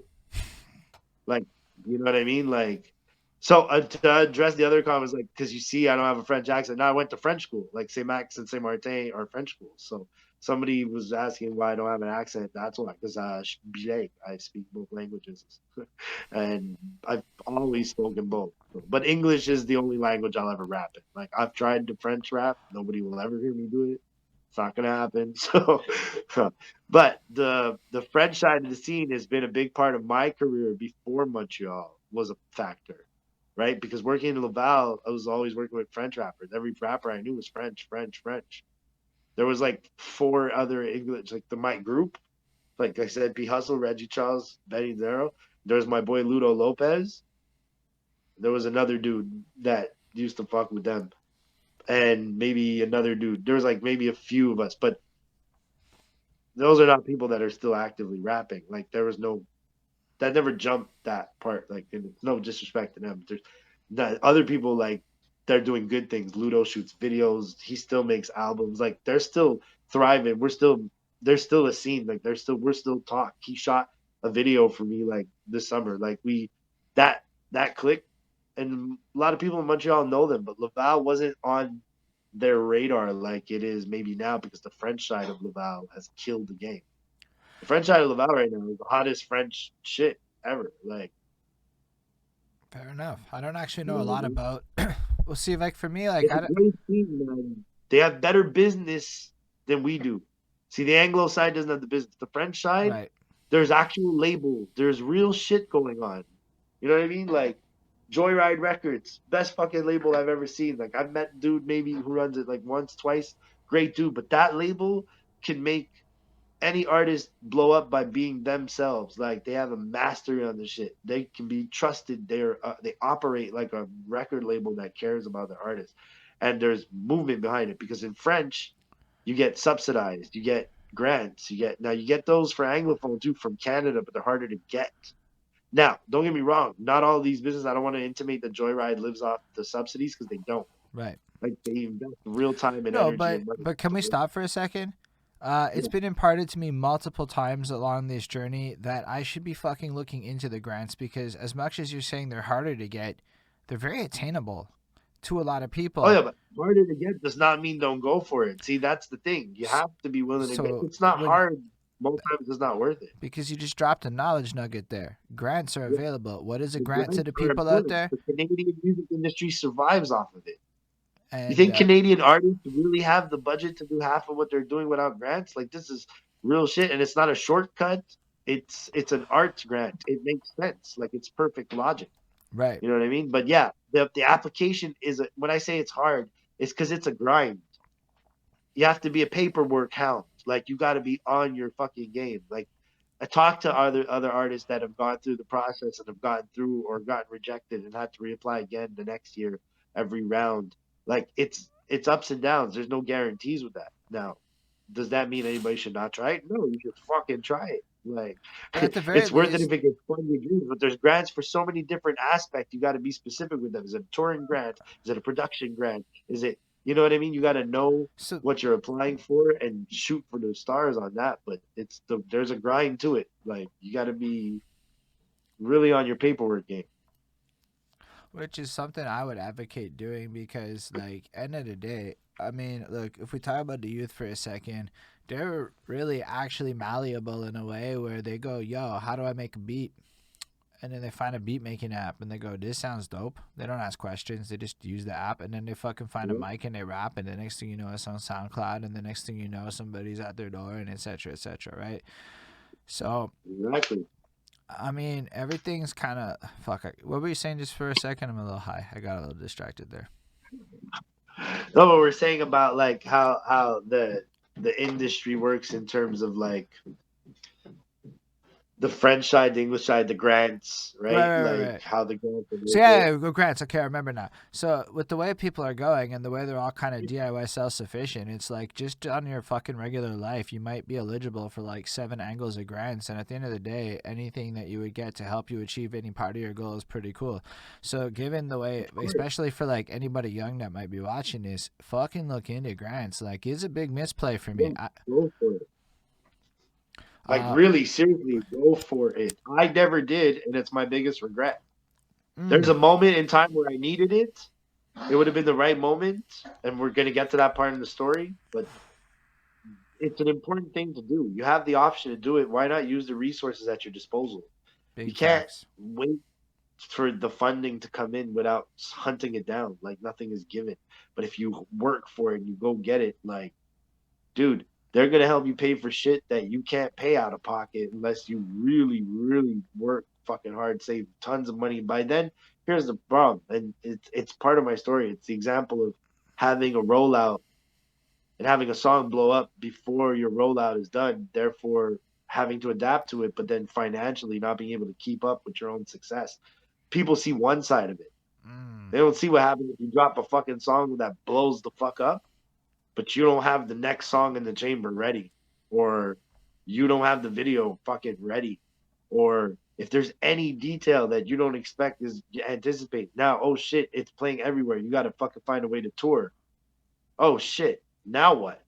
those are Because yeah, big it's knowledge playing everywhere, nuggets. but are people gonna book you? Are people gonna book you in Toronto because you're from Montreal just because you played on the radio in Toronto? Maybe, maybe not. You got to make connections. The thing that changed the game for me was networking, and this is where it's funny because it's anti my actual personality. Anybody who Mm, knows me knows I'm a super chill person. If you're cool with me and we chill, but if I have to meet new people all the time, I don't like meeting new people that much. Not because I have a problem with people, it's just it's, you have to know me to get my vibe. Like I don't like having to defend. I don't justify myself. I don't defend my comments. I say what I say because I think it through. But can be fun to be around, and it can be a tough pill to swallow. I'm not the easiest person. I suffer from borderline personality disorder. Yo, me too. That shit, That's what's up. yeah, and that shit makes you harder to be around for most people. And Big sometimes you don't facts. know it. You know what I mean? I react different. I get attached to people way quicker than they get attached to me. Oof. You hold resentment on that, and that, especially working in a music scene where you start collaborating with artists, is a tricky thing to navigate. So, but basically, networking, to go back to exactly what that is, in terms of, for me, I was like, okay, let me get this straight. If I want everybody in Montreal to hear my music, where should I go? Because who's going at that point? I'm like, who's going on the internet to listen to music? Like to a Montreal website. Like, other than Escape MTL, I'm sure they had a high viewership, and that's cool. But who's going? Is it everybody or just rap fans that are deep into knowledge and know? Right. So I start thinking radio DJs. I mean, I've been freestyling on those radio shows for years. Why wouldn't I offer them one of my records? Why wouldn't I see if they could play it? Because it would be stupid of me not to if I think about it. I'm like, if I'm freestyled on your radio show like 12 weeks in a row, my name may not hold weight, but you know who the fuck I am. So if I showed up with a song, would you play it? Yeah? Okay, cool. So here I am going to every fucking club 5 nights a week, wherever there's a Montreal DJ I haven't met yet, going there, chilling, getting to know the DJ. Sometimes it's like, oh, what's up? Cool. It's a handshake. Sometimes the conversation opens. I never forced it. The the benefit of that was DJ Blaster. That's how I met DJ Blaster. Yeah, that's DJ some Blaster showed me NDG royalty right there. yeah, and it's a small world. You'll see. Here's what happens with DJ Blaster. I meet him and I'm like talking to him and I'm like, yo, I'm Rico Blox. He's like, oh, remember freestyles, and so show me love right away. So I give him It's All Good. And DJ Blaster starts playing that shit that night. Like, he didn't like, I wasn't expecting it. I thought he would go home and sit on it, maybe listen to it, maybe not. That motherfucker played it in the club that fucking night in front of my face. Like, he didn't even, off faith, he didn't even know what the song was going to be. Like, he might have listened to it right in the headphone real quick No before shit. mixing it in. But he fucking run that shit in the club that night. And we looked at the club and went, oh, fuck. Because the goal of It's All Good was to make a record that gave you the same energy as House of Pain Jump Around. Like, that's what the energy it's supposed to be is. Like, It's All Good supposed to make you feel that same way you feel when House of Pain Jump Around comes on. Like, that was my point of reference in my head to the energy of that track. And I had been sitting on that beat for like 4 years, 3 years before I knew what to do with it. So, like, all I had was that Biggie sample. It's all good. But I knew if I flipped it the right way, when the right time came and the words came to me on the right day, and it was magic. But watching that shit in the club, right? What I did is I told Blaster, I was like, yo, I'm not going to post this on the internet. Instead, bro, and Blaster's part of Core DJs, right? So, like, it's a DJ pool. So I'm learning, oh, shit, there's a DJ pool. Now, how the fuck do I get into that? Because a DJ pool is where all the DJs go and get their fucking records. So labels send them to him, this and that. Now, if you can get on those lists and your record is sent out, now my record got sent out to like 150, 200, 300 DJs. Now, it didn't all hit. It was hit or miss. Like, it's not like they're like, at the end of the day, it's like a cold call. It's hit or miss. But it worked in some cases, and after Blaster, a lot of the other core DJs, even in the States, started playing it. Now, it Hold didn't on. get me any real How did you radio get on the spins list? because I found out Blaster was a core DJ, right? Right. So they were using the hashtag on Twitter. And I was just getting into Twitter. My Twitter was hype. I had like 1,000 followers when most people didn't. Now that's nothing now. Like, I look like pathetic with my followers now. But when it was starting, like, I had fucking crazy amount of followers at the time. Even though it was like 1,700, that was like my cap. But I had some celebrities. I got really interesting things that I found cool. Like, I kept a picture of like Run DMC from Run DMC following me on Twitter, or little things like that. Like, they're little things, like I take snapshots of, I and I do that keep too. them. You know, Yeah, and I saw you had the Memphis Memphis Bleak Bleak shit. literally retweeted our because the man's was like Memphis Bleak was like recording 30-minute tracks, right? Like he could get a track time, and he's like, "That's facts, 2 tracks per hour." And I'm like, "Yo, having Memphis That's Bleak amazing. validate your journalistic efforts, that's kind of hype. That's what it is." It is. It is. But dude, see, I live for those moments. So and we're gonna get to a few right now. This is where we're at now, right? Amazing. So Escape MTL, all this popping off, DJs are playing it, right? And I meet Divine from Top Left Recordings in Toronto. Well, not meet, but speak to him online on Facebook. He's a fan of the freestyles, the Fuck Fame Fridays. So he tells me he's doing a compilation called TO versus MTL. So it's like half Toronto artists, half Montreal artists. And he tells me like I need something. And I'm sitting there like, yo, I got it's all good. The DJs are playing it, but I never released it online. It's the blog era. But this is a mixtape that's gonna go national. So I'm like, let's fucking do it. So I do it, and Hip Hop Canada picks it up. And all the fucking every city on my back, which is a Toronto blog, there was a bunch of the big ones, Toronto rappers, etc. So now I'm like, oh shit. And then Hip Hop Canada makes it song of the day. And Oh, then makes like a list. They have like a top 10 of that week or whatever. And there's like fucking Jay-Z and Drake light up or something like that. In that list, I'm like, yo, I'm in a list where there's Jay-Z. I don't give a fuck. Like by reputed journalists, because Hip Hop Canada is like technically the definitive source, right? If you were talking, especially in that era of Canadian hip hop, they were the gateway. They were the real fucking center of it all. Because when they wrote about you, they wrote about you. They didn't just post your shit. Like they fucking discussed you, promoted you, yo, like it was can I something. can I And it pause still you? exists to this day. That it's still one of the best websites to fuck with. Can I pause you Hip hop. again? Because you Yeah. dropped another motherfucking knowledge nugget, but for different people, both them content peoples out there. So, without tooting my own horn, I do a little bit more of a different experience. And I think part of what I'm trying to create as a package is be able to give you clips for YouTube after where we go through and find some cool shit and cut it down because nobody's going to watch this 4 hour thing. Not nobody, but like after the fact, it's like a few people. But how we're going to get to want to watch the whole thing, right? We got to make these clips. There's no way it happens, right? So that comes included with it, etc., etc. So it's more about then like, because I could just make a video and I could put it online. And we did that at first. But I thought about it and I'm like, that isn't the ideal experience for you. I want to offer you the biggest package I can offer you with the resources available to me to make this as attractive a proposition for you because it will make you look, yo, you're going to see that Instagram after. Why? Because people, well, what's the point of doing this if I'm not making a serious effort to like put it on? And again, it's not to like toot my own horn. It's just, I think what you said is that the Hip Hop Canada people did the same level of extra, right? So for you as a person, you felt a little bit more charmed, a little bit more appealing. Let's be real, artists, you gotta charm them a little bit. You can't just be like, Well, I felt like I was on a website that mattered, right, right? That and Escape MTL at that point was my only other experience, and it mattered in Montreal. okay. And so it was my first taste of But when I I think, got love from Hip Hop Canada. People outside of Montreal saying I was dope was a okay, validation for me. I see what You you're know what I saying mean? there. I was just hearing the part where they put that extra effort in, and you Yeah, but it's actually appreciated. appreciated I that shit. love it. And it's more of a tip because I want to also give like, advice to other people doing whatever, right? Just consider that all the little things matter because, yo, that's what I heard the most in that story. But then when you said that part, and I'm glad you said it because, again, it's crazy how you'll tell a story and we'll hear different, like, main focuses in it because, man, there's some Of depth to course, what you say. That's fucking cool. That's a compliment, in my opinion. It may be whatever. Hope you I take it well. definitely appreciate it, man, a lot.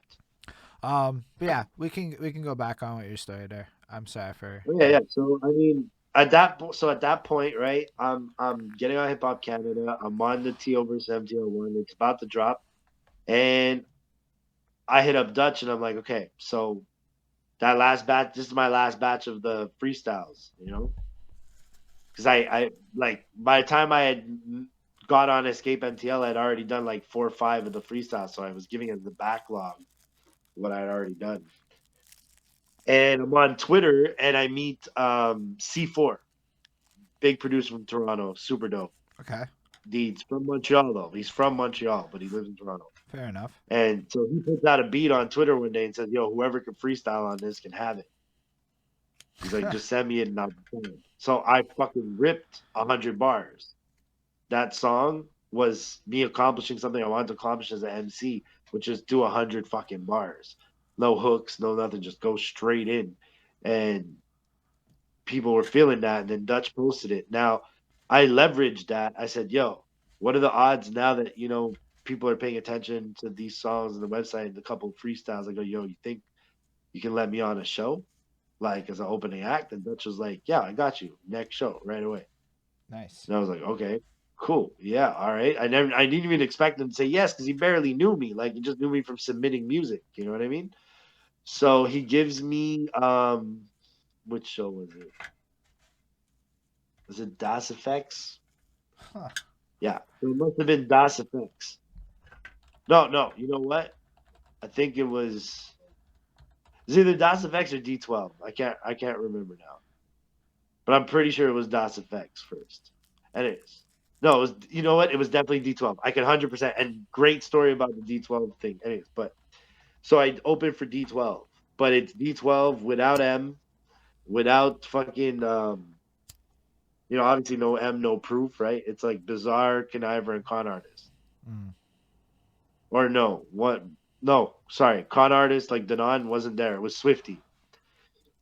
Now we waited all fucking night to open for these fucking guys. There was like 8 acts, including the introduction of one Meyer Clarity. I don't know if you're familiar, but Meyer Clarity produced one the of the beat most to my most popular talented song.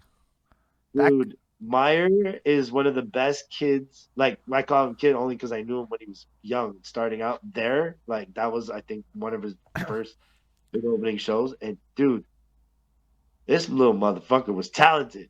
But yeah. I didn't realize, like, I fucked with him. We see each other. We kick some little freestyles, like meet at Under Pressure and stuff. That motherfucker grew to be something so massive. Like Yo, Meyer Clarity is the I'm so first enamored with interview. him as an artist.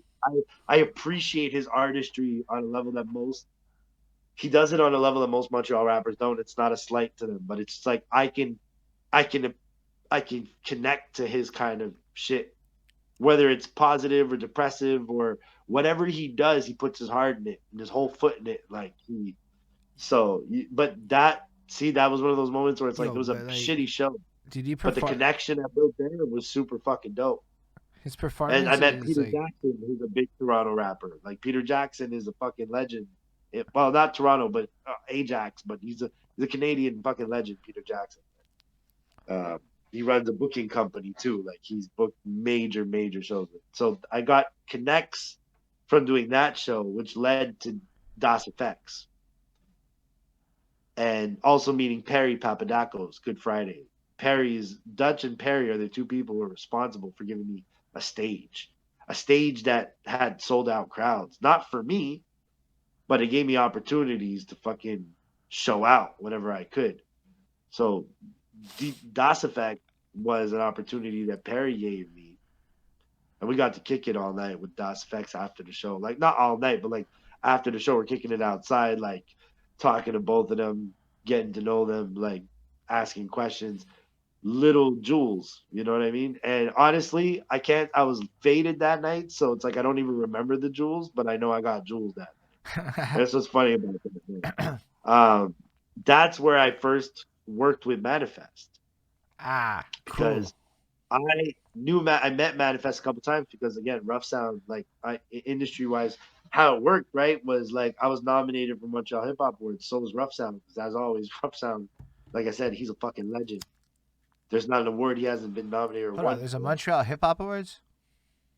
There was it short lived. There's a whole story about that which we can get to, but we're No, getting there. we'll get to Matt. We'll keep going. Yeah, yeah. But anyways, at the end of the day, like that show, a few weeks before that show, I met Manifest kicking it. I was like, "Yo, you mind DJing for me?" He was like, "Yo, for Das Effects too? Yeah, all right. Let's like for to do the show. So cool. Get him in on it." That led to us working and eventually making Stop Frontin'. Anyways, it's all good as out. Shit is popping. Everything's good. I've run this shit for like 4 or 5 months. Like I'm marketing it. Like I'm treating it the wait time like it's a real single. Like college radio, this and that. So that it's a Real City Countdown becomes something that comes up. And so when Nick Fury puts this out, I was like, okay, so now there's a weekly top 10. Now I was like, maybe I win, maybe I won't, but everybody's got to hear my track every week if I'm in the top 10. So I submit, it's all good. And by the time I get number one, I'm number one for like 15 weeks. Or no, sorry, number one for like 12 weeks, but it stayed on in the top 10 for 15 weeks. That gave me leverage. It was small leverage, but it gave me leverage because the caliber of MCs that would hit number one like I did were Boy Blue, 2 million views on Hometown. So Cease Rock, anything Cease Rock does is no less than amazing. Like I would put his track. He's one of my top 3 Montreal MCs. Goes by SK now, but Cease Rock is fucking top tier fucking lyricist. Or, the list of people that went number one, Magnum, I Blast, like I was in good company. I felt like, oh, I earned a spot. And it did because when I was at shows, well, guess who was all chilling together? It was pretty much the Real City Countdown contenders because we were all at the same events around the same people. I got to know all these people. Some of them I still talk to today, but that respect, it was like an era. But Dirtwork, that's when we moved into the New Money era. Dirtwork has an issue with at that point, and not to rehash their whole story because it's not my story to tell. But there was a whole thing with 90.3 and Masters at Work, and we were wanting them to play our shit more. They decided to get Dirtwork got a bunch of Magnum, Black Gloves, a couple groups from DG, a couple people, and they all went down to the radio station together. And Dirtwork hit me up on Facebook and said, "Listen to 90.3 tonight." Like that's it. Cryptic is that. You know what I mean? Like, so it's not like I was like invited to go. I'm not a part of that. Like I'm not claiming anything because I've seen other people claim shit. I'm sorry, I was just bystander. I'm fucking watching this shit. I'm listening to this shit go down the radio, and they pointed out so many flaws and everything, and it got me to looking. And so I turned around and I started looking through the archives of CKUT. This Ken Dog, shout out to Ken Dog. Like this is all squash. Like this is old news. This is not rehashing old wounds. Like so, shout out to all them. Everybody's on good terms. But I figured out that he hadn't played my song, and he had told me he played my song multiple times. But it turned out because I didn't have a chance to listen to the show, I was wrong and I hadn't played. So this contributes into this whole New Money era where my fight with him was aligned with their fight with him. But it created an energy in the city. So everybody who was on the Real City Countdown was the same squad of people and a few outcasts like me or SRH. Yo, You know what I SRH mean? is pretty Like cool.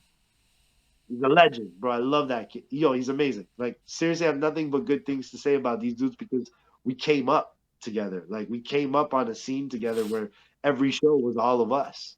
Like that's who it was. You would go to every show and opening acts was Hold the up. same. Can we You know? pause what you just said? Yeah. This is important actually.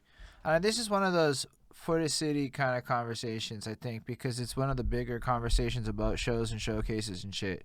What I Yeah. see happening a lot is the showcase situation, but it is consistently shifting in terms of the roster of who opens. Maybe there's one or two or three core peoples, but like you look at it and like every time it's like new name, new name, new name. Yeah. But what you guys did with your history that is different than that. And you know what? Here's the thing. While he's saying all this, you got to understand. In 2012, I started rapping, right?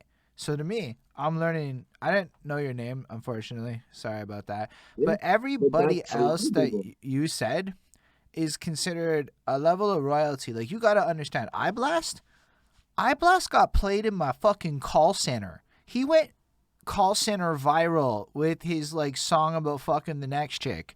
Um, Yeah. I'm not even lying. We're all there because I lived Yeah. on Elmhurst. So I mean, when you live Yeah. on Elmhurst, you're like I blast. They're DB legends, bro. Like those dudes are Yo, real legends. I Like got to like. So here's what happened to me one time at iBlast. I'm a fool for this moment. It's like he meets me up in fucking Goldie's. He's willing to talk to me, and I just like, yo, I got work the next day, and I left. And I'm like if you think about that, it is possibly one of the stupidest career blunders in my life. Because I don't know what I that got a funny conversation story could have like that been. too. But iBlast Yeah. is, from what I hear, a very humble and very reasonable dude. Everything I hear about him Yes. is pretty fucking incredible. Yeah. And who knows? Maybe I could have spit a bar or two instead and created a new relationship that could have changed my life back then.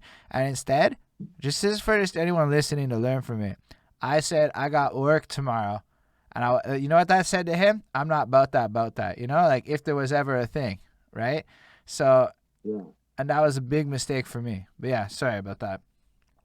No, no, it makes sense. Like, look, my version of that is one time, me, Boy Blue, Cease Rock, a couple of us are in the studio together doing this collabo, and so Cease and Blue about to go smoke a blunt, and they're walking out, and like the rest, everybody else is working, so it's just the three of us standing there, and they walk out, and so they're about to walk out the door, and I'm still standing there. They turned around, I was like, "What the fuck are you waiting for?" I was like, "Oh, well, I didn't want to impose."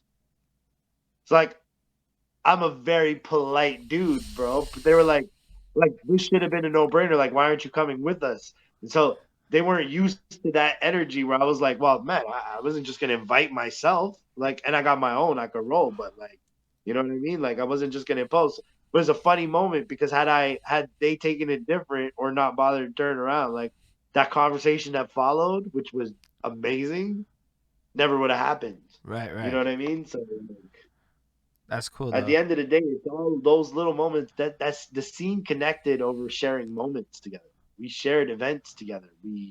Man, me Preach and D Shade did Under Pressure when it was Smith and Wesson and shut that bitch down. Like, yo, the Corona Theater when everybody the New Money Show. That was what it's called, the New Money Showcase.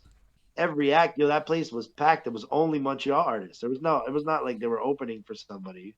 And that was possible. Everything was spearheaded by Dirtwork because of the Expos fitted mega mix. Yo, can I just want to go back to like the bigger point I was Yeah. trying to make a little bit before, and it's that the consistent roster created a brand worth following, because you guys were a brand. Like the whole like squad of that era was a brand that everybody that wasn't in that brand looked the fuck up to, right? Like how could you not? These guys were at that time, yo, we were doing like the We looked CFC. up to each other, bro. Like, not to interrupt, but we looked up to each other.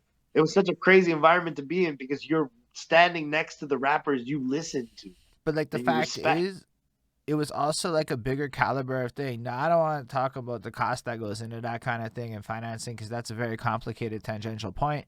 But what I think is most interesting is, even if you wanted to replicate it small scale, there's a lot of value in a consistent roster that allows people to become attached to the brand. And if multiple brands with consistent rosters start to appear, and not to say that you don't have like flippy poos and like, you know, Mans goes over there for that night and you have like a guest in the middle, but the idea of like 75% of the roster being kind of core creates a degree of brand loyalty that attracts a community over time. And over time is the big word, because I'm pretty sure it took some time before people got attached to the whole idea of it all, you know?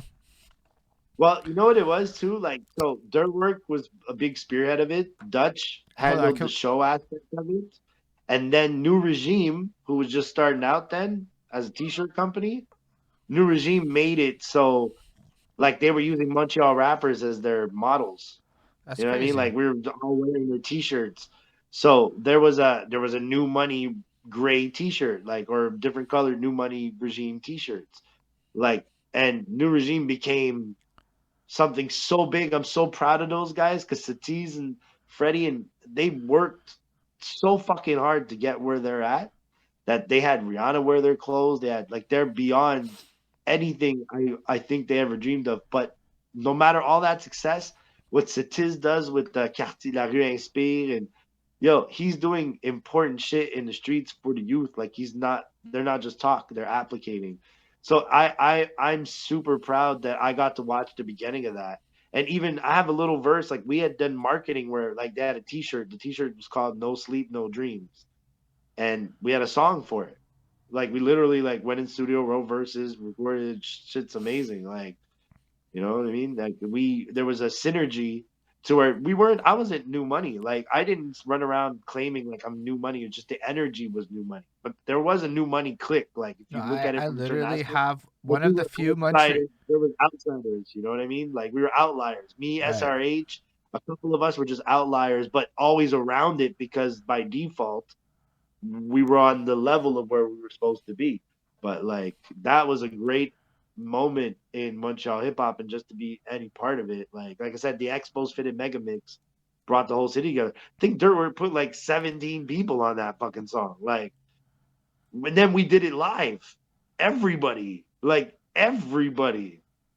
that footage is the craziest fucking show footage I've ever done. Because me being a part of that, at one point I just squeezed through where there's like Magnum and Bad News that just handed me the mic. Like it was a wild night. And yo, that energy carried the city. So Magnum and Dirtwork really, I mean, architected a lot of shit because they created something where to this day, I mean, I was wearing Expo hats before, don't get me wrong, right? But to this day, I don't wear anything but. Like it's things that stuck because of certain influence they created. That it didn't influence me creatively on my end because my music is my music, but So what the this energy expo that they were hat trying thing to comes from that? yeah, I mean, all of us wore them, but I mean, I would have worn a New York Yankees hat at some point. You know what I Yeah. mean? For me, it became part of me. Like it's part of what I do. I always rock the Expos No, hat. you got And it like might not be forever. One day it'll change. You know, one day I won't find one that's gonna match my outfit, bro. Let's be real. And you know, I'm gonna have to be flexible. But you know, I've got different colors for different outfits, and it's something I try to rep proudly when the take pictures. You see pictures of me, you see videos, footage of me. I'm always wearing an Expos hat, and it's just something I carry on. And it's I think partly in homage to what Dutch and Dirtwork and them did, the energy that's what it represents to me. Wearing this Expos Fitted bonds me to that energy of that era. Like, you know what I mean? It's almost because like symbolic. Like, you know? I noticed a lot of people started wearing the hat, and it felt like, at least from my perception, and maybe I just missed it, but it felt like it came out of nowhere, and it was around that time. And I think that Yeah. Magnum Expos Fitted, the original, got everybody wearing them, and then they did the fucking extended mega mix, and that was like the city's fucking national anthem. Like there was a period in time where that song played on every fucking radio show for 6 months because it was man. I had a DJ out in Cali play it. He was like, "This is the hottest shit I ever fucking heard." He's like, "How the fuck does people not know Montreal has this many dope artists that they can put a whole song like this, 17 fucking verses, and it's dope from beginning to end." And I got to rap on a song with legends, legends. I cemented myself by featuring on that. Durwork made me rewrite that verse. Yo, to be real honest with you, I sent him the first verse, and he was like, "Nah, you could do better." And I respect the fuck out of that because nobody would tell me that before. But he told me, and I came back with, like, I got the city on my shoulders like Raheem's boombox. You dudes couldn't walk 2 blocks in my tube socks. Like there's yo bars in there finish that that were like, verse. Uh, like my tube sock. Yeah, it's a new and improved. Oh no, wait, I don't even remember it now. See, Fair now you're gonna enough. catch me off guard and make me look funny. I don't remember it, You don't look but funny, dog. That was fire. What you just spit was fire. Okay. see, like though, dirt work pushed me because yo, I'm not gonna play like we're not like best of friends or worst enemies. We're cool, but he didn't. It's not like he was my biggest fan. So when he gave me the opportunity to jump on, it was like, well, because I'm a presence in the city, and I appreciated that because he gave me the look anyways. And I had to fight for it a little bit, but I'm okay with that because my spot needed to be earned. Some of these rappers have been repping Montreal for years. I felt like I'd done Laval and I'm coming into your city, even though like I'm from both. Like, To I be always fair, I have this line that I use: "A tale of two cities." Two cities, no, but one like, love. Though, but real you dude, know, I don't even like differentiate. Like, I wrote Montreal artist next to your name on this because to me, Laval is part of the greater Montreal area, and it's like it is, but it wasn't always represented as such. That's why there was a period in time where I'm Mm, screaming "Real City" on the song because people had to assimilate with my crowd, that's really with fair, the eh? audience. So I guess perhaps I'm not really privy to a lot of that like prior grievances, but yeah, I don't know when But I it mean, became in that. It's not like it was big news, but it's just like nobody was looking at anything popping from Laval. Right. So if you were from Laval, like you could say, but if you're trying to actually go out there, and I'm out there screaming Shamedy everywhere, if you were like, so he's from Laval, I, You know what I'm I saying? actually Like get that's what exactly it's what you like. mean. Oh, Like, no, real city. Until I say Chamonix, like, wait, he's from Laval. There was always that from Laval. There was like a negative connotation. Me, alongside a lot of good, dope artists, proved that it doesn't fucking matter. Like Laval got MCs, man. Because trust me, let's all be clear here, and I think anybody in the chat would agree with me. The best MCs in Montreal come from two places: DG and LaSalle. that's And what it sorry, is. and Burgundy. That's Those fair. three, Yeah, that's fair. very important. Shout out to Stack, shout out to Magnum, shout out to Frost, shout out to you know what I mean. Like, dude, Burgundy, DG. The list of DG artists I can name right now, off the top of my head, that are elite tier, I could be going on for 20 minutes. So I'll just say C, Shogun, Man, Black Glove, like Tags, Shades of culture, though. Shades of Culture, Eye Blast. Like I said, the list Preach, um, Yeah. show like Richie Full Course, like the list goes on and on and on and on and on and on. Like DG is a mecca for what breeds great Montreal hip hop. There's an energy there that, and I've been around it. I'm a tourist. Like I'm not, you know what I mean? I'm just a tourist. But the energy is infectious, and you're around. There's a lot of talent, and man, I didn't even do that list justice because there could be so many more names on that list that would be considered influential to the whole scene in terms of that. So, but that period in time was fun. Munchie was fun, and so just to keep the story moving. So, ready, it's all good to great. It's $1 million charm. Now I'm working with Coma Karma, one of my boys, and it's time. I'm. It's the follow up to It's All Good. I'm believing in myself right now, and I'm hitting them with something different. Like I was trying to make an album like you could check off every energy or vibe you wanted off each one song, so that's why each of the singles are very different one from the other. um $1 Million Chime did its thing, hit a lot of mixtapes, hit a lot of different compilations, and that was cool, but it wasn't. I i felt like, and that was me, nobody was saying it, but I felt like I was like, oh, they heard a party record, now they heard this girly record, like, well, not girly record, but it's still boom bap, right? But it was like it felt more intention towards girls. It's like, but I'm like, now that people know me in Montreal, how am I not? I felt like, how am I not in the conversation? And I was in the conversation, but I didn't feel it.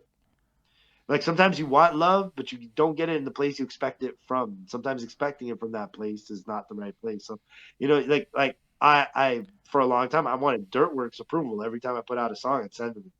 I wanted his approval, but that was a me thing. I needed, because I wanted the opinion of somebody who would tell me the fucking truth. If it was whack, he would say it's whack. Like I needed somebody who didn't give a shit, and like, no, not in a bad way, but didn't give a shit enough about me to lie to me. like it wouldn't even be worth their energy to lie to me, so that I would know if I got a banger on my hands or not. So I needed, like any person with ego, you need validation. But I needed the respect of the MCs, and I was in a tough class of MCs. If it was a double XL freshman class, like that's what it was for us. And so I made Ready.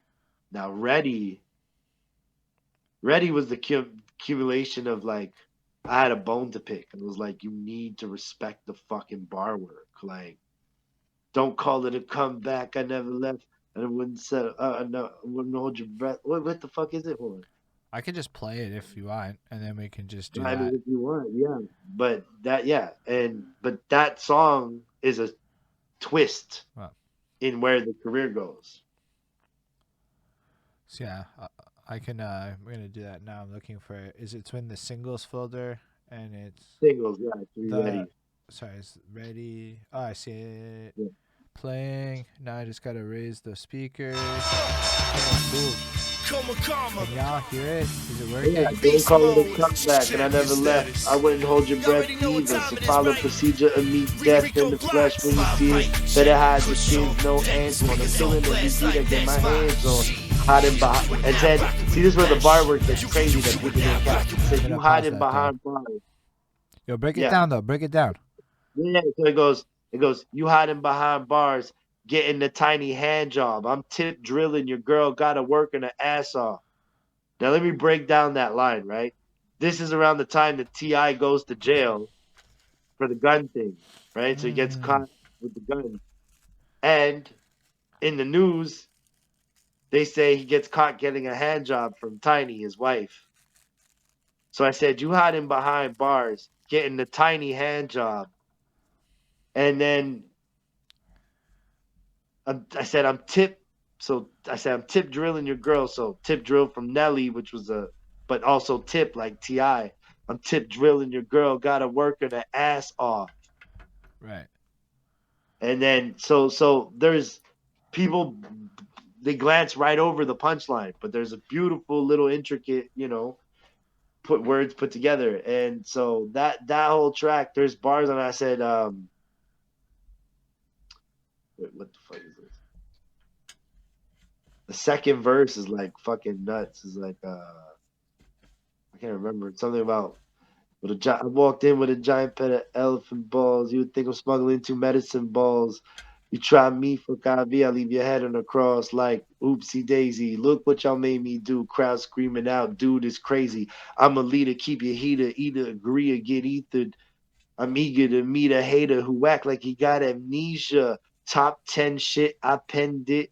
There's so many dope Hold on. bars on So that like shit. an example, you drop Ethered, right? Which means fucking the Jay-Z diss fucking coming at you with your career, but also follow that up with Amnesia, a side of effect of the fucking Let me Ether. see. It's the wordplay of either.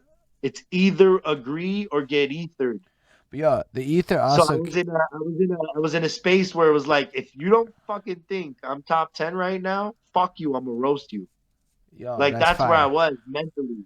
You know what I mean? So I said, It's I'm a it's, leader. it's fucking cool, Keep dude. your heater.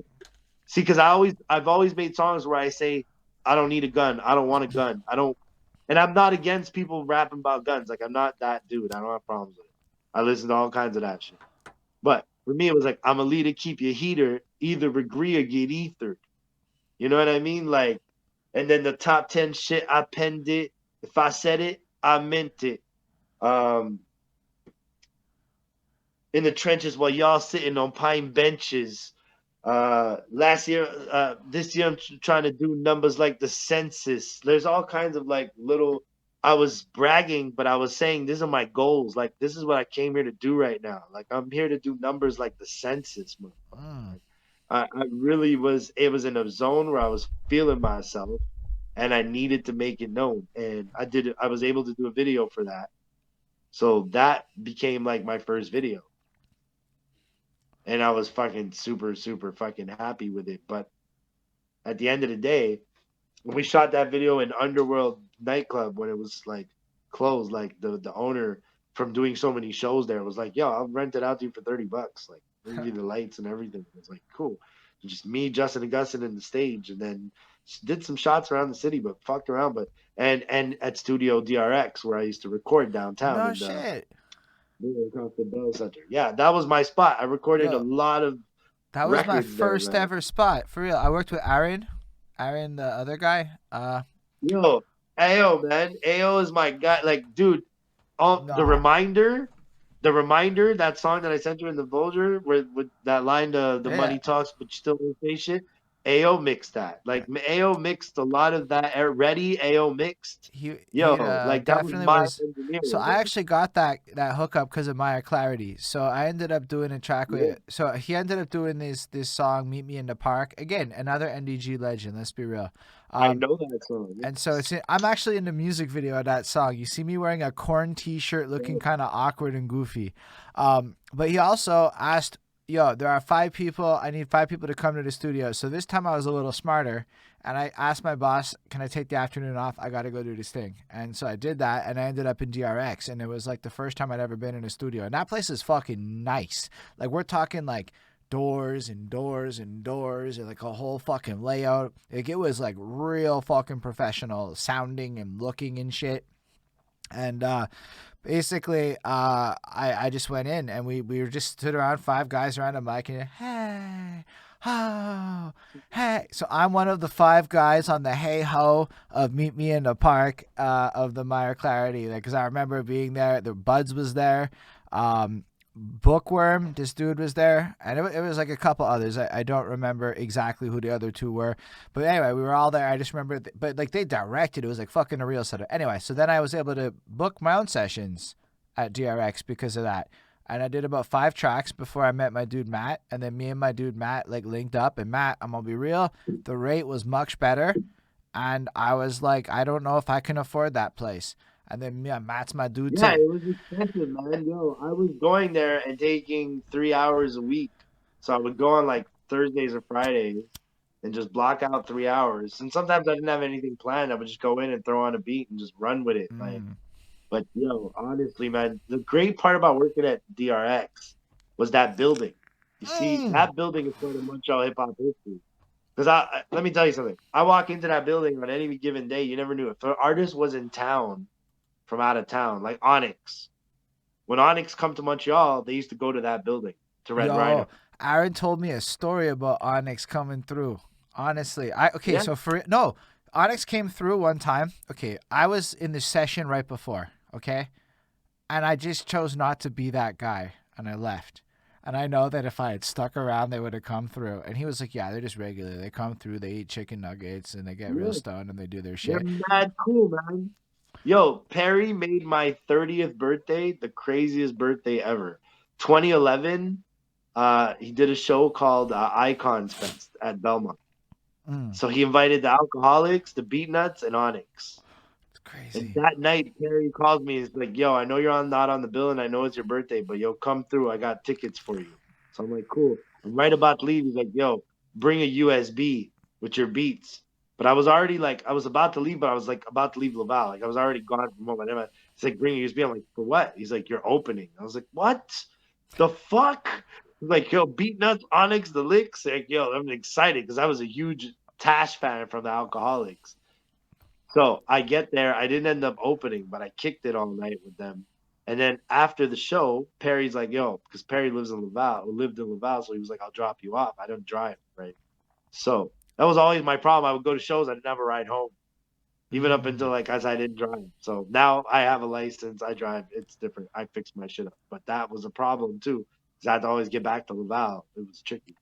Um, so we do this Icons Fest and the show's over. And at the end of the night, I'm outside waiting for Perry to leave. And Tash from the Alcoholics is there. And he's like, "Oh, you're Rico, right?" And I'm like, "Yeah." He's like, "Yo, I go by Rico," because he used to always make songs and call himself Rico. And I was like, "Oh, shit." So we started bonding on that. So I'm in the truck driving around for about 2 hours with Juju from the Beatnuts, Tash from the Alcoholics, and Snack the Ripper, who's arguably one of the best rappers in Canada. Very much so. Um, and at the time, I didn't really know him, but that fucking night was just stories that I can't repeat of all kinds of crazy shit the Licks and the Beatnuts did, man. It's like Juju from the Beatnuts told me crazy shit. Like I was like, yo, they swore me to never like so I don't ever share those stories, Nah, I'm but not even gonna push, the man. moment the moment was insane. So all this to say, finally, like I'm back working with the franchise with Rough Sound and Coma Karma on looking at what the next shit's gonna be. And so with Rough Sound, I've got two things that I've been beating up. It's like, in the span of a year and a half, I had the It's All Good remix. So the It's All Good remix has a verse from SRH, Cease Rock, Narcy, and was gonna have Boy Blue and Lil Pesci. I didn't get everything done. I have a few of the verses though. God bless Narcy because he blessed me with that verse and he didn't have to. Like that dude is next level. Like it's one of the dudes I respect the most in this city. Like Narcy is the most underrated. Well, he's not because if you know who he is, you fucking know his level, right? But I'm saying like he doesn't get the shine in Montreal like he does worldwide. But he hung with Dave Chappelle. He just did Talib Kweli's podcast. Like Narcy's a fucking legend, and he That's blessed huge. me with Wait, a verse. wait, just now? That's huge. Bro, Narcy was on the Montreal's Talib making on the moves. People's Buddy. But Narcy been making moves. Narcy's song plays in Fast and Furious 7 in the Dubai scene. He starred in a movie in Dubai called City of Life. Like, Tell yo, him. that's when I say things like Montreal's on the map and people get me twisted. I'm like, but dog, people from Montreal have been making big moves from time, but Montreal media doesn't focus on that shit. Like, and it's no hate to them. They focus on what they need in that moment, they don't see it's gonna attract viewers. I don't fault them for it. Like I don't have issues with the Montreal media per se, because you know what? Until I'm in a position where I'm not getting my shit played, who am I to judge? I can't be a hypocrite. I can't criticize them. And if I send them some shit and they'll play it, then who am I criticizing? Like it makes me a hypocrite. There's a lot of people. Here's the problem with Montreal media, and this ties into even where the story is. The blogs, the people respect me because I submitted music to them. A lot of rappers put out music and think Montreal media's job is to go find it. Like Whoo, DMS might, even if DMS charges, do you really think it's DMS's job to go figure out who just put out a new album? Like, no, they have people at PR teams or they push it themselves. I was sending emails every morning, like 50 emails to every blog, anybody I could find on the internet that posted hip hop music. And it worked for me because by the time I was getting good at it, I was on, there was a thing called the New Music Cartel. okay. So this is the peak of the blog era. The New Music Cartel was not right. Two Dope Boys, you heard that new shit. Um, on Smash, uh, Sermon's Domain, and Buck Marley. So each of them represented different regions. Working with Buck Marley got me working with an artist named Ricky Jacobs from Baltimore. We did a super dope fucking joint called Montreal. Um, Yo, I like that you put then I Montreal in that. That's respect. Yeah, it was his idea. That's what I love so much. Like he showed so much love. He's like, "Yo, we're gonna do a song, and I'm from Baltimore, and you're from Montreal. We're gonna call it Baltriol, guy." And I was like, "I'm down. Let's fucking do it, guy." You know what I mean? Um, so the opportunities afforded by the blog era, I was on You Heard That New. I was on Right. I was on the biggest websites. Like I still got pictures of like You Heard That New, like weekly top 5 posts, and there's Ed Sheeran, there's new Kanye West and Pusha T, New God Flow. There's like the a Nas song, and then there's my song.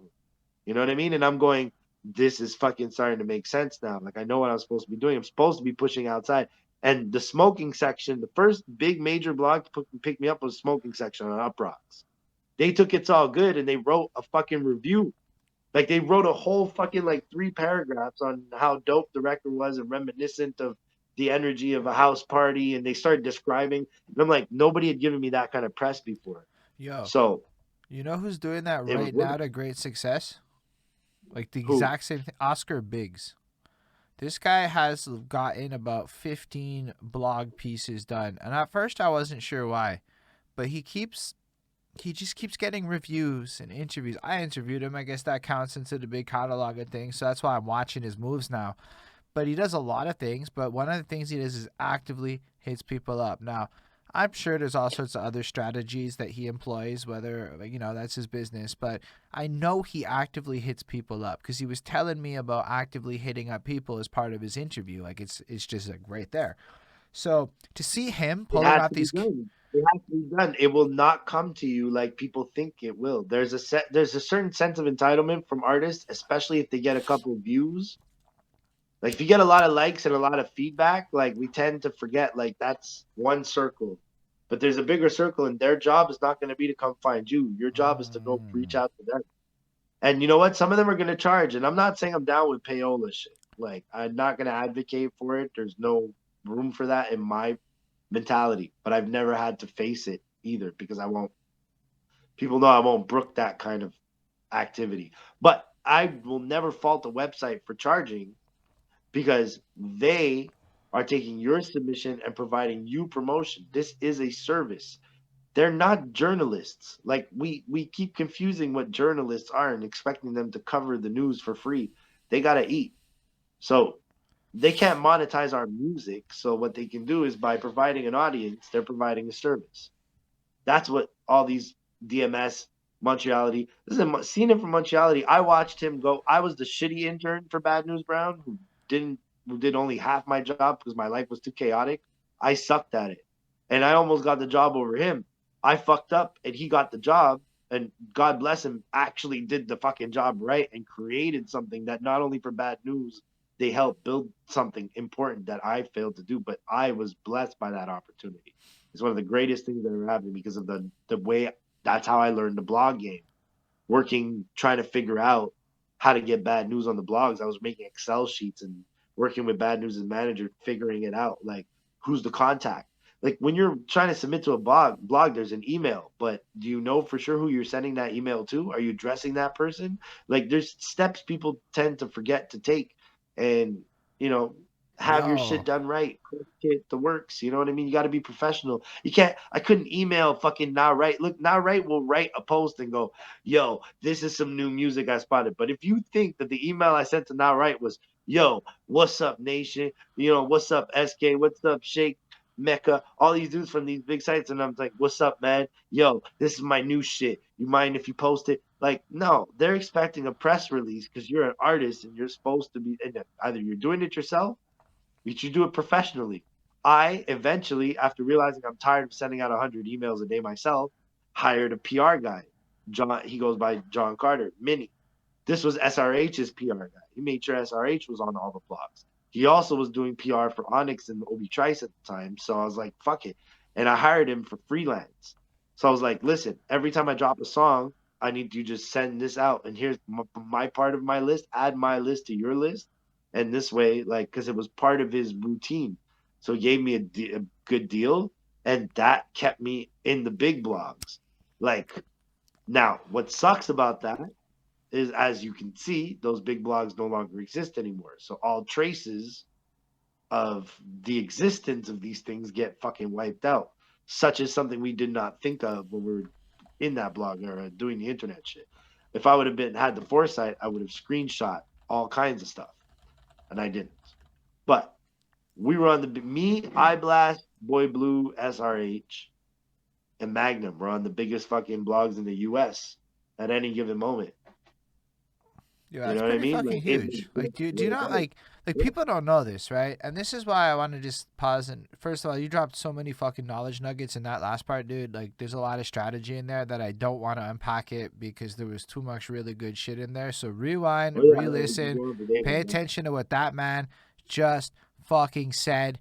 Genius, dude, you literally just helped me get my game plan out. Like, we're gonna talk about some of this internally after what you just said, because I'm like, yo, listen, we Yeah, definitely have a list of a lot of people currently in terms of artists, and we realize the power of lists anyway. That's all good shit. That was your hint, everybody. plan uh it out. Yeah, you gotta be strategic, man. This shit doesn't happen when you work on the fly. Like you gotta have targets. Like but you gotta like, think about it like that. Like, making the music is 25%. Anybody will tell you that. It's great. whew, I love that's the part I love, but it's 25% of it. How you release your music, like now I'm testing the streaming era. I don't know what the fuck I'm doing. So Stop Frontin', which is a song that maybe YouTube wise views didn't get a lot, but downloads when it came out, like the exposure of the song. It used to play on like Keith Dean. Shout out to Keith Dean because he held me down when he didn't have to. He's the biggest DJ at the time, fucking doing the Virgin Mega Mix, you know, the club nights. And he played my fucking every single I ever put out in the club. Like, it's all good. Stop running. All Keith Dean played it on real FM radio, made sure that shit was spinning. Um, the strategy was make people hear the music. How do I make this happen? I need a target. I need a fucking direction. My like I did a test now. Like my reach on Facebook is not what it used to be. Like among the friends that I have, a lot of them are either less active or the hold up, algorithm you did a fucks it up. So test, man? You I'm dropping that's what I'm wisdom on these testing right now. people. Hold So on. that's what I'm testing right now. Like putting out Stop Frontin', It's All Good, my old catalog on Spotify through DistroKid, all that. It's a test. I'm testing the game. I'm not doing well. I'm the first. I'm like the numbers are not supporting. They're not going my way right now, but they will in time once I learn how it works. Because Yo, I'm not. I'm not the type of content creator that's gonna have a little video every day or like I. Social media is not my preference. You know what I mean? I'll check it. I use it to keep in touch with people, but I'm not great at promoting it in this era of social media. When Facebook first came out, I was a god at you Facebook know and that's Twitter like a promotion. job that you can But you can not hire good somebody to do anymore. for you, eh? Like, you can just in the Well, same that's way the for point. PR. We're getting to the moral of my whole story and the reason why I was inactive. That's where we're getting to. So now we're pretty much at like we can jump to Stop Front and popped Hold off. on, It's can I? out. I'm nominated for awards. Yeah, go ahead. No, I just wanted to say, I just want to thank you. because I don't think look, a lot of people don't know the things you've said on this interview, and they don't know how much wisdom you've shared, and a lot of the ideas you've shared are so powerful. So we just have to give you that appreciation. I know I cut off your flow, Thank you. I appreciate but it. like, No, no, dog, no, no, you not just at all. said on a business front, on a history front, the amount that you've shared is ridiculous. Anyway, you can go back to what you're saying. I just had to Yeah. get that in for a second. So, so, so here we're at where Stop Frontin' is out. It's banging. It's on all the major websites. It's making noise, but the YouTube views are not going up, and it peaks at 5,000. It's probably at like 5,700 right now. That's Like a good number, it peaked, dude. but it was nominated for all these like the Montreal in the same year. I was nominated for 2 singles in the Montreal Hip Hop Awards and also Made You Look Artist of the Year. And at that point, I didn't even have a video. So first thing I did after You said that's fucking not 5K winning on an because I audio? lost, huh? That's 5K on an audio only? No, no, it was on the video. Like the 5K on the video came Okay. right after that. That was Okay, the okay. so on the audio. I was getting 5K easy. My SoundCloud came after, but user share, like all those little like links, like I use Zippy Share today. Like that was how we were pushing our links, right? So you'd send it to the blog, and they'd upload they just post with the link. People would download it from there, and the download numbers were dope as fuck. But that's where it didn't transition to views, and it started. I started trailing off because I was like, I could get the blog links to work. I could get the numbers running. I was getting that, but it wasn't translating to YouTube. So Stop Friends nominate all that, but of course, Boy Blue wins because he got 2 million views on Hometown. Who the fuck would not call that the Made You Look Artist of the Year? I was fucking happy. Like I gave him props. I was like, you deserve it, bro. Like I didn't go there planning to win. Anyways, so after the hype of that, a little bit more leverage. Hip hop, Montreal Hip Hop Summit, stuff like that. So, anyways, there's stuff we did. Um, Constant radio interviews with like lots of press. You know what I mean? I was the golden child of the Montreal press for a little bit. All the Montreal websites, the radio shows, like I would, run through. The thing is, at this point, again, I can't afford to step to the next level of marketing and promotion and branding I need to take the success I currently have and expand on it. And that's fine because I'm used to not having a lot. I've made it with less. But here's where the key comes in. And so this is I'm going to make the shorter version because some of it, I don't want to get dark on it. I want to get too deep on it. But it basically, I mentioned earlier, I have borderline personality disorder. Now, it can be very, not dormant, but it can be very inactive. I could have no problem. I'm a logic based person. I'm very good at controlling it. But I'm at a point in my life where I'm at highs, very big highs, career rise. And in my personal life, I'm not going nowhere because I don't have a fucking job because I put all my time in music. So I have no credits. Back living at my mom's at that time. Like it was all around just like shitty. I was broke, but everybody knew me. Oh, popular rapper, cool. But no money was. The shows were not paying what they needed to pay. Like I was getting shortchanged for shows, and it's no offense to them. I couldn't bring enough people physically to the shows. They had me out selling their tickets. I'm not a salesperson. It's not my strong suit. So I failed at certain parts of the game where that's on me. So I start having all these relationships with all these other artists, but guess what? Like, yo, you're cool. They're acquaintances. But when you have borderline personality disorder, everybody's your best friend when you finally click, everybody's your best friend until they're not. Because you only have extremes. And if you're not Big managing facts. that, every relationship you're building is like you're super close. You chill with somebody 4 or 5 times and you guys have a dope conversation. You're like, that's fam right there. You know what I mean? And I used to get clowned for it at a certain point. I'm not even gonna lie. Like Pesci would troll me.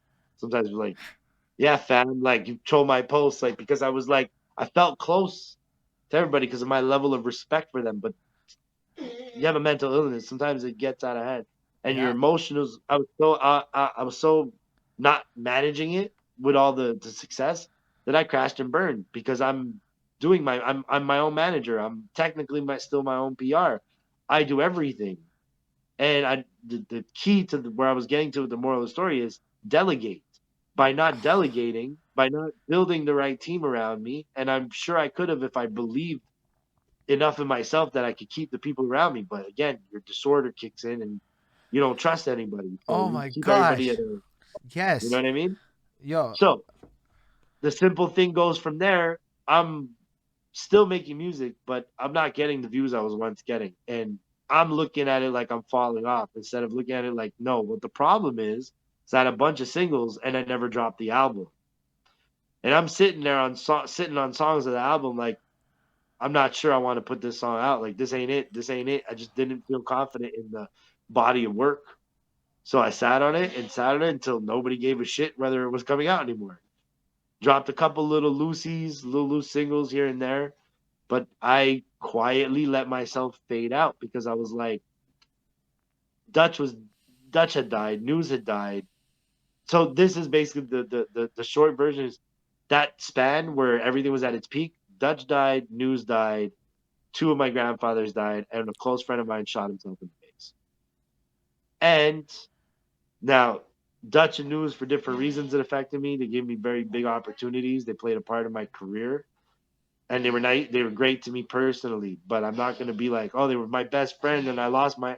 I cared so much though because that's the bond that they gave me. They showed me love, so my love for them, losing them, hurt. But that, and not diminishing it, but I could have gotten maybe through that because it didn't hit as close to home as the other situations. Both my grandfathers dying was something, but then the friend that died, here's the problem. He hits me up before he hits me up like 3 days before he killed himself. And I'm cool with the family. They know they have no problem with me talking about it because it's part of my journey. But he calls me and he says, "Yo, remember how you went to Banff? We need to do that right now." He's like, "Pack your stuff. I'm coming to get you. We're going." And I'm like, "Bro, you fucking serious right now? Like, you think I'm leaving today to Banff? I have a music career." That's the words. Like, I felt so high and mighty. Like, I'm riding a high. I was like, I have a fucking career here. Like, think I'm just gonna give up being Rico Blox and just move across the country? And he's like, "All right, man, I get it, man. Cool, man. Yo, I'll call you later." And I'm like, "But why?" And he just hangs up. So it turns out he had amassed himself some debts. He had been in some bad stuff, and he was going through it, and he wanted to run away. And so I found out when I found out he killed himself, I'm like, "Yo, but if I had left, he'd still be alive." So the next 2-3 years of my life was survivor's guilt and borderline personality disorder in full swing, extra emotional, couldn't make sense of things. I was not in the condition that I need to be out in the public and deal with it. So I almost became agoraphobic, where I didn't leave the house. I was home for 3 years. I went out for stuff that I needed, but for I didn't go out. No clubs, no parties, no events, no birthdays, no. I didn't give a fuck about nothing. Finally, kicked myself in gear because I stopped feeling sorry for myself, went and got help, and started rebuilding up. So built my whole life. The shit that I didn't do because I was chasing music, I built that. I got a fucking real job. I got my credit score on track. I got a driver's license. I got a car. I built the life that I needed to have to be able to function as a regular person in order to facilitate making music again. And that's where we're at today. Like, story wise, like there could be a lot of little ins and outs, Right, but right. overall, like, this is where we're at today. Well, 2017. We're at so 2017. 2017, I lost 80 pounds. That was the last like moment of shedding all the old shit. you lost Like, I 80 got my head pounds? right, and then I lost 80 pounds. So Yeah, because I straight up. gained 80 pounds sitting on my ass at home. All right, so you just shared a whole bunch of stuff, and I gotta just say some Yeah. stuff in response. So personally, I don't know if anyone else how they feel, but listen, I got the borderline personality situation, right? So a lot of what you said resonated with me in like a lot of ways. Like I don't know if you really can appreciate how much of what you said resonated in terms of my experiences I do coping with because a I lot of didn't things. have that from other people. I didn't have a reference point of people. We didn't come from a time where people would get diagnosed. Right, So people being able to connect to my story is why I tell it. Like, I could keep it personal. Nobody needs to know but like it's why like it it's goes to the scene, huge. but I share it because somebody else might be going through it. You know what I mean? So, and But like, it's not a death sentence. Like, it's not the end of a social life. Like, nah, once but you like learn how to manage it, it's an that's it. advantage. I now consider it my greatest gift, not my curse. Yo, I Yo, the literally I use analytical mind, the logical mind I get from combating it makes me observe situations from an aspect that most people don't see. life is a game of chess to me because my brain, when you have what we have, depending on the symptoms you get, like, right? Yeah, So no, part of like we, anxiety is worrying dog. about the I feel future. like talking to you, You know what I mean? like I feel like in a sense, the way you think, the logic patterns that you follow, even like yo, listen. You know what the hardest part about growing my team in life is? It's trust. It's Yeah. trust that I. So my here's like my girlfriend asked me, do you need to check this and I'm like keywords, just whatever, setting up the video, making it look nice, and I'm like, do I have to? Like like I had to think about it. Like no, that's the whole point of delegation is honestly not to check everything and to kind of like move past that kind of like vibe and to learn how to let other people make decisions that are in your benefit because they got your back because and so like you were describing an element of that, even the agoraphobia part in my 30s, dude. I really am okay doing this on meets for the rest of my life. I'm gonna buy a Zoom, dude. That's how down I am for this online, because the idea of actually being around a constant wave of new people and listen, I could do like a one a week in person. I could be ready, but it's a whole mental preparation, right? You got to Of get course. in a vibe. I use a copious amount Think of about it, all weed. my networking. That's what I was saying, getting back to, when I was networking in the clubs and all the shows, the events, and I kicked it with all these artists. That was great moments. But nobody realized how hard it was for me to be in a group of people, like constantly in a crowd of people and being around and feeling like I'm on display because I'm analyzing every move I make, No, hoping but I'm not like, being judged and so criticized I don't by, even think the people might, because some people are going to hear what we're saying and they're going to connect. But for the people that don't necessarily understand what we're talking about, it is like literally everything. Like my eye keeps shifting because I need to make sure the clock is ticking and the stream didn't break. Because what yeah, happens if the stream breaks? And then I look over there. Is it totally fine? Is it cool? And then it says every detail. Did the chat move? Did this happen? And it's like I have to learn as I keep doing this to let go and to have trust. Because I got moderators literally in the chat for the whole purpose of letting me know if shit gets fucked up. Believe it or not. And I'm still it's going to take me years, maybe. Maybe. It could be 6 months. I don't know. But it's like a lot of what you said is facts to me. Like a lot of what you said is powerful. dude.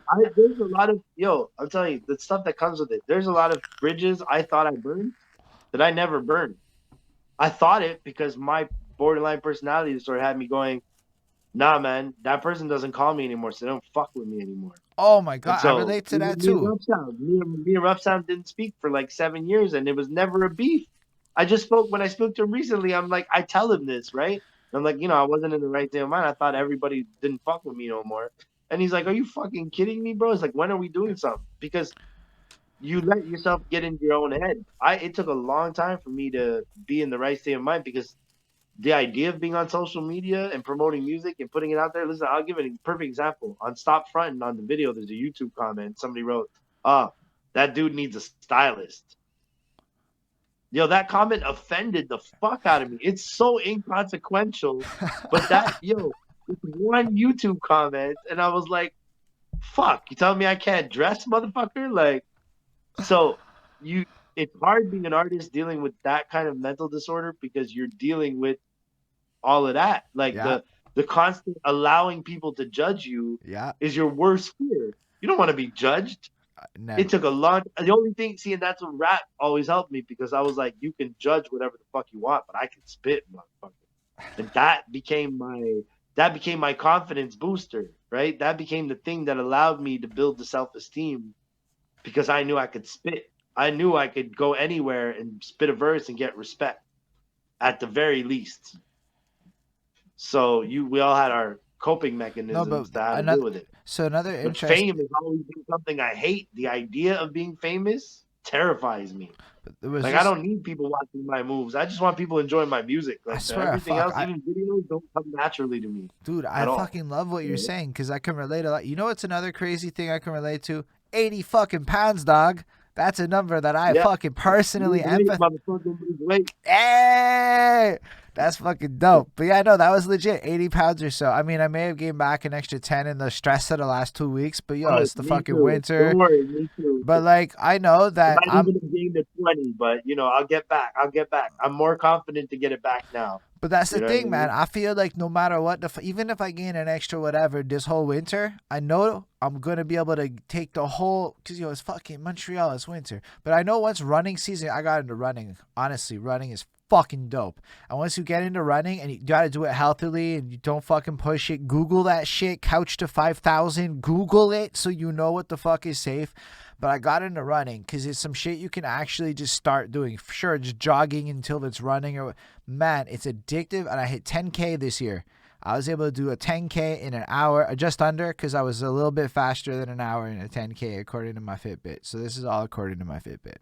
And yo, man, it just changed my whole life. And I know that the next time I go into whatever live performance land, I'm gonna be fucking lit. I'm gonna be able to fucking do what I gotta do to like puka puka puka or whatever. Yeah, and that's where I'm in the process of now. Like right now, like I'm taking advantage of all this to retrain that because the breath, the breath control on stage, everything. I'm a heavy smoker, man. Like I smoke a lot of cigarettes, but Yo, I smoke weed and cigarettes. this is So my shit, man. and I The don't vapes. advocate smoking. See, I hate vapes. I can't do it. I don't get the enjoyment. Yo, Part of have you smoking, tried? part Have of you tried smoking this trees shit? for me. No, but I'll tell you why. Because part of smoking trees for me is the process of grinding, rolling, Mm, lighting up. Like it goes with. It's like a process for me. That's how I decompress. I You know what feel I mean? you. That moment where at the end of the day, But or I this is finish doing nicotine. something This that I guy can right enjoy here. myself with it. So this shit's Yeah. nicotine though, and it's fucking Mhm. fire. Like this guy, I get it. This guy, I get it. This guy is expensive. This guy's some premium fucking shit. If you haven't tried this Vipe crap, I would recommend just copping one real, like, try it.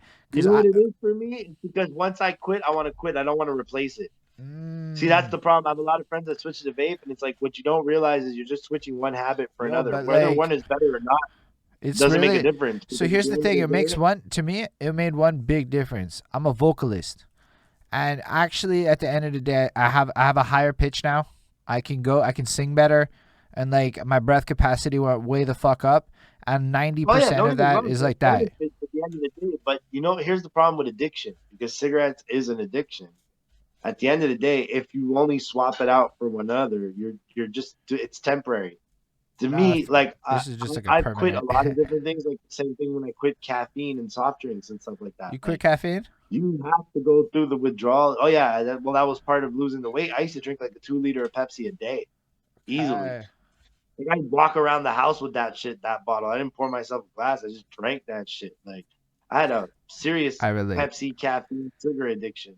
And you don't even realize you're addicted until you don't drink it. You get headaches for 4 days because you're going through withdrawal from sugar and caffeine. Like, but cigarettes for me is the same thing. Like I'm either gonna stop or I'm not, but I can't halfway it. If I go to vape, I'll smoke cigarettes again because the the routine that goes with it is gonna be the same principle. If I still vape after I Mm. eat, it's the same as me smoking a cigarette after I eat mentally. So Even the health differences aside, mentally it's not going to help me get over what I need to get over to quit cigarettes like I want to. So, I bought I the respect patches that, a month ago. I still have them in the bag. Like I never even used them yet. Like, but I like that you know you. what I mean? Like I keep saying I'm going to do it, but But I like that you shared that eventually. stills, right? Because it's important, I guess, also just to acknowledge that my way is not your way, right? And it's important for like, Absolutely. and so having a Same for moment, mental health, though, right? Mental health is not one size fits all. Look, exactly. I don't take medication for borderline personality disorder. I should. I substitute with actual weed. And I had a discussion with my doctor where I was like, listen, this is what I'm doing. He's like, listen, I want you to know the risks. And we went over all that shit. You know what I mean? Because there is a risk of mismanagement in terms of still having those extreme emotions. Yep. At the end of the day, it's not what I would recommend for everybody. Because for me, weed calms my anxiety. For some people, it gives them anxiety. There's no one size fits all. You have to do the work.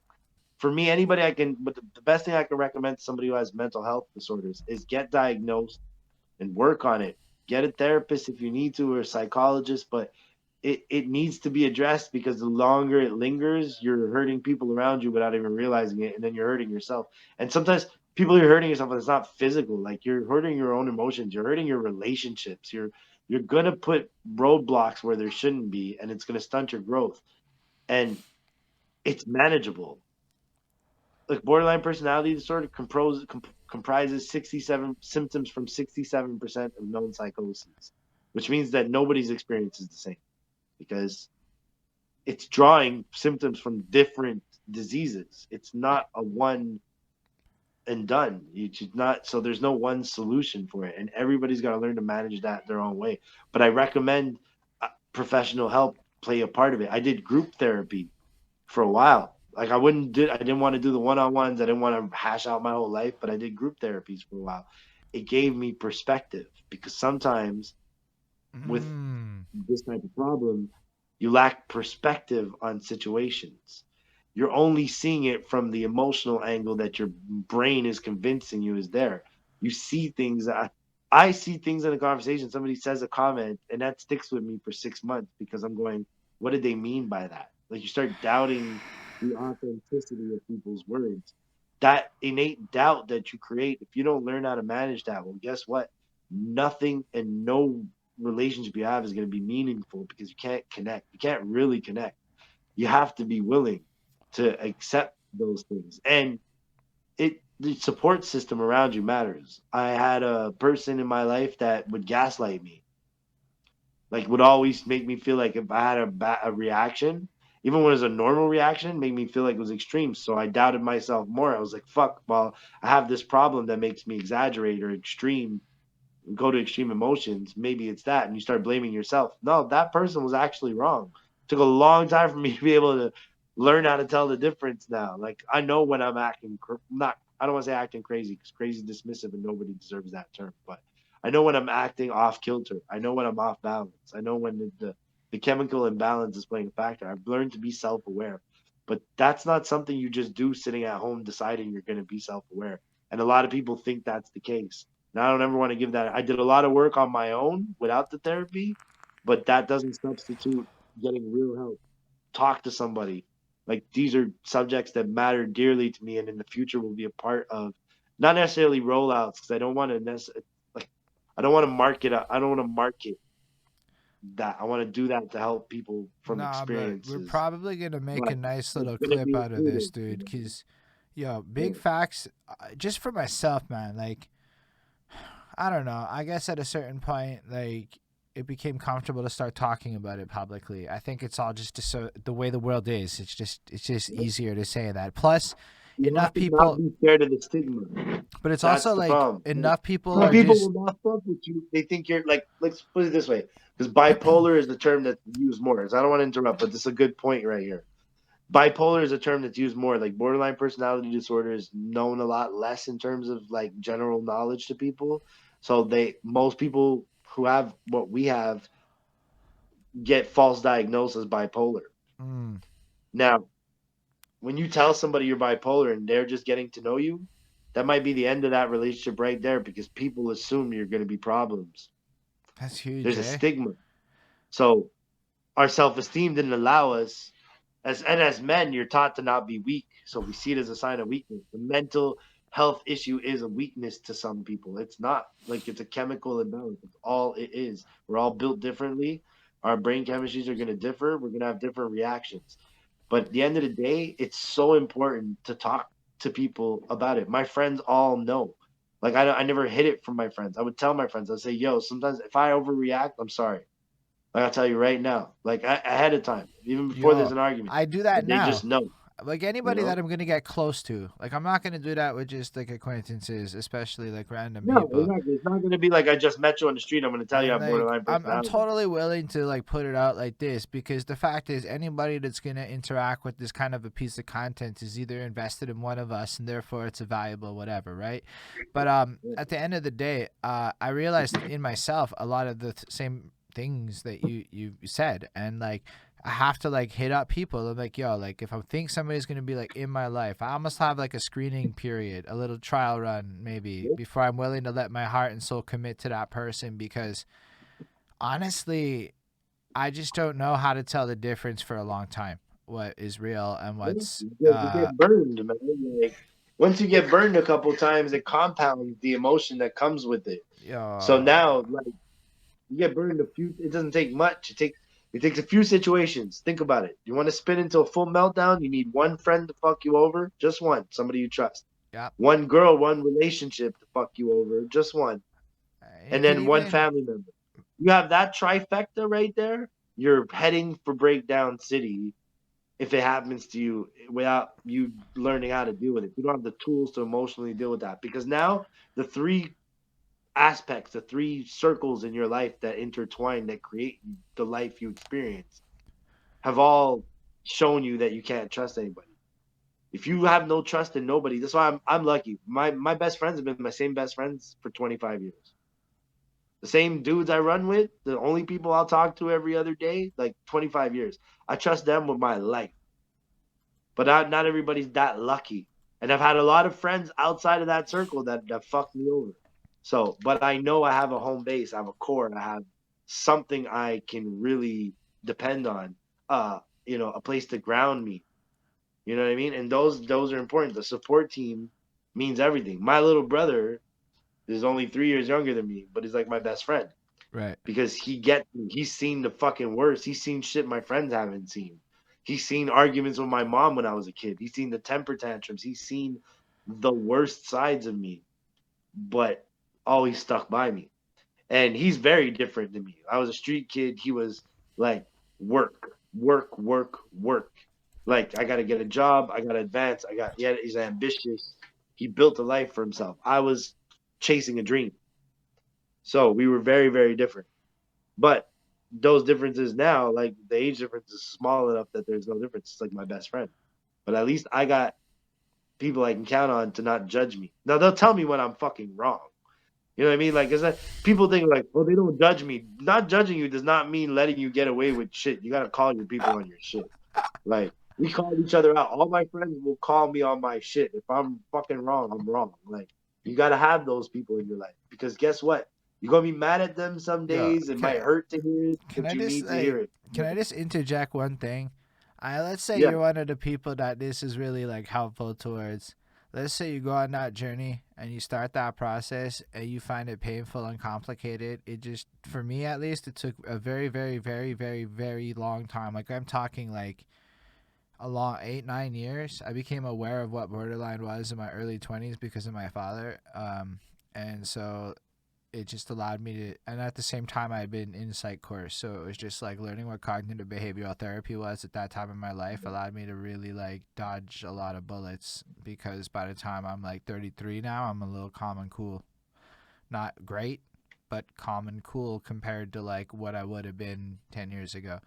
And a lot of it is One just, day at a time, bro. They tell it's that to okay. alcoholics, but it applies to everything. It's But one like, fucking day at a but time. and if you mess up, the best advice. So I know this guy a lot, like my big boss at work, like big boss, like he's a very significant person, and the best advice he gave to me is if you fuck up, it's okay.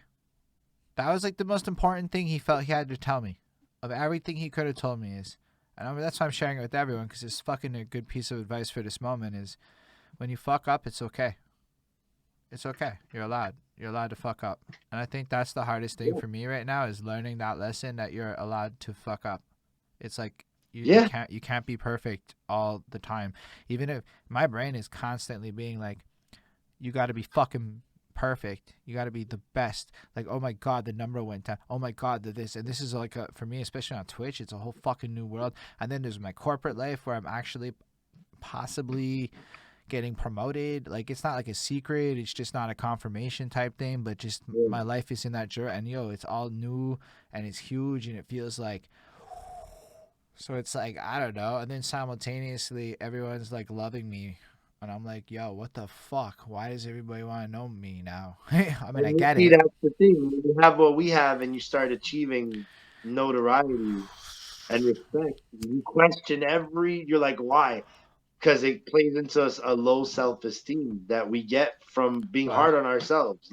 Like, I'm you blessed got to to have. accept the love. I That's it. had to learn Oh to my gosh. accept the love. I swear I've been saying that every day. like every day I try to remind myself, I swear, that I need to accept that these are sincere people being sincere to me, because it's not like this is a random moment in life. I did work almost every day for the last 4 years to be in this conversation with you, right? It's a sequential effort, and I don't even like feel like I feel like I failed. Is the truth. Like I look at blah blah blah, but then I'm like, no, that's the most stupid shit ever. This is my life. This is the dopest shit ever, right? And I'm able to like take the moment and do it a lot faster. It used to take me, honestly, it used to take me like a month, 2 months, 6 months. Now I can get it like, honestly, sometimes under a minute, and I'm real proud of that. Sometimes, not all the time. Sometimes I brood for hours and my girlfriend calls me like all sorts of goofy names and lets me know she loves me the way she does. I'm grateful for her, yo. Without her, and honestly, I see Spades is in the chat. Spades has been holding it down for real on my life like Bro, that. shout out to Spades, man. He's a soldier. We're like 4 hours in. Yo, but Or like like, yeah. Spades has started some Montreal hip hop shit to work with me. He's like, shut up, dude, it's us. And I'm like, yo, Spades, for real, dude. Like, wow. Like in my heart and soul, it's like, I have to like accept these are real things, right? And like, yo, for real, dude, he's doing top 10 Montreal list. We gonna fucking try to, honestly, when you were describing that shit before, it's like Spades is trying to bring that back. And I know Spades knows what all this shit is. And I'm like, okay, I see what the fuck you're doing now. So you just like co-sign a lot of what I see Spades trying to do right here, right now, in terms of being in the city. And yo, Bonnie can get shouted out every day of the week. You know, Bonnie has made an advent calendar, right? I don't know if you've seen any of them, but this shit is nuts. I'm very impressed. Very, very impressed. I'm blowing away, dude. It is like the most magical shit. I feel like, listen, I want to keep talking forever and ever and ever. It's 11:30. And I do actually have work tomorrow, which is unfortunate. But I also got to eat because I'm fucking hungry. And I just think this has been a magical conversation. This is a cool moment. I really liked it. I want to talk to you again in the future. I think there's a whole bunch of shit. Definitely. And then, you know, I'm sure you'll have made more realizations and epiphanies and all sorts of good shits by then. But yo, on that note, I'm going to move into the outro where, again, I graciously thank you for these moments, man. Like, this is a really cool conversation. And I look at it like life is canonical content. Like, this is some shit that is going to, it's going to be relevant in 10 years, dude. So it's going to be dope. This is just shit we created that is trying to capture history. Now, that's my goal with this. And you really helped play a part in that, man. Do you know how many times Don Smooth's name has come up in recent moments on my fucking channel? That is taking Don Smooth. That man deserves his flowers. There is no Montreal hip hop scene without the contribution of Don Smooth.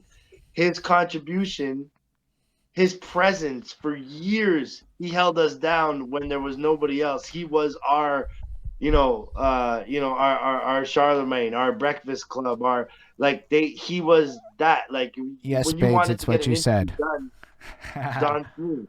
But also, like, Blaster's name comes up. Shades of Culture comes up. You know what, dude? Prior to doing these interviews, I didn't know who any of... Preach Ancobia is the man who schooled me. Let's give all flowers where it's due. He gave me a 2-hour Montreal history lesson. And in 2 hours, we went from 95-ish to 99. And he rambled. And he basically was like, you got to learn how to cut into the conversation. He was like, you got to learn how to... But yo, I couldn't say shit, dude. He dominated me. It was a 2-hour monologue from Preach, and let me be real with you. Go on his Twitch, follow it, Forever Preach _ or whatever.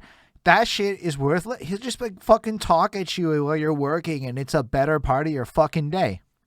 Bro, that is Preach's whole energy. When he used to invite me over to his crib back in the day, like, he would just give me jewels and jewels. And like, yo, you want to record something? Let's record something. Like, Preach made me a part, however affiliated I was, to Crime in the City.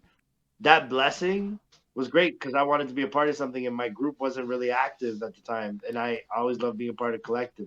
Being part of Crime in the City gave me access to UNES, gave me, a familiar bond with a lot of dope MCs. So, yo, that's part of the greatest moments of my career. Like, Preach honestly, is always been that. For real though, even the idea of being at the point where I have a team that I'm working with and having YouTube clips that are coming from this conversation down the line, all that good shit, it's because of that dude taking time to share some wisdom with me. So I want to give him that love. But yeah, on that note, I want to thank everybody for watching for real. But thank you again, dude. This was a great conversation. I love all the tangents. It makes it like you could be a regular, like fucking pop on. Like, that could be fun. That sounds fresh. Because you know what? I realize cancellations are a thing, and I need, like, a real short list of people who can, like, shoot the shit on a moment's notice if it comes down like that. And you seem like a fucking great dude for that. Anytime, bro. We can talk about anything. Like, dude, I'm not fresh, limited. man. Like, we can have any conversation, bro. But, we've covered the history now. Now we got plenty of future things to talk about. Fantastic. I love the energy. Thank you so much, man. I appreciate that. I'm a fan of your comments, man. You are a love giver, and I appreciate that. I still don't really know how to pronounce your name, but I appreciate your comment. And people on the internet see it. Rico Blox. Not your name. The guy in the comment that gave love to it. The stream. I was trying to give love. Okay, so Z it is. Funny? No, you know why I have that tendency? Because I fucked with the French scene a lot, and they butchered my name every time. Holden Stephan Roy. That's what I get. Anyway, but yo, thank y'all for watching. Appreciate you being here. I freaking like all of y'all. For real, the fact that we're at like a number of 5, and this, okay, cut an hour off the stream, but 4 hours and 22 minutes. This is right up there. I don't know if it's number 1 in length, but it's right up there with like neck and neck with like fucking 2 of them. That's fucking dope. My energy's fucking pumped. I'm probably not even gonna be able to sleep for an hour. So thank you again. Thank y'all for fucking watching for real. All the comments, feel free to leave them, because there's gonna be a part 2s, etc. So when you see this on YouTube, fully edited, cleaned up, etc., leave your comments. If you see it on Facebook, hit share. Then go look at it on YouTube and leave a comment, because people don't really seem to watch it on Facebook. It'll be on Spotify at some point. All the places, follow it wherever you're at. Special thanks to the patrons: Ismail Gadamsi, Chris Prado, Jonathan Barnes, DJ Black Hurricane, Linda Williams, and Scribble. They're dope. They support us. Patreon.com/BehindThatSuit if you want to show some financial love, everybody. And then that's it. Live long and prosper, everyone. Shout out to everybody in the chat, man.